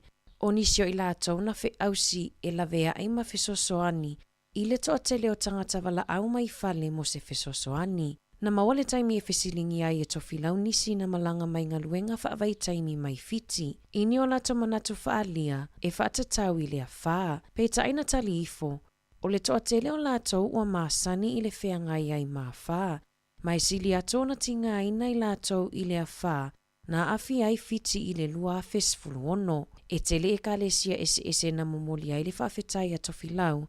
Ono le alofatu la ai maleanga le lei mo tangata na afia. Sa fesilingi ale sunga tofi lau po ani vaenga fesosoani e mawhai ona fesosoani atuai le atunuu. Na ia tali mai ua tele le fesosoani I mea tau mafa. Ai oni aso o iluma e mawhai ai ona mawatu se numera o se teo ngā tupe. E mawhai na fesosoani atuai I tangata. A wale toa tele o tātou tangata na awhia I le a whaa. Sa tawalunga le whaatala noanga I se whaafetai na mamoli mai e tofi lau. I le au whainga luenga pa ia le atua. Ai meise o tangata uma o loo anga lele atu, mamomoli talosanga mo tangata New Zealand uma na awhia. O le asofa raile na te anei, sa talosanga inai ele pule nua porirua Anita Baker malana pule ngā nuu. Mo se fesosoani e ave I tangata na awhia I Hawke's Bay, e tali atuai I se talosanga na tuuina mai, e se tasi o whaala putopotonga I Hawke's Bay. Na va aia le alo fatula ai o le mamalo le atunu I le whai ungol vai aso, I marae sa wha amau popo ai mea tau mafa, ai maise o le tele o isi vaenga tā ua o lo o mia. I se wha amatalanga mai le suipu le nuu o porirua na nafi, Kylie we happy, e lua fe fase lau tangata na anga lele atu, ma le toa se lau o tangata na ofofua atu o latou taimi, e fesosoani ma wha amau popo ai pusa mea ai, ai maise o le tele o vaenga na anga lele atu ai tangata, le ana whai malanga manisi o loli, e momoli Hawke's Bay I le tae au ana le la. I se ripotila tamai ale malo, na whaali ai ele palemia Chris Hipkins ana nafi, e la taile tolu se fulu afe a inga o lo o motusia laval ele tise, ma o lo o ngalulue le au whainga luenga, mo le whaale leia o lea vaenga. Sa ia sau noa, ua mouma le atu lea whao Gabrielle, ai ua wa ai o le toa tele o ainga na awhia, ma I lato ua mau soifua, ma o se whaanonoanga tele lea mo New Zealand. Sa whaapitoa le whawhetai a Hipkins mo o fisa tali atu I whaalave whaafuasei, ma le tele o au nanga lulue so o tau au, e tali atuai I wala au mo fisosoani a o te tele lea whaa. Na ia whaamanino, e le o manatu maa le malo ia awhianga, ma ole a whaamauina fo'i I tala whaasolo pito le atunuu. E to o luas furu lima tangata whainga luenga mai Australia, na taunu o mai ana nafi e fesosoani mo le matanga luenga o fui muma whaalave whafuasei, ma o loo ngalulue nei I le ai o Hawke's Bay. E to o se furu tangata whainga luenga, mo mataa uputau I le puipuinga ma le malo si anga whaafowina, mai fiti, ua talia ina le malo e o mai e fesoasoani i le tele o pitonuu na afia, ma o se aso le nei vai aso e whaimalanga mai ai i New Zealand. O Amerika o loo fesoasoani tele e alai satelite o loo whaonga ina e tuuina mai ai ata o vaenga ese na afia. A whai o le a tātou toe vave fausia se New Zealand manuia e mo o mia o na whaia ni whai unga whaingatai le lumanai. Ma ua o matuata o tino lava e whaia whai unga le lei mo le atunuu ai mai se ona tangata na afia. Se vaenga o le saunoanga a le palemia Chris Hipkins. Na ripotia mai le komisino leo Andrew Costa i le tio New Zealand le asona nafi. Le sitia i lunga o whaalawelawe tutupu mai le vau ainga i pitonuu na afia i le awha. E to alimas fuluiva tangata na loka ina leo i tairafi ti ma Hawke's Bay ona o le ngā oi ma le whāua o mea tō tino a isi tangata na whaalia Costa o lo o talitonu le matanga luenga o se taimi pito sili nei ona whaingata i pitonuu na afia. Ma o le mafua angalea o le tele o tangata ua fe ese ai i supermarketi o pamupenisini ma tutono a inga. O le tele fo i o leo i pitonuu sa afia o lato a inga. Peita i o lo ngalulu e pea e fe sosoani i le whaafita uli. Tala fōwia mai le sifofonga o le laumua mo le nei vaenga o le awa uli.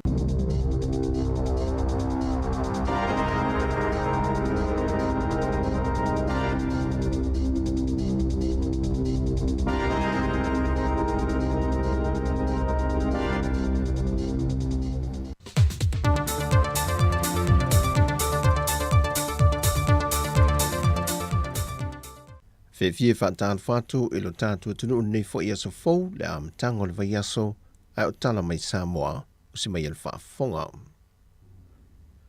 Ua whaafitai e le fi ongo vini fau le visoa swanin ta wala mai le eka le CFA e na utau nu le wha moe no lātu tālo sangai nai le toe wha le leia leo lo lātu vaipuna ua wha ingoina o le puna o leola o se vaipuna le fi anga mai le tele o tau sanga o mawai. Ai sa tele ina wha le ngaina e le tele o tā whenga malolonga ma timunga mamafa, ma lama ti ai lea vaipuna mama mō tau mawhitanga lea fio anga. O le ka le sia e whakasai vini fōu, no lātu tālusanga ina ni visoa soani tau tupe, mai nisi o whaalapa pitonga whaavao mā lo. E au fia le Global Environment Facilities, o le whaalapa pitonga a le UNDP, ma le SGP i ana visoa soani i ati na e lahiti. E limas fulima afeta la le se leni u toe wha ale leia atoa i le vaipuna le nei o le puna o leola, mai o se fiafianga ma se whaamnianga mō vini fōu, wa malu puipuia nei lea vaipuna, mō tau mawhtanga, ma le vaenga o te wina, e whaamalu wai lea fio anga. E se fulma le fitu i tu malo palota i wanga waa, e saini ina le whaamatua tu iei o le 5% o le polokete le tasi miliona tala, e amata whaanga i oi e loa lato wati nae, e na whaamali e na umai e inga whaal tula fono, o loo whaata o toatu le komiti ma le fionga le minista. Le fionga leota laki la mostele ma le mtanga wenga. E lea sifun ma le fitu, e valu i tu malo umai a saini le malienga le tausanga umawai, a o le isi hiva, wa fua e saini ina i le tausanga le nei. O le sifun ma le fitu fu i lea, wa ato i ele tol sifuru i tu malo palota, wa o latu tauli maina se leni, o nisi o vaenga o le bloketi o le miliona ta la. O isi tu malo e se maile sifuru ma le fitu e pe on ta ua, lea sa whaama tu i ele sifuru ma le 5%, o le se lau 5 sifuru a fe ta la. E le whaamalo si au le fionga le minista o le bloketi le nei, le fionga leota la ki la mostele, moi tu malo uma wa tauli maina se leni, ona mo omoonga i a ngā lulue whaatasi, whaatino le pito la au le malo, ma whaatino foi le pito la au whaipule malana komiti filifilia, ato ai ma le fisoa soania i tu malo uma, e ato ai le tino o vanto sili.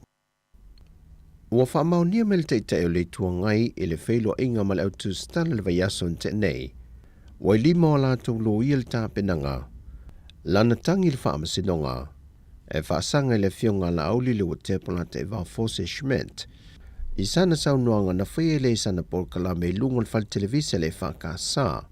Na ia wha ailoai, le ai o se ngāiu i ngā tuila epa na whaia, e le whaamawai e leo le minista o tupe, e na ua folasia le reporters sue tu Sicily, e le whaitau miliono se lenia le atunu na whaalu le tau pulea. Le telo awanofa askolsi pisa la ua i fafo whana u whaipule, ai lea nga wa ai whana wa le atunu. Ato ai malelata le miliona se lenia le atunu, na whaaluine au inatu i fafo la tau whana u mamai, e au noa masasila fia i eo le kapeneta. O loo whaawau lava whaatala noa ngalimtanga luenga wa onga ta longa maanga nuu, e whaamautu waini whainga mo le tu SSA no vaengo ta longa, e meisea onga maleanga nuu. Whaalia se ula yoane le fionga le minista wa onga ta longa maanga nuu, o se whainga e tau nu mai le whainga malo fau, wa mata na whaata atia ma whaatala no ina fo il whainga malo taruai, o na e yailo na ta ua, e le telo level tu whaata singo nei tu tino matanga luenga le nei, ma tele e le whaafangtai leo whinga luenga reporti tu sia ma wha maumaunga, e le tu whaata siai o iei tu tino ta ua le malo.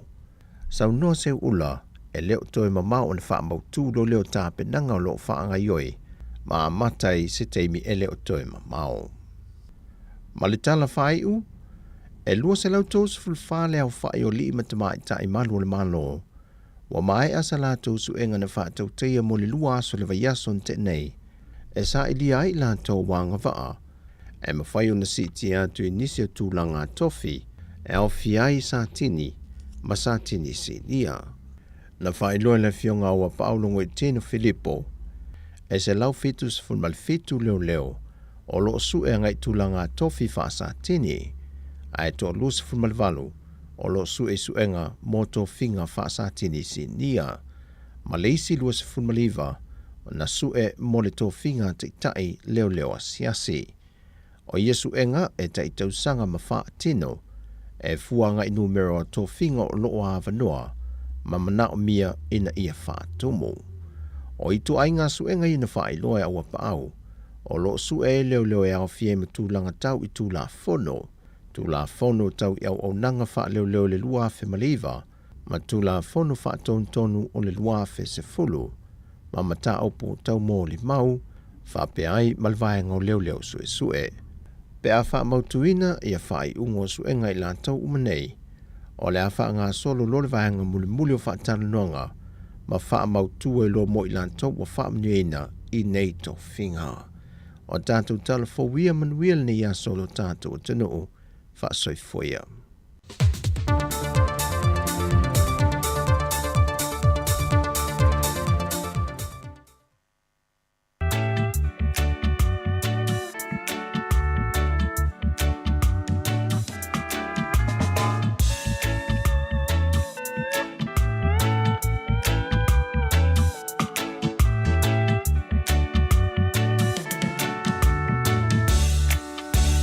Lefu ngala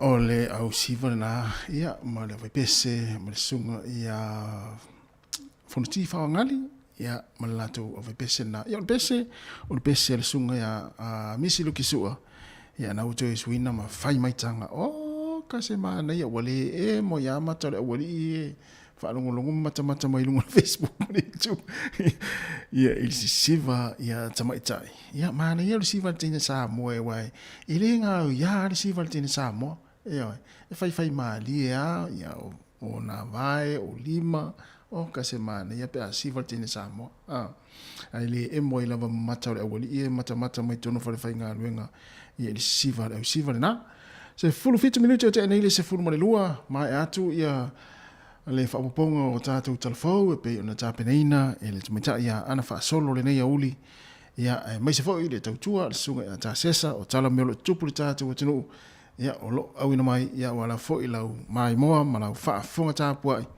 ia i vaenga o lo tupu si o tātou tunu o Samoa fa fianga so filoi nei taimi toi fa malo atu ia ila tau malo lo mai ia wa foi taringa sua mtau maftanga o le uli ia mai se foi tonu ainga ia o lo tari ele sua ia anai tua ama tua ia mai se foi tono mo tanga se ngase masalo o taimine ia o le o lo afa pe na fa fonga mai la to lo tono mo tanga se ngase ia o taimine o la fa ngaso lo ia la tu tau maftanga o le uli ia pe o vaenga na ia le soi fo malo lo ina mai se tono mo tanga se ngase tele toni nusi la pe o le tula se fun mai lua ia wa mata ona pa o atu fo ikololi fo ia kiliva tu ai mea ai ala ma ia fa pela na te fa fonga mai ia ile nei taimi o le uli tono mo tanga se ngase ia me se fo i taringa sua nei matua ia o fa fonga mai tono mo to tanga tama tua ia ma to fa malo atu ia ila to lo nga lue nga fa pea wala fo ile va inga ma le tausinga ia o nei matua lo fa no fo se fo ia inano fanga ma lo la nga lue fa maoni ia awa fo ile va inga ma le tausinga ia manga lue ai ia ina no fanga o tangata matua fa talo fatu le sunga ia yo apo yoelu ia mafuta mai ia mai au kilani ia ini vai ngole uli ia fa pe fo nai fe ngai manga luenga ma lo la fo nga lue nei taimi ma nei la vale tau la mo nei Wellington sulu matango fiele la ia ma lu fo savili ia ele o pa o fo ile o ta vale tiri lo plamo le o ile ato ta vale le taimi o le uli Wellington a me se po lua le po se vai fo ile presi vai ngo ma fo ai ona le fe e so ta vale ni po lua ni taimi ia ona po lua ia mo ia e file mu an ni pitunu se va ngana fo ile o fa vesi ia le uli fa nga luenga ma le o fa vesi fo ile le ia ilungo a wala ma mangala ia nai ma foi no vesi ma toi por ia por rua ia to file mua ia nei pitonu ia se fulu 20 minuti te al se fulu rua le si fonga le mo Wellington ia nai fa fianga ia nai pese le ete siva ia ma lue ma ia ma nai pese le te no fo le lalo fa vivela lo tau maftanga pe fa pe na te tono fa fa nga luenga sa fa i le au ta for ting pusha le na ia po fa fo ile lalo la au le paolo ma le malu ki mo Facebook mai mo mai la e ta tu fa fianga musika o malo longa ma tau maftanga o le au li si fo le lau mo ia le fo wa ma ta fo ona malu ruta tau nei inusila le la ma ta fo ona anga ya tu ta tau ile tau malu ia ai fa mai lo male va wa malulu ale po yo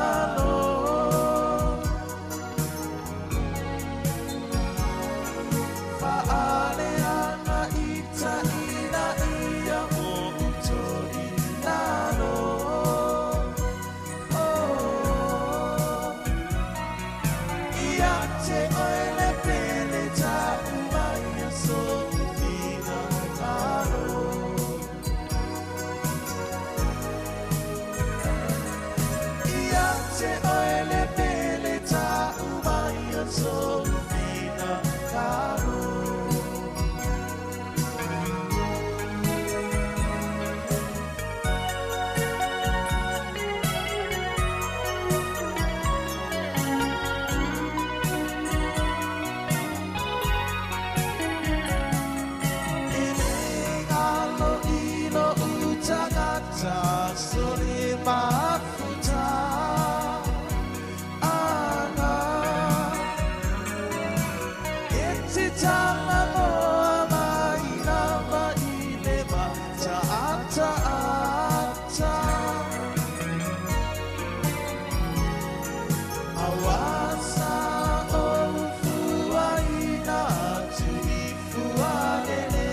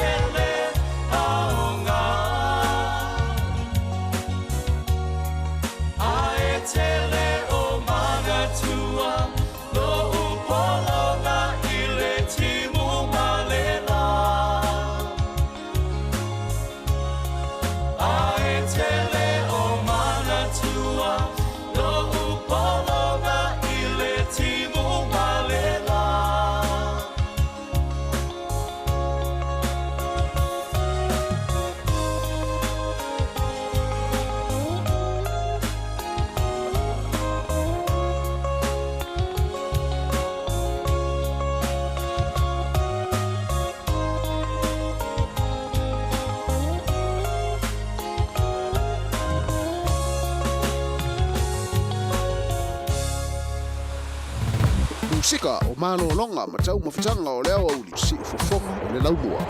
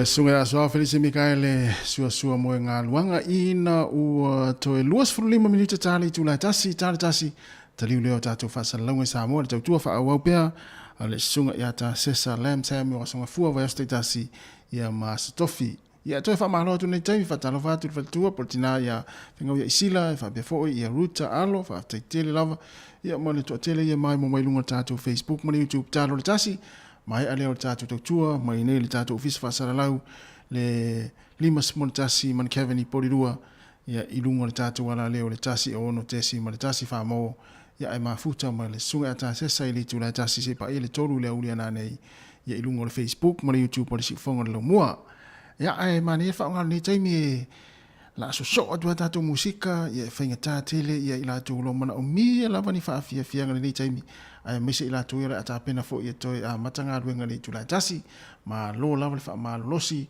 ye ni taimi ya o pese nei e ulo fatu le tatou poklami mo utou le ato ya matanga luenga le tulai tasi io e fa pe ona te fainga luenga mai mo mai ia pona foi te fa fonga mai tono lauta vale ia nai paka ia utafa po nai faisa malolonga ia ma lo la valanga lue pese nei e ulo fatu le tatou poklami fa fia ngole uli mo utou le unga lue le na malolo mai le tulai se fun le lua ia fain fo isina fa malostino ia le tamaftanga ole uli ia ona toi amata i leo ngā ruenga le tulai tasi pese la nei ma le sunga a mauto tasi asuao e ulo fatu i mo utole atoe amata ngā ruenga o le penitala ia si tatou watu i pura upo le pese o a ia nilangona fo i o sunga ia mauto tasi asuao ma le fatu e amata lena i o le pese o le penitala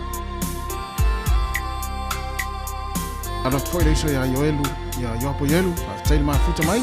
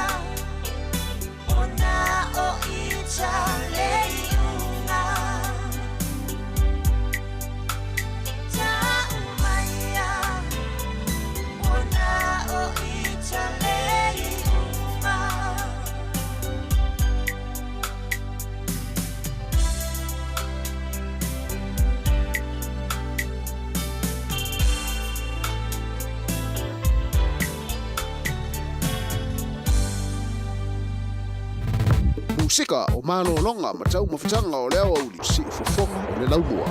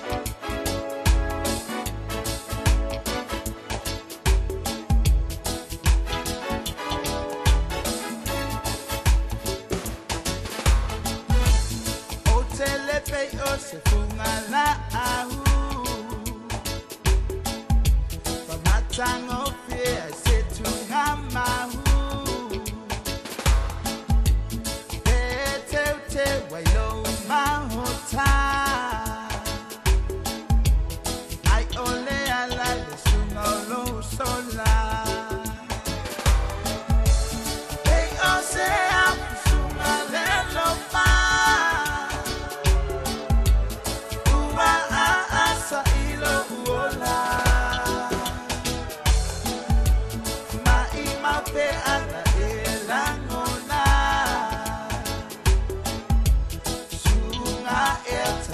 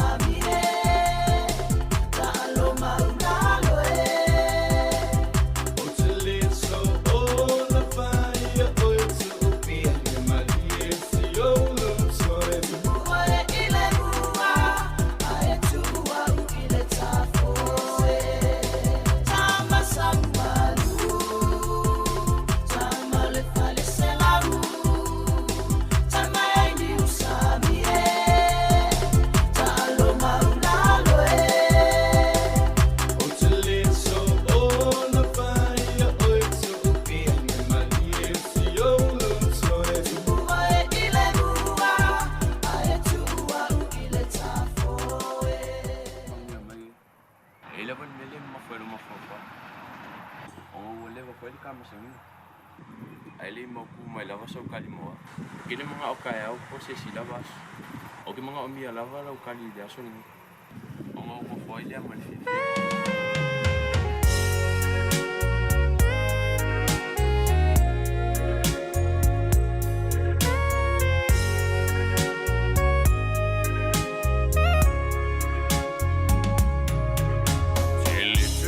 Na usiusa Bea faya umalula Chili tuimana unio Limata Bea faya bawa sitala Chili tuimana utisa umama Au sulu sulu mai Loi mata uletangi Awa utili turia Ile nila lula I find my name You love me today.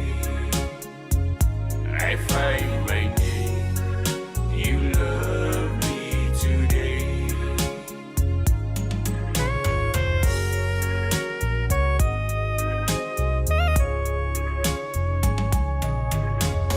Apaya uti fatali, uti fia ilopea sautali, uti nufo ai malefifia. Se asu ai faatasi Utili tui mana se yo o se asu ne to esu ia olo fina ngalo alo fa mai ne ua umalu masalo salo I find my name You love me today I find my name You love me today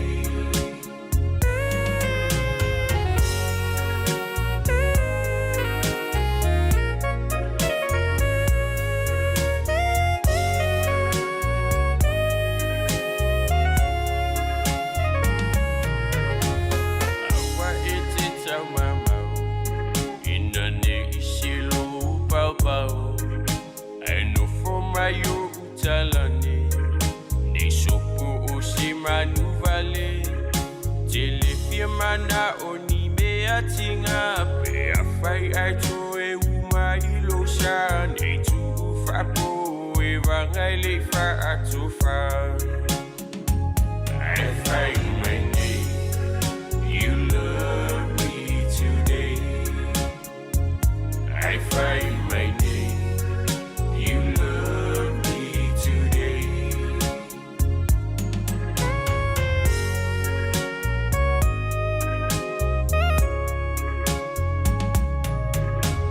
Apa uso languna, ay mauma wayo siula.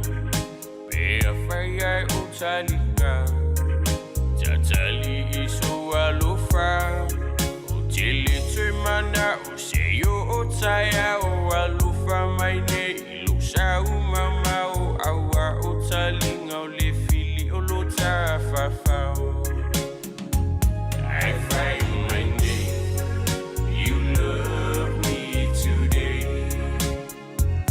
I find my name You love me today I find my name You love me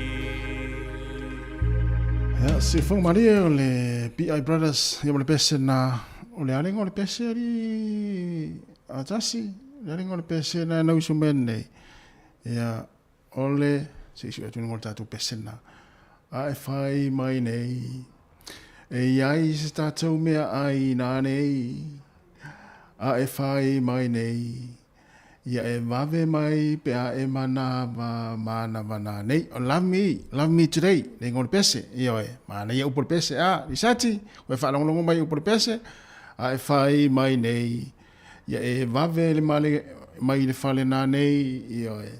A e fai mai nei. Po le fale o ai o le ai na nei.